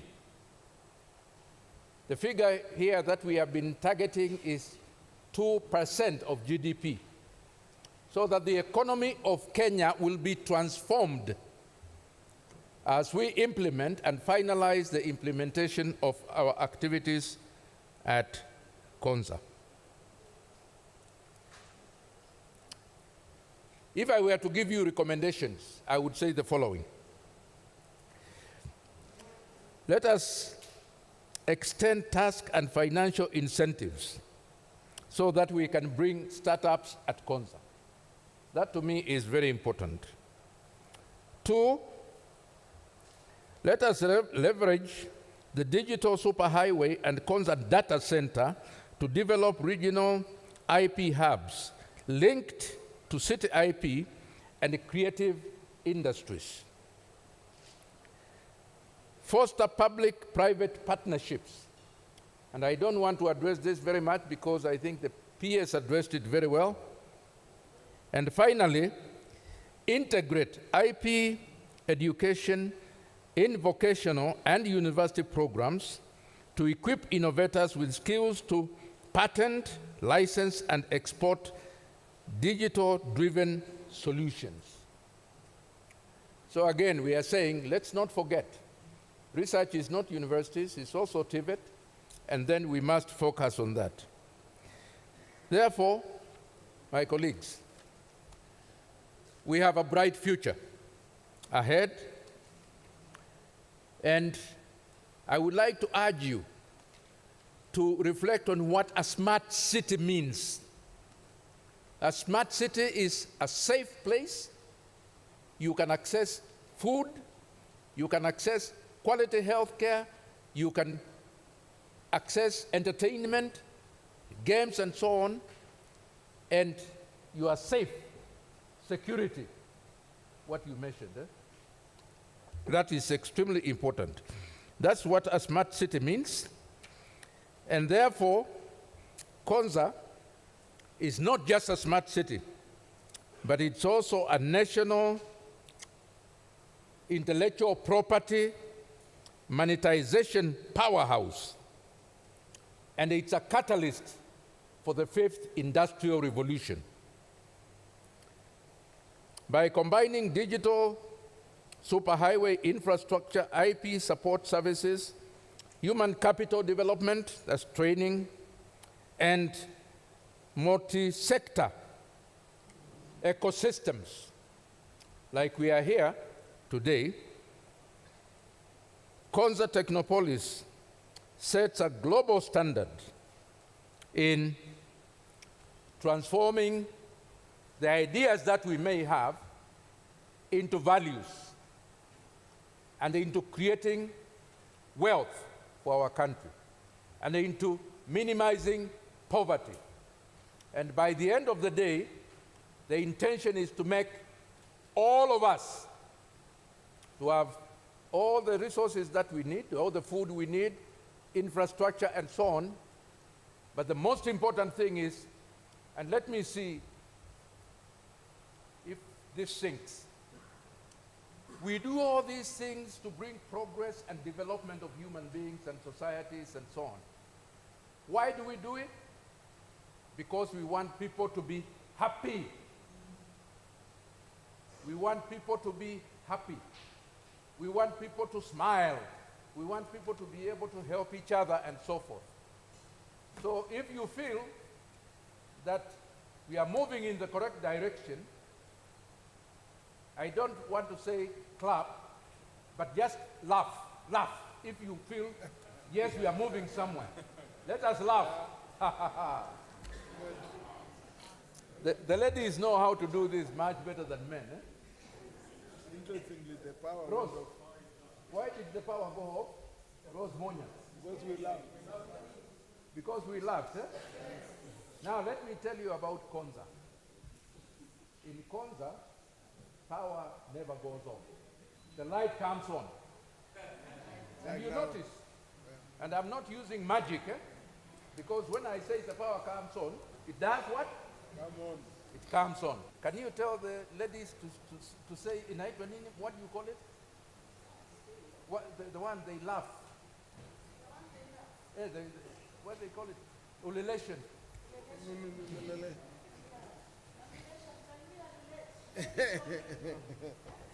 Yeah. Hey. Okay, ladies only.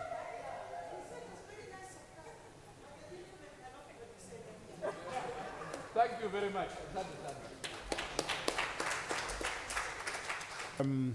Kevin Desai, Dr. Desai from Centurion Systems. Thanks. Honor to address you today at the 4th multisectoral meeting on science, technology, and innovation. And private sector, as you know, depend on markets. You know, they literally wake up to engage markets on a day-to-day basis. And within that context, they then create the ambition and hope for profit based on innovation, productivity gains, creating a diversified portfolio of products and services, full capacity of with this theme of intellectual property protection, monetization, the superhighway, and the 5th industrial revolution. On one hand, we see that the long and short is that research, as well as emerging technologies and intellectual property, converge within the architecture of the digital superhighway and the 5th industrial revolution. We see incredible involved in technology transfer for the last 35 years through a company called Centurion Systems, which was at the forefront of being one of the first technology transfer organizations in East Africa. And we witnessed Industry 2, Industry 3, and now we're into Industry 4 and 5. And what I can say in short is that this is one of the most promising times as far as that it can actually measure any kind of element, both analog and digital. And within that context, many advances have taken place to increase connectivity through IoT 3 and 4. But what's striking today is the opportunity of artificial intelligence, data analytics, IoT. This brings a profound integration, and for the first time not only promotes automation and feedback loops, being able to promote greater levels of conservation, but strikingly it brings about autonomy, context. And so we see this incredible horizon as far as the implementation, because this entire evolution is ubiquitous. Do you remember 30 years ago, computers were only for scientists and engineers? Smart technologies are accessible to every single sector, whether it's education, utilities, and the possibilities therein for a fully integrated system are huge.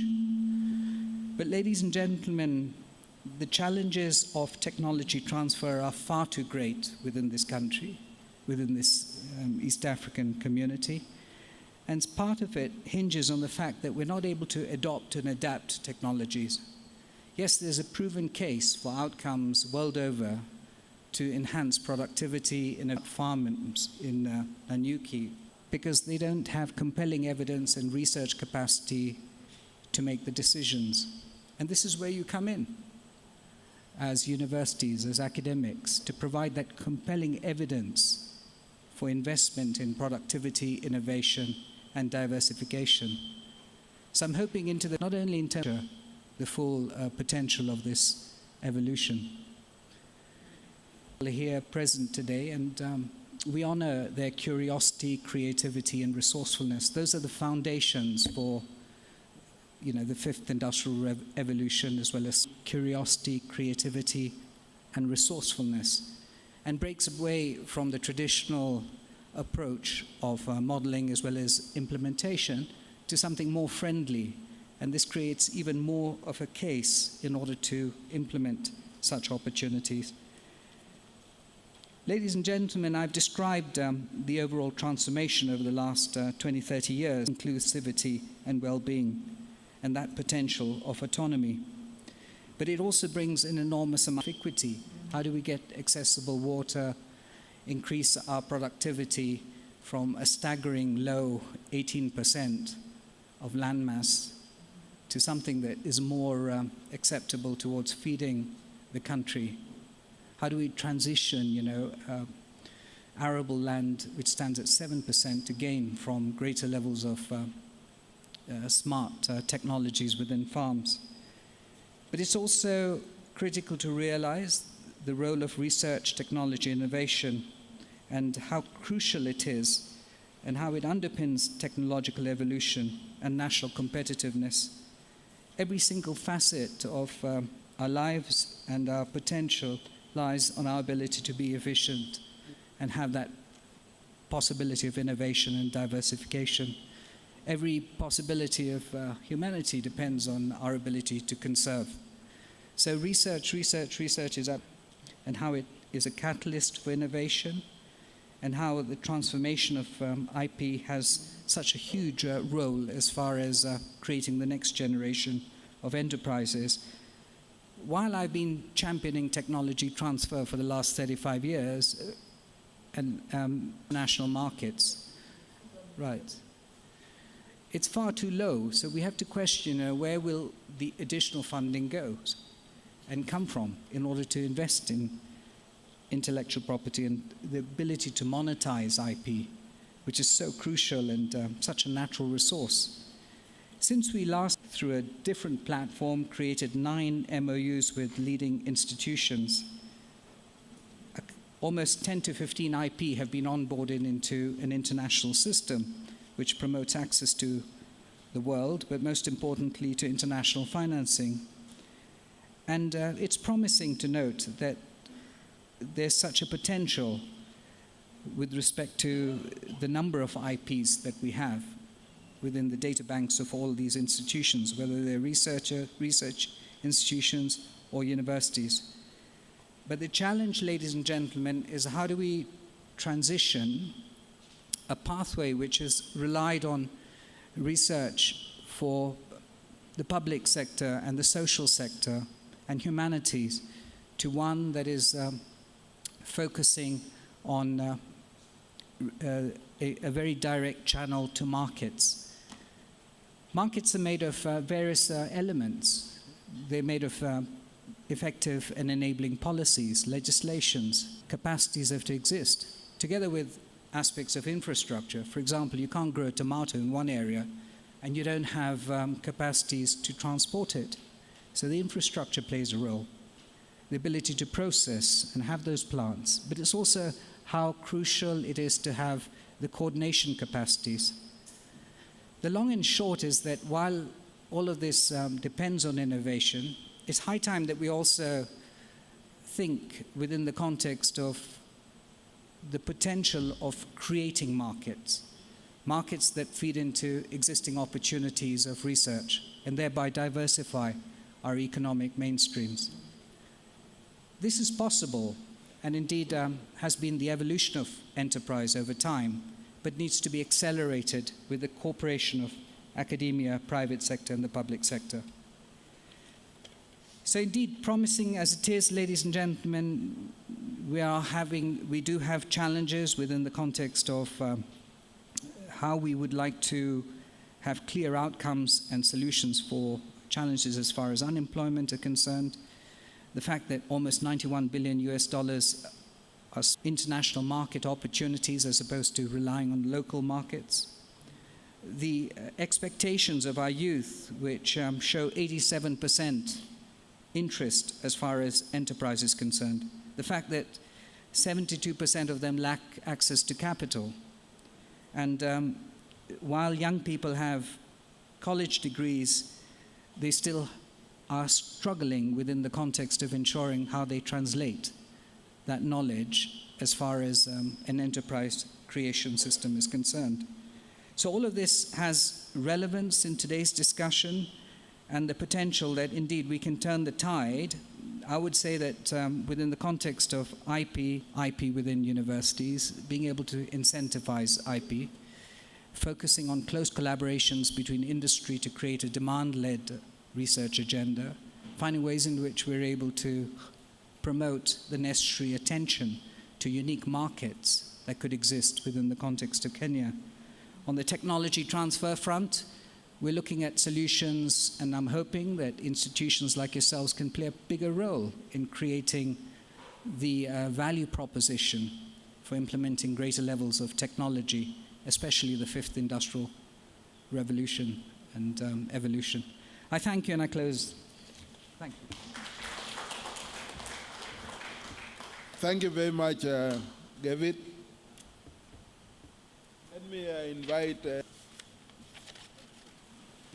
on areas that are looking at the public lectures. I think, colleagues, I'd like you to stand up for a minute. You're tired, I know, after lunch.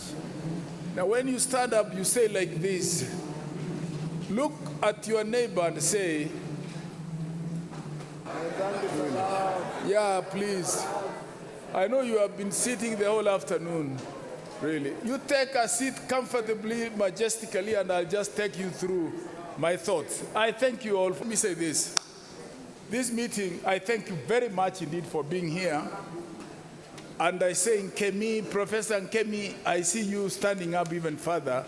This is my brother here from my original place of abode called Ibadan, and I recognize you. Creation for the youth, job creation for the youth, including, of course, the elderly and all that. And when I sat down thinking about this, Professor Munabu, I thought about several things that came in my mind. And I really beg you to indulge with what I say and allow me to comment what my free mind at this particular time tells me. And yesterday when I was thinking about this topic, creating of jobs. Number one, Value addition was mentioned. Adding value to something that you say. And I was thinking about material that you can actually add value. Young people, young girls from schools. One thing I noted, Professor, yet no way sized or has been utilized, and the remnants is perhaps what you can add value. Banana leaves, for example. In Nyamira, there are women who are now making the hair that women import from China and Japan and India, and they're using those banana leaves dried up to make the same material of higher quality, degradable, biodegradable than what hair we import from another country. And I see my sister here does not use it, so I can't look at you to add an item really practical. The second one, 2. You see these buttons in the shirt, the buttons, all of us know them, these buttons. Even small spoons we use in, say, in Kentucky, these towns, the small plastic spoons we use. If all the bones and the horns of cows were harvested in every county or in the whole country and processed into a very high degree liquidification, make it liquid, we could be making millions of buttons for shirts, coats, etc., only adding in a dye is a color, onto them, and they change their look, and we shall actually have added value to an otherwise loss of cattle bones, goat bones, chicken bones, sheep bones, food in whatsoever. I live near slaughtering cows. Later on, the rivers into the soil could be what a manure can be. Bottom-up thinking of the country really today. And these are things you think I'm just imagining. No. The third one is this. We do have. Why? If we to monitor the riparian settlement along the rivers, monitor the amount of discharge of any garbage from any place, monitor in a ward, monitor the amount of bottles that Professor Some was using, plastic bottles, plastic, which I said a while ago, to ensure we don't litter all over the place. Monitor all aspects of environmental protection and environmental degradation and environmental soil loss in a particular area, 14, 50 wards. You say, I need 10 students, well, not necessarily graduates, even TVETs, technical students coming up, and pay them about 3, 4 running all over the place, graduates from Garissa to Butula to Kaksingri looking for jobs. They would be stuck working in those 14, 50 counties, knowing they will actually get a little income at the end of the day. But that is not heavy matter. You are not absorbing as many as you would if you said a decree. Mnapwe Desai and my brother here saying, instead of sitting home idle, I can see some of these persons coming up and saying, may I volunteer and engage? I've said. The fourth one, which really is bad, and I think we have an issue on this. I saw a stand on the word safety. There is not a single day. Yesterday there were like 4 accidents. One in Thika, another one in Limuru, another one in Keroka near Masiba, my home area. This to you. They said there are 1,000. These roads must be manned by some civil engineers, people who have done some, retool the students or those who are at home. And they say, I want safety on these roads.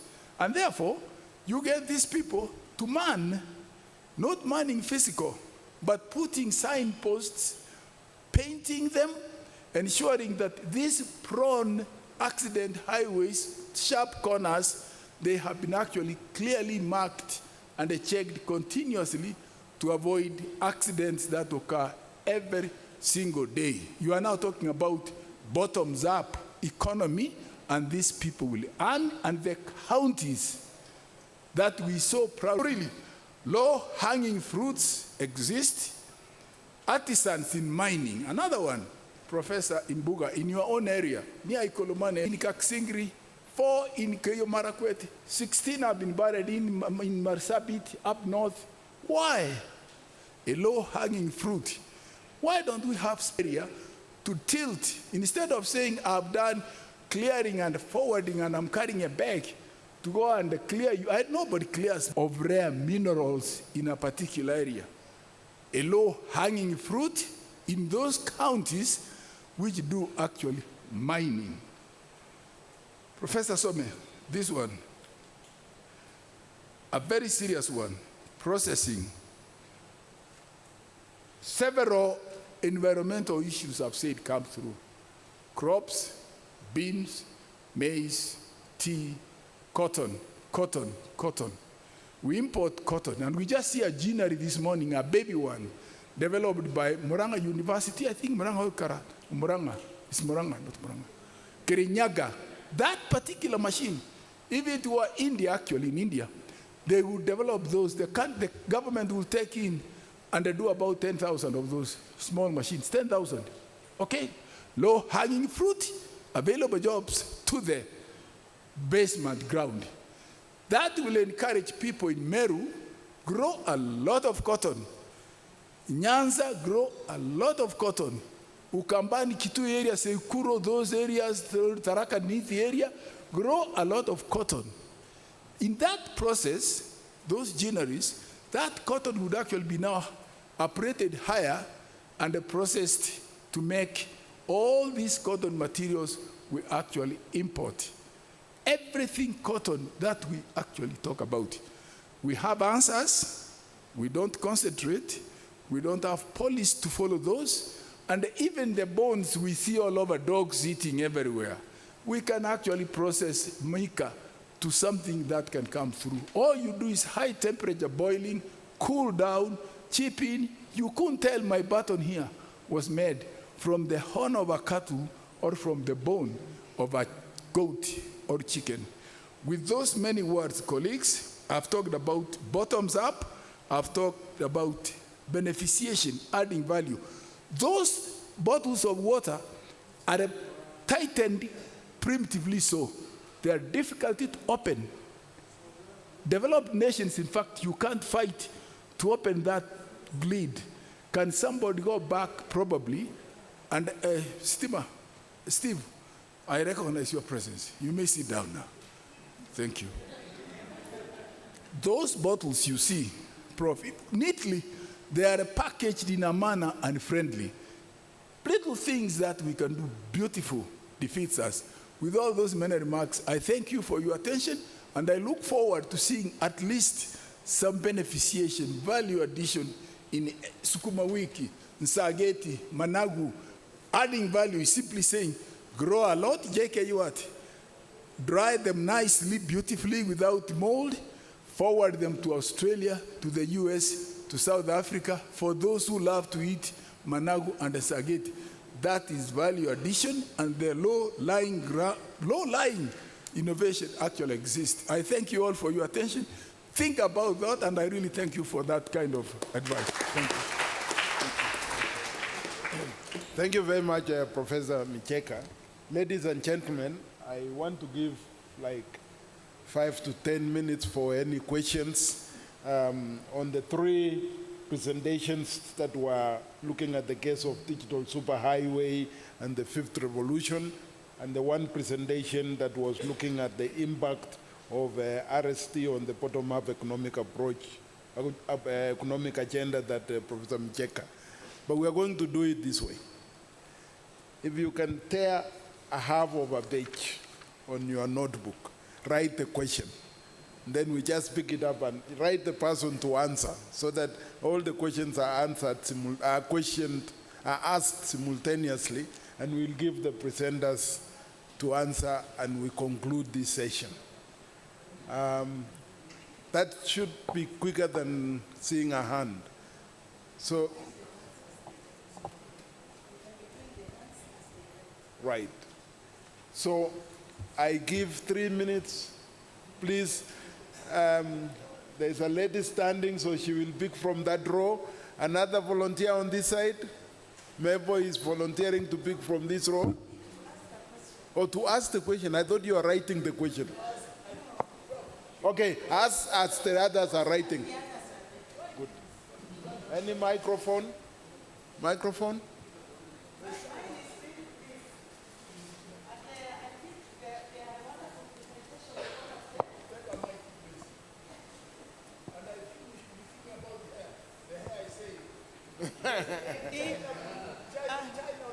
No guided Even yours is natural. You know, no guided questions. And then he mentioned about bones, isn't it? Very good. So we can manage the bones of the animals, you know, the cows, the hares, what, all of them. So you'll be taking away food to go into buttons. So there'll be a fight between food and the buttons. But the others will work very well. And I think it's something everything. Thank you, Meb. There's one at the back there. Madam, come with it. Come with that question. Oh, you want a microphone? Okay. Microphone. Thank you so much, Professor Micheka. Dr. Ngar is my name from Eastern University. Countries to benchmark on each aim. Lecturer finds wealth. Wealth, W-E-A-L-T-H. You will find me cultivating sugarcane in the city center, Nairobi, Ngara, where I train the youths on value addition because I come from the backyard of Professor Micheka. So where we have a lot of sugarcane, and therefore we need to do the value addition. So you do the mathematics.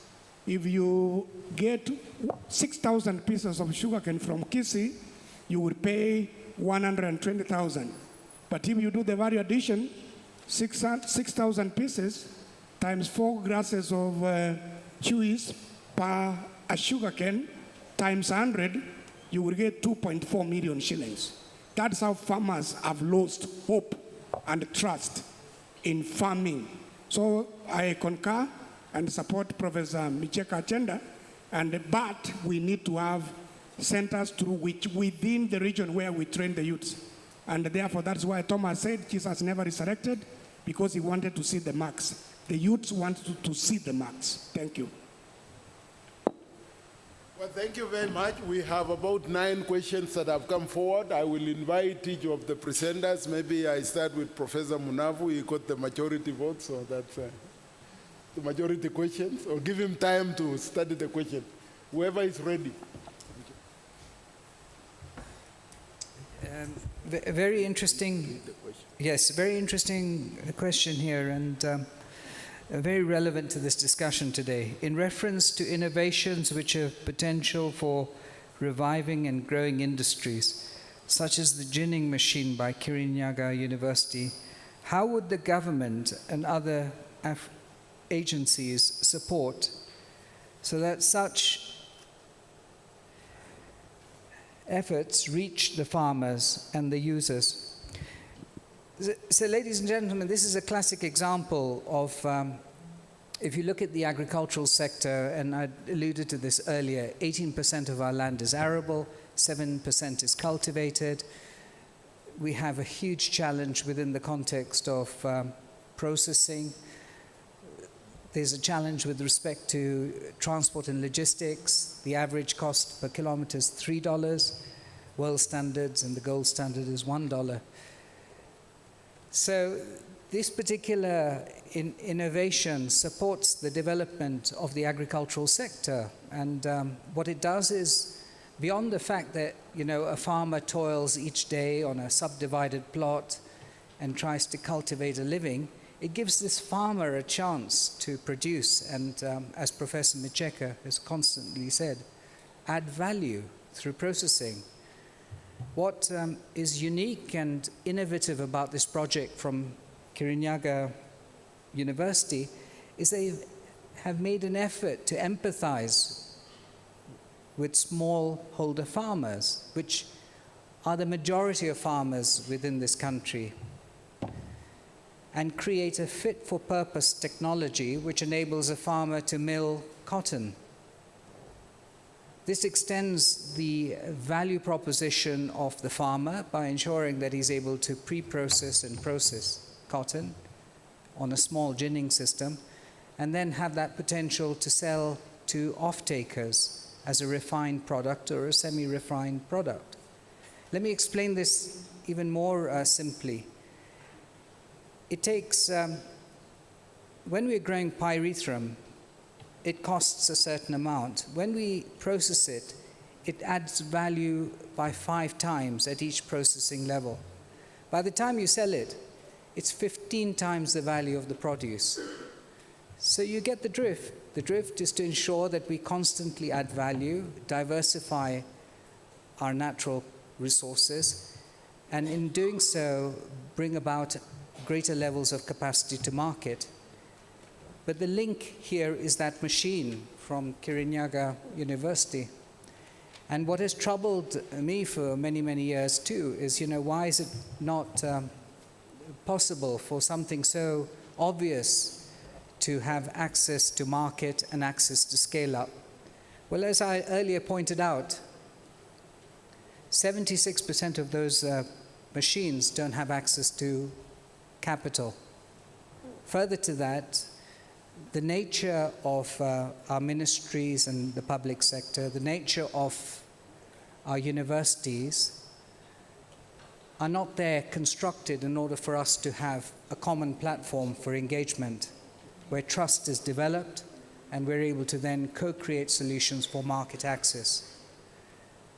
And that is why, after the 4th multisectoral meeting, it has to dawn upon us that one of the greatest and most important steps and decisions we have to take is the potential that exists within the context of value addition.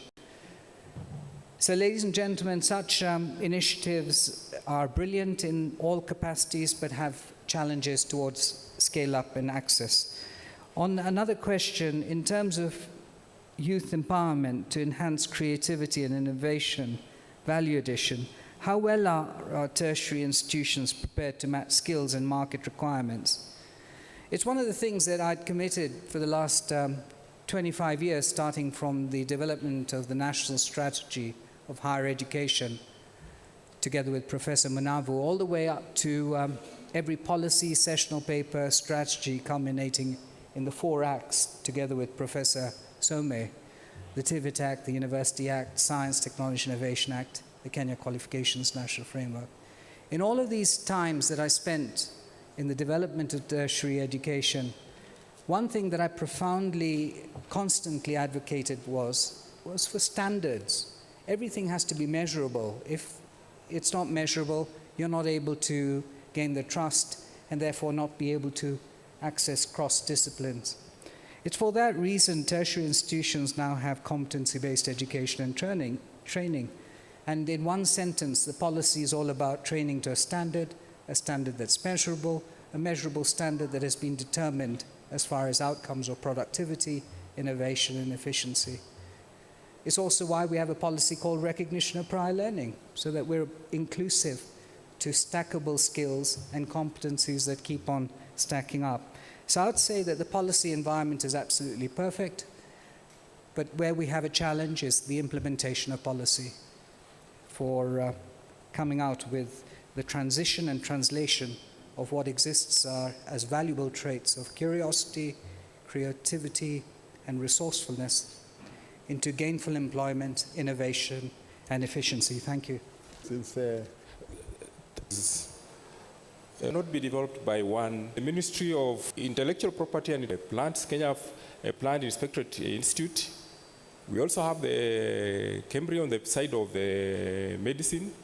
We have other players that include the Anti-Counterfeit Authority, and we also have various statutes that kind of manage this space. Currently, we have the copyright, we have the Anti-Counterfeit Act, and also we have the patent regulations and laws in place. But what I would want to mention is that, to me, the ownership of the policy is even more important than who does it. And I want to make this by looking at what should be the end the desired end state of this policy, and in my mind is that this policy should inform strategies that utilize RSTI to transform the economy of Kenya. That to me should be the desired end state of that policy. What are the ways in which this policy will achieve this? And my view is that this policy should leverage research, science, technology, and innovation. And what are the resources that this policy should focus on? And for me, the means, which are the resources, this policy should focus on the human resource, especially the youth and the Kenyan people, to achieve this. And before I see it, I just want to mention that if you can have the end, an economically empowered and prosperous Kenya, the ways, that is RSTI, and the means, our human resource. Thank you very much. Thank you very much, Brigadier Oscar Mulenyi, for representing the defense. Thank you. Raphael.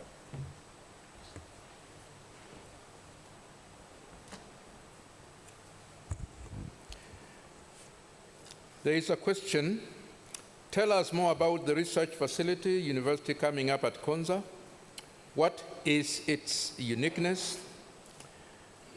It is unique because it will be really dealing with postgraduate programs, mainly in the sciences, and it is similar to an institution also known as KAIST in Korea, the Korea Advanced Institute of Science and Technology.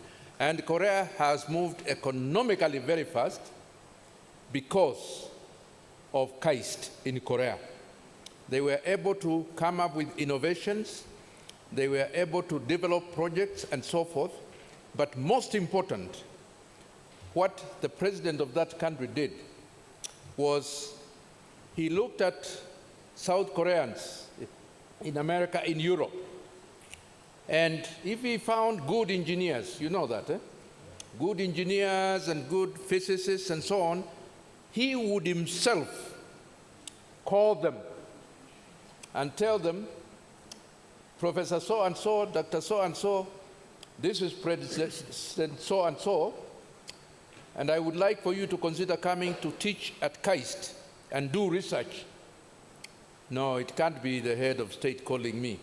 Yes, it is. But I am getting a lot of money here.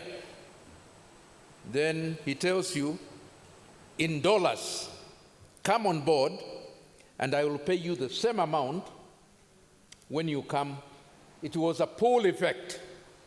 And even seated here with us, I know somebody who has been in the US, and he was earning a lot of money in dollars. Now he is in Kenya. He's earning, I think, he's earning 1/3 of what he used to have in America.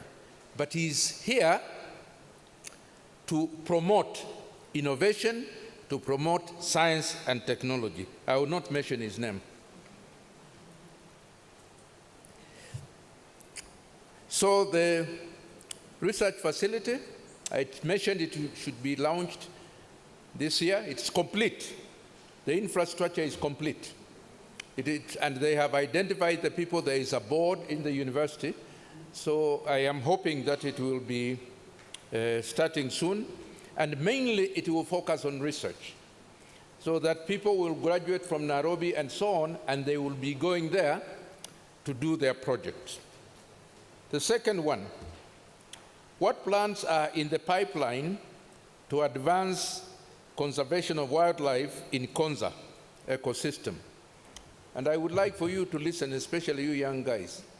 Any development anywhere must be sustainable. The reason it has to be sustainable is because when you use natural resources, you can't. So whatever we use today, we must ensure 100 acres. No. Now, sometimes you ask a question, and now this one, I'll tell you, whoever did, how is Kansas City incorporating children, students on fun approach to STEM education? What is Kansas doing so that young people can find fun in studying science, technology, engineering, and mathematics? And he has written very nicely because he or she, I don't know whether it's he or she, science museums, spot on, science museum. But we are thinking beyond that, and you should think beyond that. Because the knowledge that we have, there is knowledge which we inherit from our ancestors. That is indigenous. So in places like China, they have museums for indigenous technology, technologies that used to exist years ago. That is very important. Science parks, yes, we have science parks. And many innovations from NACOSTI exhibitors, what we have seen there. So whoever raised this question, I thank you. What you now need to do is give me your proposal, give me your idea of what should Kansas City do to incorporate children, students on fun approach to STEM education. What is your view? And I think I will give an award to we will decide who has won, and yeah, you can coordinate so that I will give an award. I will not tell you what I will give. It will just be something small. Okay, is it clear what the question was? Please explain the process of registering an IP and how the State Department and agencies support young and poor innovators in the village without money and information. Registering intellectual property is really a legal thing. So to me, what the situation now is in universities, for example, and research institutes, I believe NACOSTI or NRF, I don't know, or Kenya, ensures that if you make a finding and the finding is unique, you are not replicating what has been done in the past, then that is something which can be patented and protected. The thing that you have developed must also be commercializable for it to be protected. And therefore, this to me is extremely important. What happens in universities in America and Europe and Australia and elsewhere is if you come up with a new finding, even in America, before you publish in the public domain, because if you make a mistake and publish it, it's no longer yours.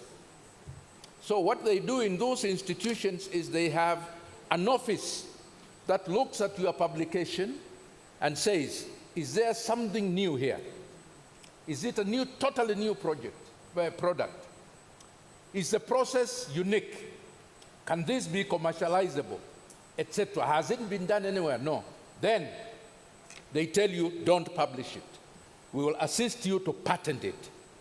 So that, I think, is something very important that we need to ensure that our research institutes and our universities are compliant. This one is tricky. Is there evidence for sustainable socio-economic results from bottom-up economic development model? That has political connotations, eh? Let me tell you something. Kenya has made a lot of innovations and development. I don't know, some of you way back in 1982, 83, 84, you may not have been around, but I will tell you, Kenya was starting what were known as Kenya Industrial Estates at that time. And the idea was that if you have an idea and you want to do something, Then KIEs were built in various districts, and you would go and be given space, and you would commercialize your idea. The country that Kenya was borrowing from is a country known as India.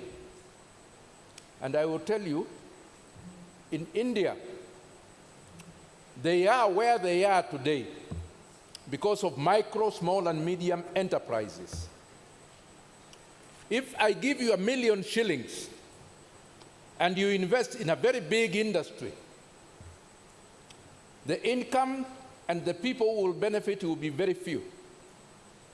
The workers will be very few because you will spend a lot of that money buying machines and so on. But if you are doing small enterprises, micro enterprises, then what happens is that you give a lot of jobs to the people. And that is why in Kenya we have micro, small, and medium enterprises. Is it an authority? Yeah, authority to promote that. And that is something that I would like for all of you to reflect on, because you can get a lot of support as you move forward. When we talk about bottom-up, I would like to request all of you to go and read a book by an Indian who is capturing the issue of bottom-up. But they call it different. They say it is the fortune at the bottom of the pyramid. You have a pyramid like this. The fortune in any nation, in any economy, is at the bottom of the pyramid. Those are the people that support the economy in that particular country. Please Google it. The fortune at the bottom of the pyramid. That to me is extremely important. Thank you very much. And please remember, if you don't answer the question very quickly so that we can give you the awards. Thank you very much for the questions. I just wanted to supplement what Raphael said. I was privileged to visit KAIST in Korea. Yeah. I was privileged to go to KAIST in Korea. Yeah. And there's one thing that you didn't say that I would like to say. They moved it from Seoul, the capital, 150 kilometers away. On Monday morning, there's a bullet train that takes all the workers there, and they come back on Friday afternoon. Wow. That's good. By the way, they are one of the best museums, science museums in the world. We have exceeded our time. I would now like whoever was controlling me to announce what we are doing next.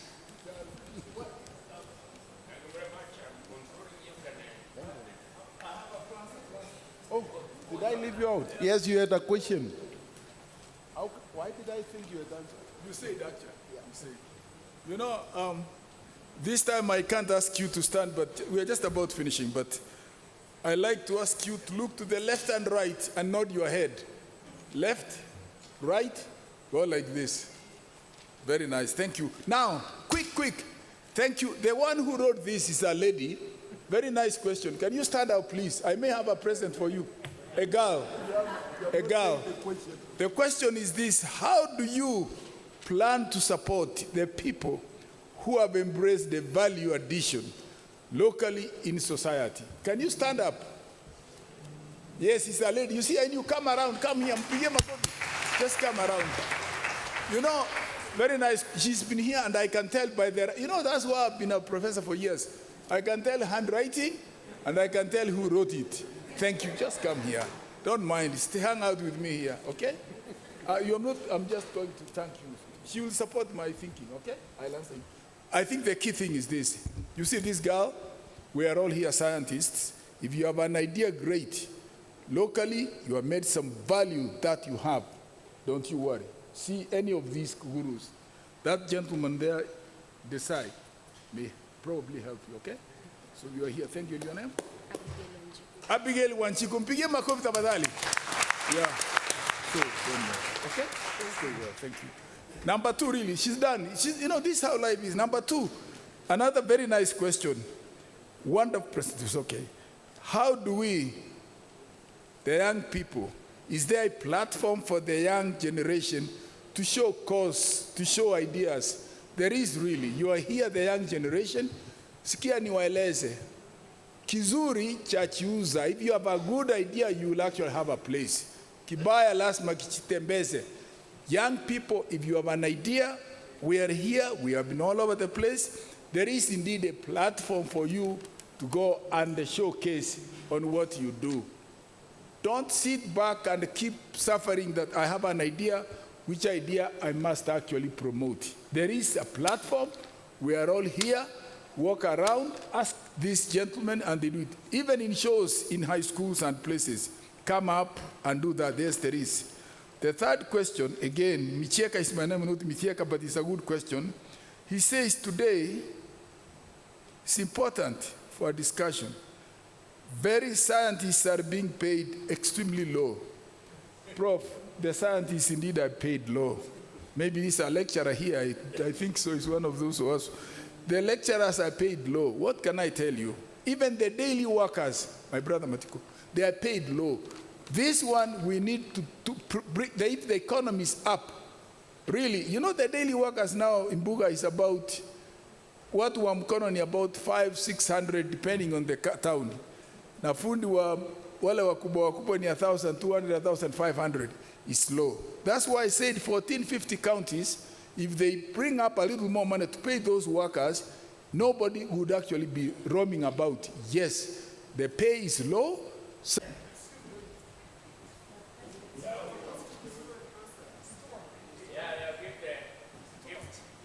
This is an award-giving ceremony.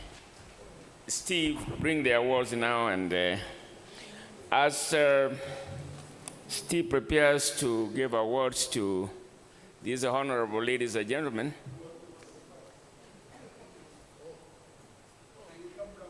yeah.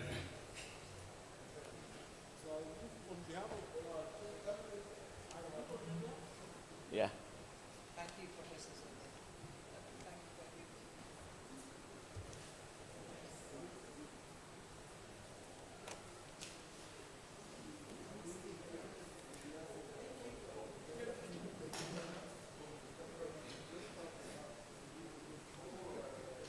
You.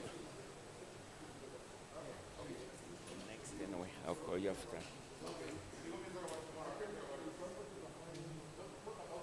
Then I can award.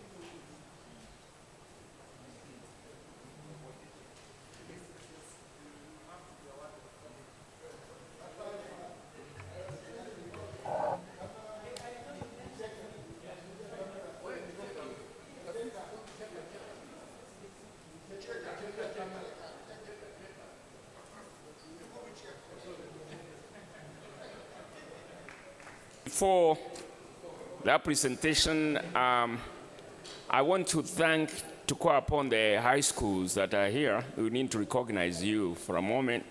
Nakuru Boys High School. Can you boys from Nakuru Boys stand up, please, if you are Syrian? The high schools that are here. Utumishi Academy. Utumishi, are you here or you're not here yet? Oh, they are here. Thank you, that's Utumishi. Bahati Girls High School, Nakuru, very good, my old county. Governor High School, there's Governor High School. Jabin Boys High School. You haven't come in yet. Moi Forces Academy. Naivasha Girls High School. Stand up, please. We want to recognize you. Thank you very much for gracing the occasion. Coelet Focus Academy. Utumishi Girls High School. I did the repeat. Utumishi, they repeated, okay. Nakuru Girls High School, I think already. Nakuru Girls are here. Vika High School. From, those are the high schools who are supposed to be here, and I believe that they'll be coming in the course of the week.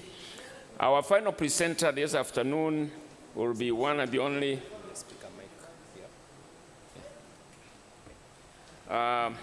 Dr. Stephen Stumer, the Acting Director for Physical Infrastructure, Computing and Engineering at NACOST, will be giving a presentation on peaceful use of nuclear science and technology in Kenya. Stephen, where are you? The one and the only, the man from the country you know where. It's your turn. Steve, I give you 30 minutes. I will do that. Thank you. Thank you so much.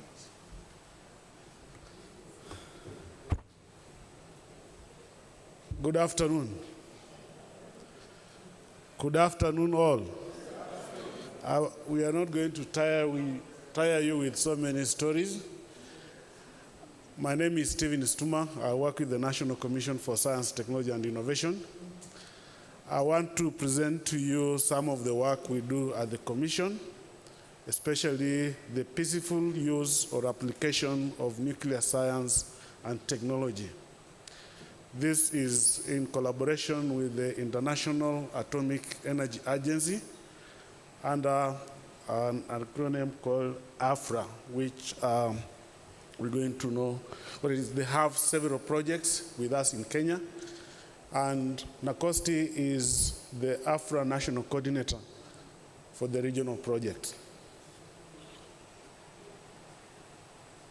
There's nothing here. That's the outline of what I'm going to present. What is the situation in Africa? Then the African Regional Cooperative Agreement for Research, Development, and Training related to nuclear science and technology, which I'm referring to AFRA. So when I say AFRA, I'll be actually referring to that. So basically in Africa, 1 person out of 4 is undernourished.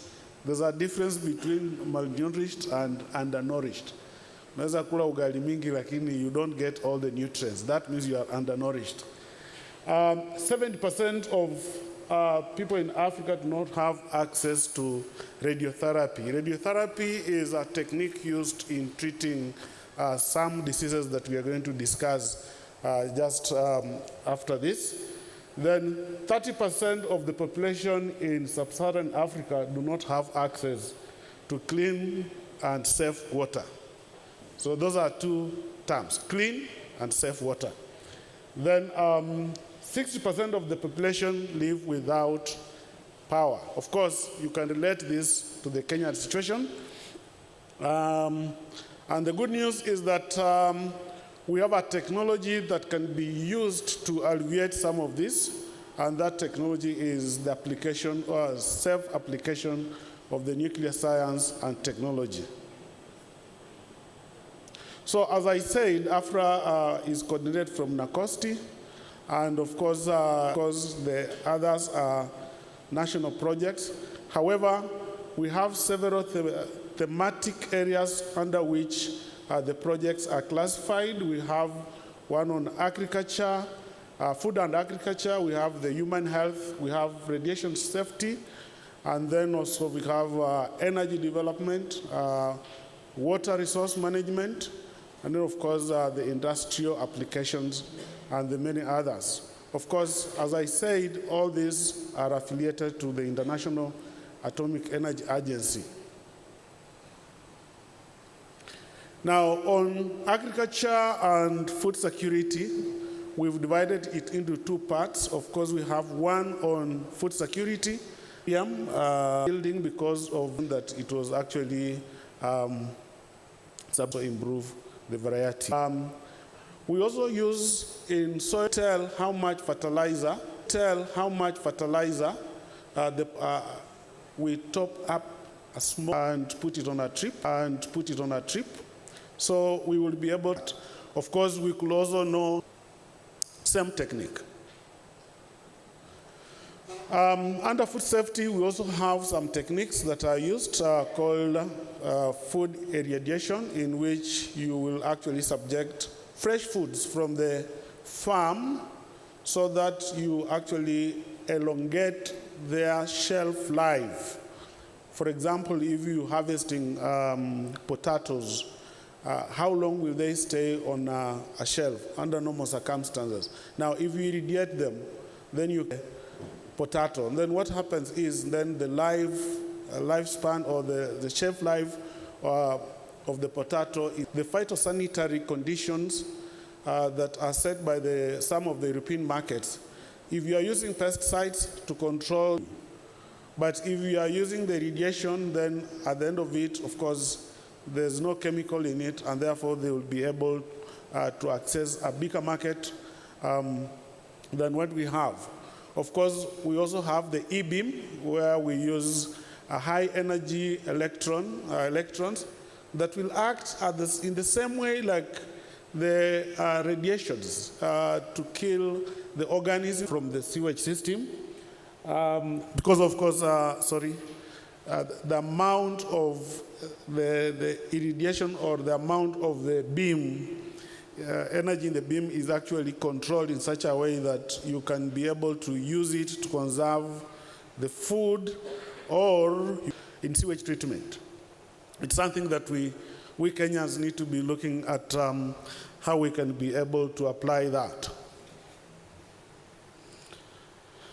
I think the most talked about is the one in health, and is used for both diagnosing the diseases and also the treatment of the diseases. So there are two case scenarios. When you are using the radioisotopes in radiopharmacy, you are trying to use the nuclear technology to help you actually diagnose an existing disease. Yeah, and you can also use radiation, of course, at a given dose to kill some of the cancer tumors, and in so doing, actually, you'll be treating it.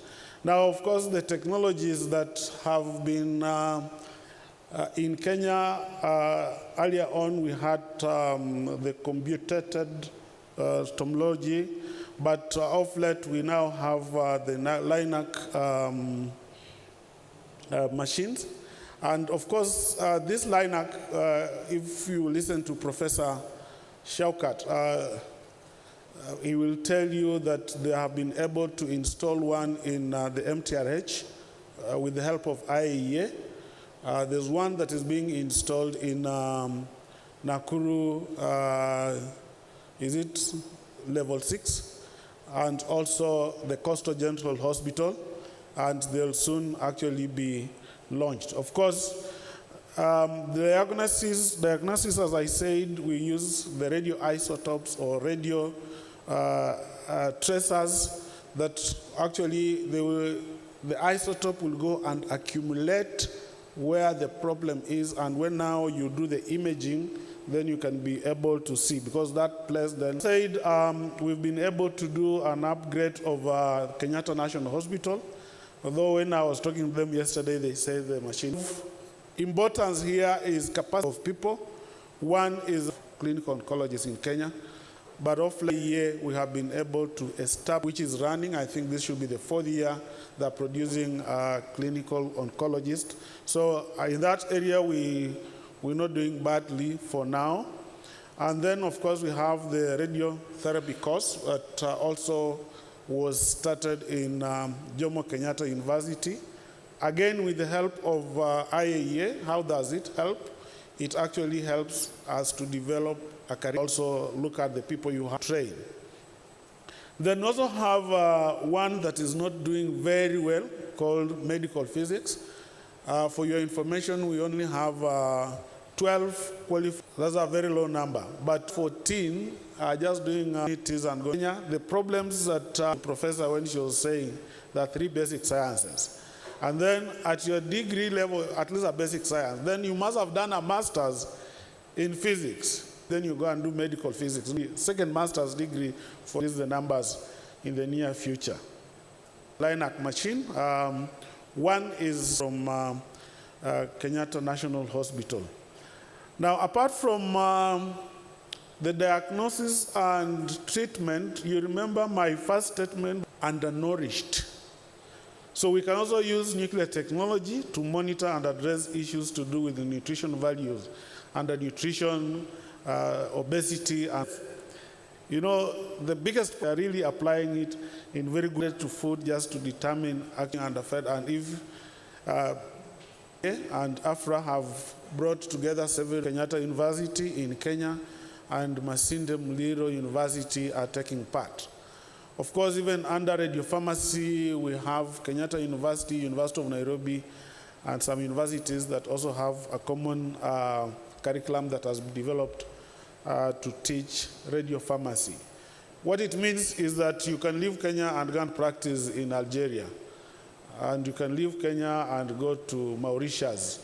Whatever certificate you have in that common curriculum course is acceptable across Africa. Now, in water resource management, we do what we call underground water mapping using radioisotopes. We will be able to tell you how much water is in a given area, or what is the source of this given water, or how old. You know, that's one of the things that people will never tell. How old is the water that is in a given aquifer? Because some water will just be passing, but others have been there for a very long time. So using some techniques of radioisotope, we can be able to actually map the underground water, tell you where the sources are. And of course, this has been done in the Kajiado region and also the Kilimanjaro region to show exactly from Kilimanjaro at the top how much water is coming towards the Kenyan side and how much is going towards the Tanzanian side. And therefore, how can we be able to utilize the water in a way that we don't actually deplete the water.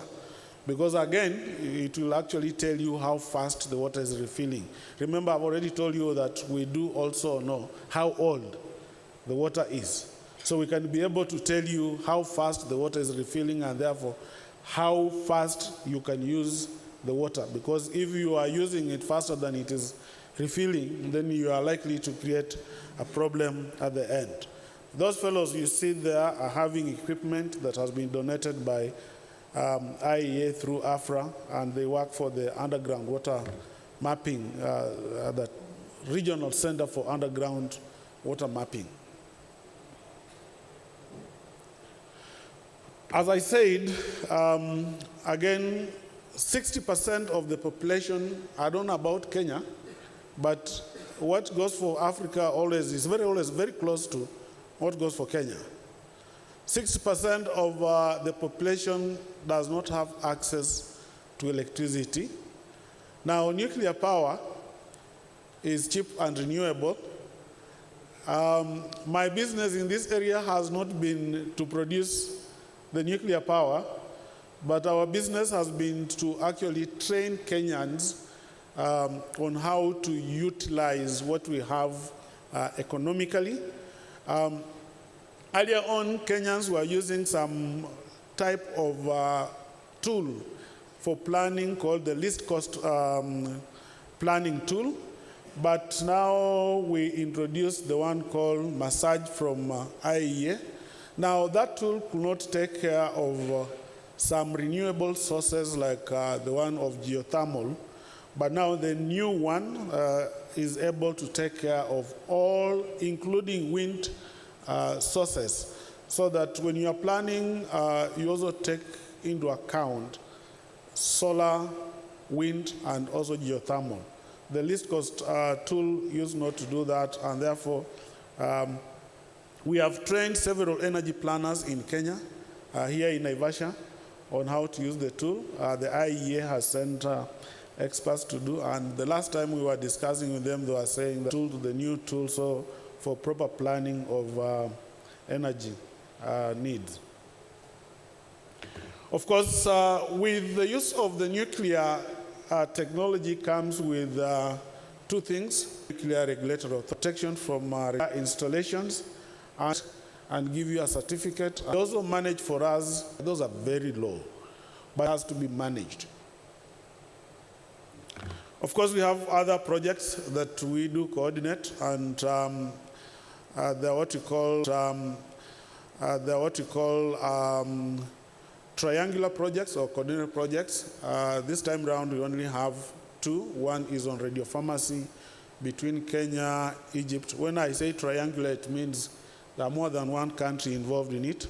So we have one with Kenya, Egypt, and Nigeria in radiopharmacy. And then, of course, we have another one on nuclear instrumentation between Kenya and Algeria. That should be at the University of Nairobi Institute of Science Technology, Institute of Nuclear Science and Technology. Others are in the use of nuclear technology to control plastics, especially in the marine, and that is based in Kemfree, Mombasa. And of course, we have one that we are learning if ever we are to discover uranium in Kenya, how are we going to handle it? I've talked about capacity building, and under this we have several master's programs that are run by AFRA and IAEA. And as I said, several of our teams have been taken to Trieste, Italy for training. Others have gone to South Africa for nuclear medicine, and others have gone to Ghana, Egypt. We are trying to build capacity of at least people who can be able to safely apply the nuclear science and technology. Of course, as I had said earlier on, has it moved faster than me, or?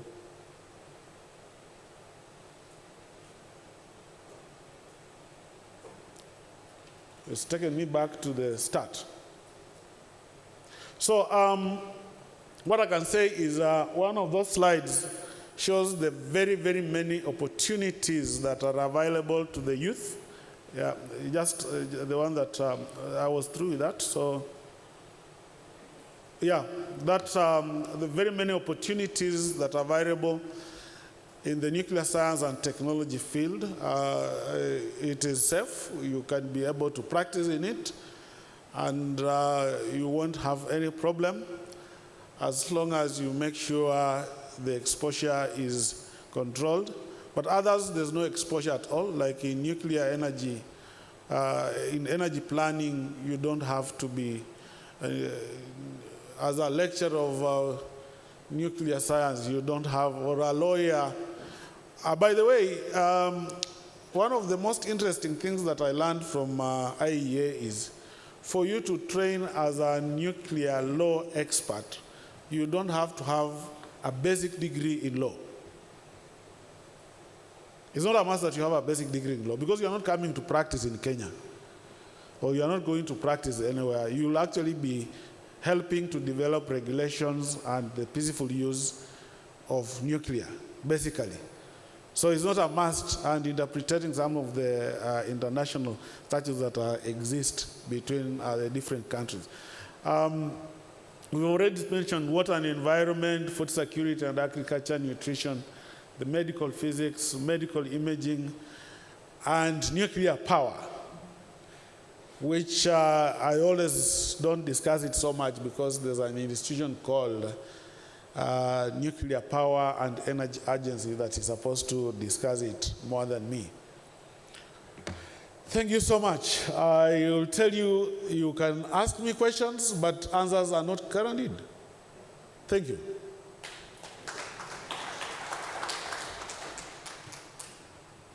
Thank you, Steve. I will see. Questions, we got 10 minutes. Any questions? I think nuclear power is making everybody scared. Professor Some, that's an engineering on the other side. I don't know which, I was looking at David, not the other one. You know, there are two Somes sitting next to each other. Though you have to be very careful. And I say Professor Some, I mean David. Question? Okay. Yeah.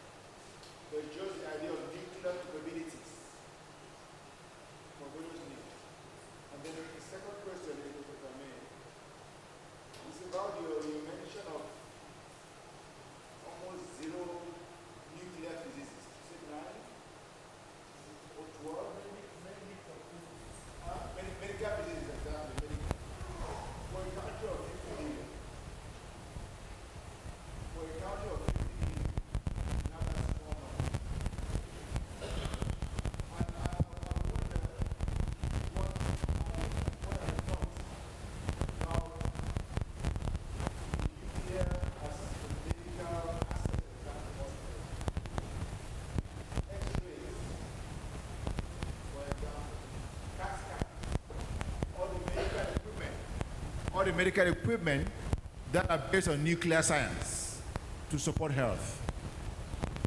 That industry, I wonder if there are any thoughts in that area at all.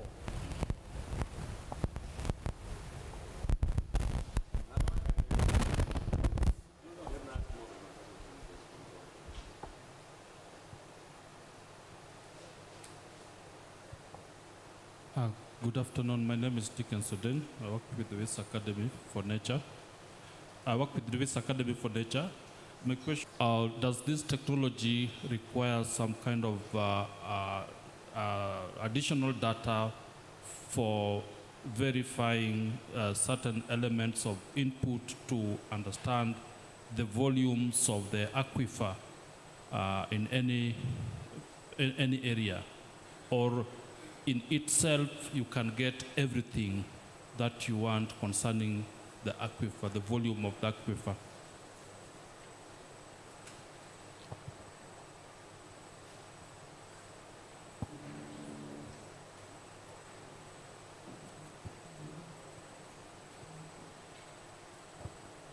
Okay, thank you very much, Dr. Situma, for that presentation.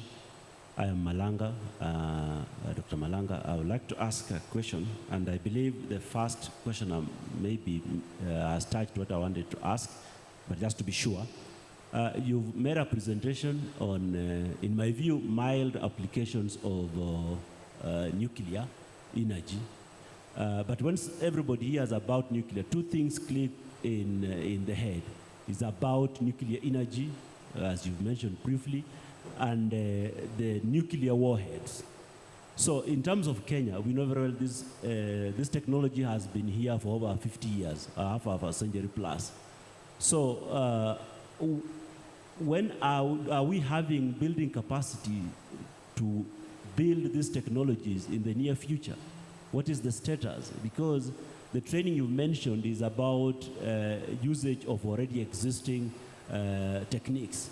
But if we were to remain on this other loan as Kenya, do we have capacity to develop these technologies? Can we create a nuclear warhead?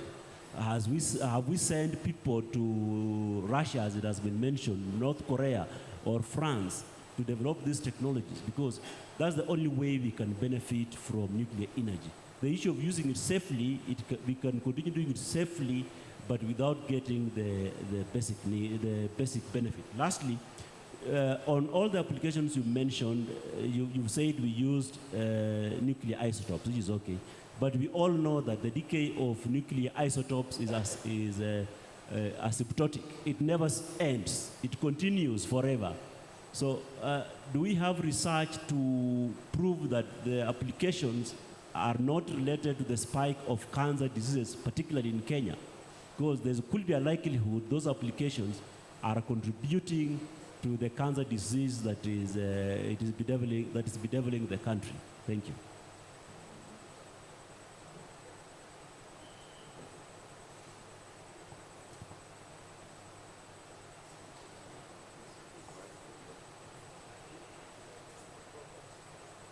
Now the others saw me too. That saw me too. Saw me too, yeah. The saw me one is done, now saw me too.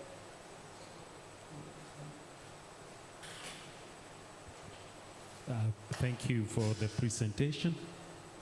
I'm a medical doctor by training, so I do appreciate the risks of improper disposal of nuclear material. My question is, nuclear power plant accidents do happen. Is Kenya considering having a nuclear power plant for electricity generation? And second question, what's going on in Lamu? It's good sometimes to get the correct information. Thank you. Go ahead and respond now. So I think I'll start with the last one. I've already explained, sorry, Prof, that we actually having what we call milestones in achieving nuclear power energy, but it's driven by the NUPEA, Nuclear Power Agency, that is in the Ministry of Energy. They have done some good work including capacity development. And as you saw when I flashed the screen here, there are so many opportunities in that area. So for matters nuclear power, it is NUPEA that is driving that is driving the agenda. And what I can say is that as somebody who has been involved in nuclear issues, I want to say that apart from the aviation sector, the next most safest sector is nuclear. I don't know if you see the level of stringent safety measures that are put into aviation. Yeah? The next level, the next sector that is actually regulated so much is actually nuclear. You can count how many accidents have happened. They are far apart. And I can assure you that if we do set up a nuclear power in Kenya, it's going to be safe. There's so many. He talked about the one in South Africa. If you go to that plant, there's so many levels of security and safety. Security means they're securing the plant. Safety means they're making sure nobody from outside gets into it or gets affected by the radiations by accident or by what we could call intentional. So they always put in place very, very stringent measures for you to be able to run one. You mentioned Lamu. A study has been done to identify where the likely place to actually put a nuclear plant in Kenya. And of course, they always look for a less densely populated place, but majorly it must have a good source of water for cooling the plant. And one of the areas that were surveyed was actually in Kisumu or Nyanza region, Lake Turkana, and of course the coastal region, and they settled on Lamu. The issues surrounding that is that sometimes misinformation runs faster than the real information. So what we are having there is a few people who are running around with misinformation faster than the correct information. Yes. That's number one. If I can go back to the first question, is that yes, we do have, as Kenya, we have a policy on nuclear science, nuclear energy, that was developed in 2019, and it actually ended up in an act of parliament that established NUPEA and the Kenya Nuclear Regulatory Authority. If you listen to Professor in the morning, he mentioned that when he was in IEA in charge of the African region, he was coordinating almost all African regions, all African countries. So nuclear science and technology is being applied in all African countries. All of them. They have at least some piece on nuclear science and technology. Of course, some are more developed. We can look at Egypt. It even had a research reactor, which it was using to produce radioisotopes for treatment. And by the way, of their well-managed, especially that are good. So using, using the new or treatment. I told you, I've said they are joining from or treatment. I told you, I've said they are joining from up to Form 4. So again, whatever, in accord with a master's in physics and Wanjala left narrow it is. That's a progress of we work 100 million on it. Water. Of course, we have other techniques. I there's a gentleman called Murunga. I don't know if he has arrived. Is Patrick Murunga around? Patrick Murunga is from underground water mapping. They have other techniques, of course, that they use, including the magnetic. You know, that wire, long wire they are using. You know, there's so many. If you can put the screen on underground water mapping, then I can be able to. Are you able to put the screen? You can see there's different techniques being used. It's not only one technique that is used. And sometimes we combine more than one to actually quantify the amount of water that is down there.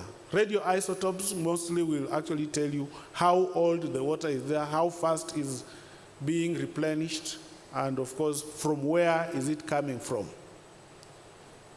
I hope I've tried answering that question very clearly, that it will tell us how old the water is there, how fast is it being used, and how fast is also being replenished, and from where. Where is the source of this water? The question on nuclear energy, I thought I tried answering it. For one, we have already signed up with the IEA, so we are not allowed to develop a nuclear weapon. We are only allowed to use peacefully the nuclear science and technology. And our business is to develop capacity so that we can be able to use it peacefully and be able to alleviate the livelihoods of Kenyans. So we are not going into building a nuclear bomb. South Africa had it and it was decommissioned. That was the only country on this continent that had nuclear weapons. These others, we are just only using it for research and to benefit the society. I don't know if I've addressed all the questions. If I've not addressed, we will have a cup of tea, then we can be able to discuss further. Some of these projects all these projects are housed in Nakosti.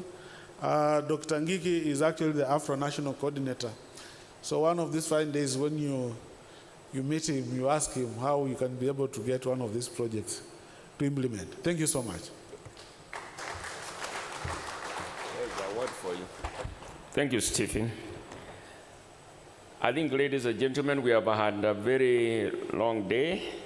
We are coming to the end of today's deliberations, presentations, discussions. We still have tomorrow, and these guys are all here. They are going nowhere.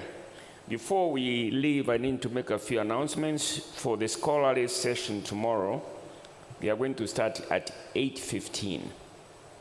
So they'll meet at the Hall B, where they have been the whole day today. And for the rest of us who are coming for the main sessions, we'll sign in at 8:30. And our first presentations will be at 9, chaired by the one and the only Professor Marlborough Imbuga. Should be the chair tomorrow morning. Let me take this opportunity to thank you all. Have a lovely